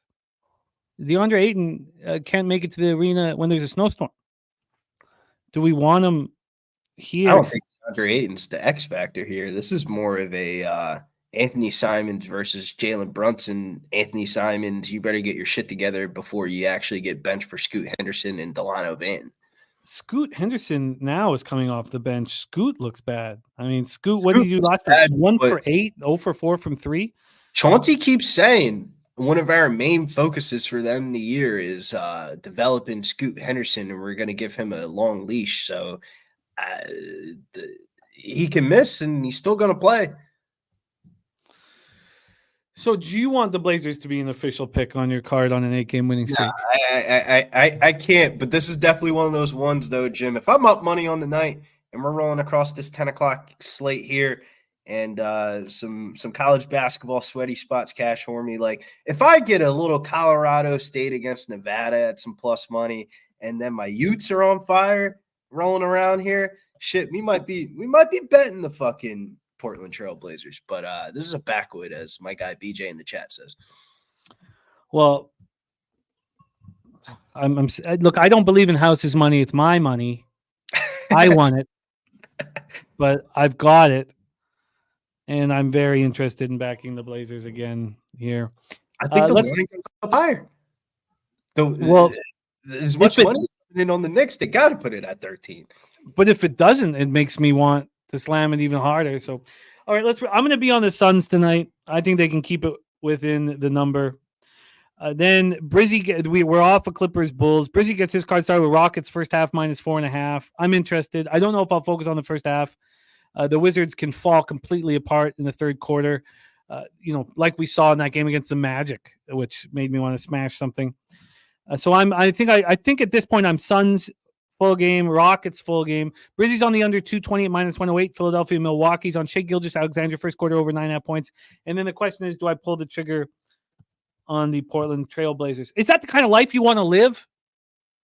I don't know. Sometimes I've learned in the NBA, some people call it the no betting allowed association, but in my opinion, the NBA is a dichotomy of sports betting where you'll see this during March Madness. Not always the better team wins. It's usually the team that's in the better spot. And Portland's in a good spot tonight, man. Regardless of DeAndre Ayton playing 40 minutes or not, he's not the X factor for me. It's the guard play of the Portland Trail Blazers. The guard play of the Portland Trail Blazers has been somewhat comparable of recent. Delano Banton, we're joking around, but Delano Banton's been lighting up the fucking scoreboard. Anthony Simons gets a good matchup. And you're telling me that if the Portland Trail Blazers go shot for shot with the New York Knicks and the New York Knicks can't find the bottom of the basket like they've been doing? I mean, the only reason why they beat the Sixers 106-79 is because they played them twice in 48 hours. I mean, what is this, March Madness? Like, the fuck do you see that happen at in the NBA? So just off of that alone, I kind of want to fade the Knicks. The Knicks have been benefiting from playing teams like the Sixers and the fucking Hawks and shit like that, while the Portland Trail Blazers, they've been, what is this, their 6th or 7th home game in a row? Like, they've been at home, I feel like, the whole entire last, 3 weeks. This is a Portland Trail Blazer spot. Home underdog, double digits, 7th, I think is, correct me if I'm wrong, chat, I think this is the 7th home game in a row for the Portland Trail Blazers. Got to back the Trail Blazers. I love it. My big question will be if VCU comes home with it on the first half and Bowling Green comes back in the second half, and I'm sitting here with just a monster day, do I not bet any more college basketball and just count cash? Because it's a fun thing to do. I've learned, yesterday is one of those days I started off my day hot, and I was like, let me dive into the stink here. And man, I wish I would have just not have fucking opened up that fucking sports book to end out the fucking night in college last night. Wow. Okay. This has been an extremely fun show. Like Big Scott says, this is the life we chose. By the way, Stimmy OG big on the Suns +6.5 with a money line team total over. I love it. Stimmy, I'm going to be joining you. This is the life we chose, and it's fun, especially fun when you're succeeding. And like anything in life, you get out of it what you put into it. And we sure put a lot of work into this show today. And to see the fruits and the cash come in feels real goddamn good, man. Brizzy, I need you to stay hot. I need you to stay hot. The show needs you to stay hot. Your bankroll needs you to stay hot. Your mama wants you to stay hot. So stay hot for us, man. Get that cash and stay hot for us, Brizzy. Please follow Brizzy both on Insta and X. There on X, getting_bills_. Again, Brizzy looking for his fourth straight board sweepage show here. Brizzy, any last words for the Cappers supporting the show? Yeah, man, you guys got to check out the IG over there at Billy Briz DFS. I believe we're on the show last time, and I gave you some fucking heat. 3-0 on the fucking UFC plays. 2 dogs and the parlay cashed. I mean, we've been rolling like 2K views on these fucking reels on Instagram right now of these clips for the fights and stuff like that. And if you've been following, you've been cashing 5 straight underdog of the nights of the row for the UFC. And we're going for a lucky number 6 here. For UFC Vegas 88 this weekend. So make sure you guys stay tuned here on the channel. Hit the like, subscribe, and Locker Room Podcast should be coming out very shortly. Looking forward to that Locker Room Podcast smash success last week.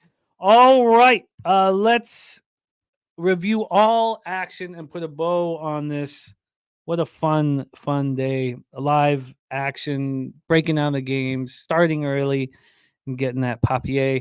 Let's bring on the producer, the backbone of us here at Pub Sports Radio with his new shot. Let's take a look at this shot. Let's look at these shelves.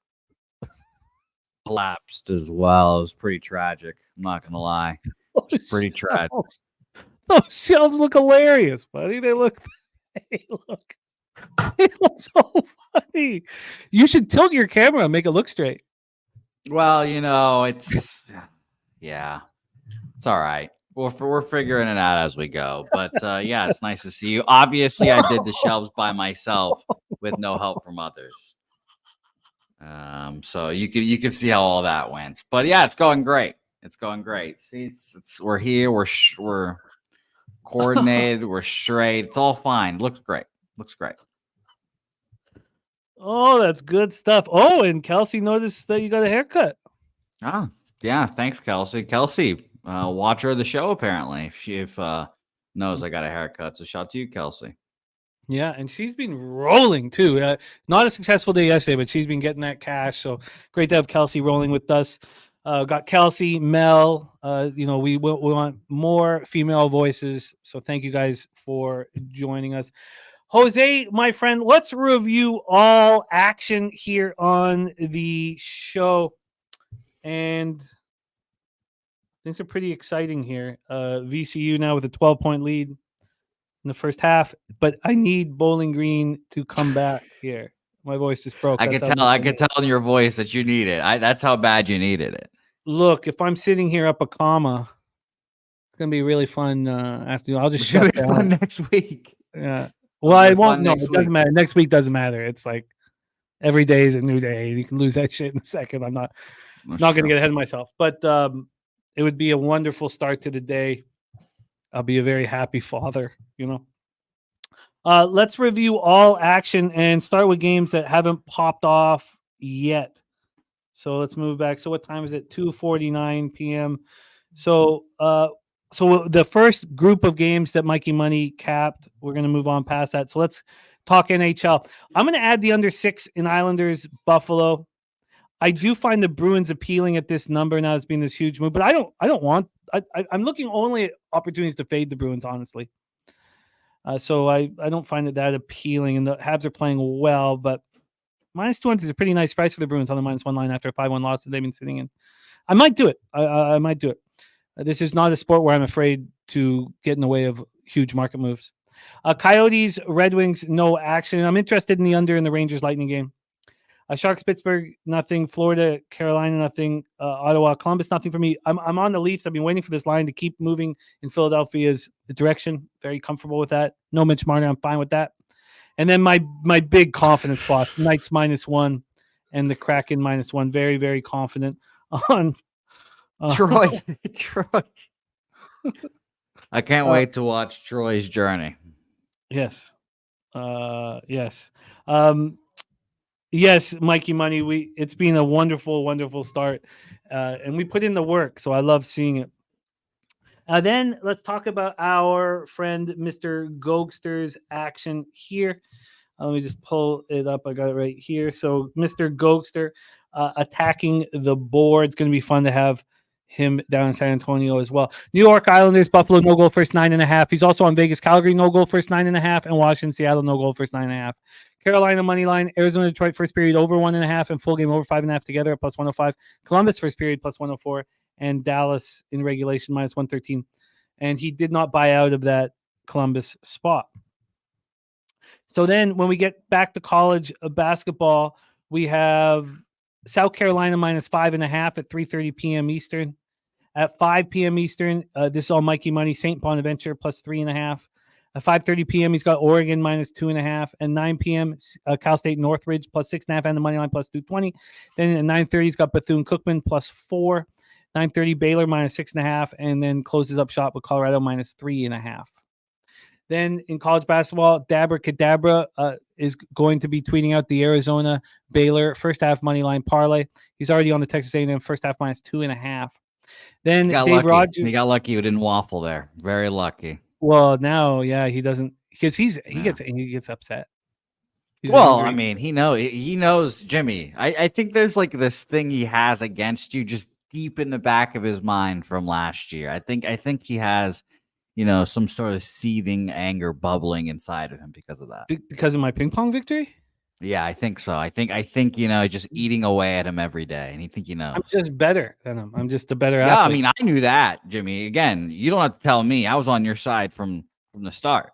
Yeah, I'll give him a chance to rematch. There's a ping pong table in the spot because that was the roughest shape. I mean, I was a shaky mess, drunken, shaky mess, no food. Yeah, you're going to dominate him again. It's going to be ugly. Then he's going to have another year of misery. It'll be a shame.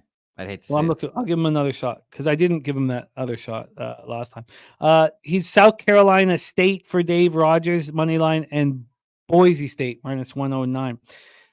So all of the spots that I would add would be spots that I have question marks beside, and I feel like just taking the cash and focusing on hockey and NBA, which we'll see if that comes to fruition. That is our show for today. Thank you guys. This felt really good. Felt really good getting that cash. Troy Torrance, Andrew G, Nasty Nate, Guillermo Zertucci says Jose needs a V8. I've never had one of those before.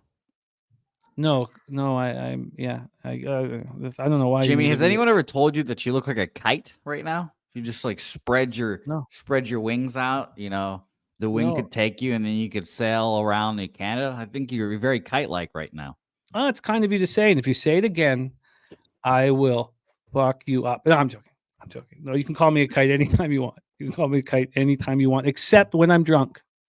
Okay? Sure. Sober, call me kite all you want.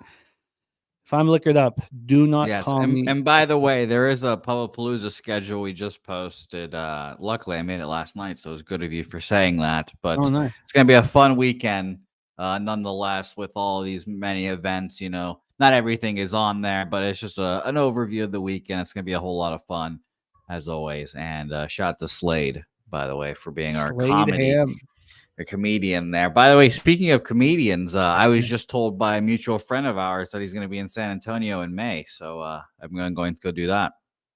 Is that a Pavone? Yeah. Oh, nice. He's going to be in. Yeah. So I'll see him in May, and it'll be very fun. Nice. He'll hook you up with tickets. He's that tour he's on right now is big. So that's dope.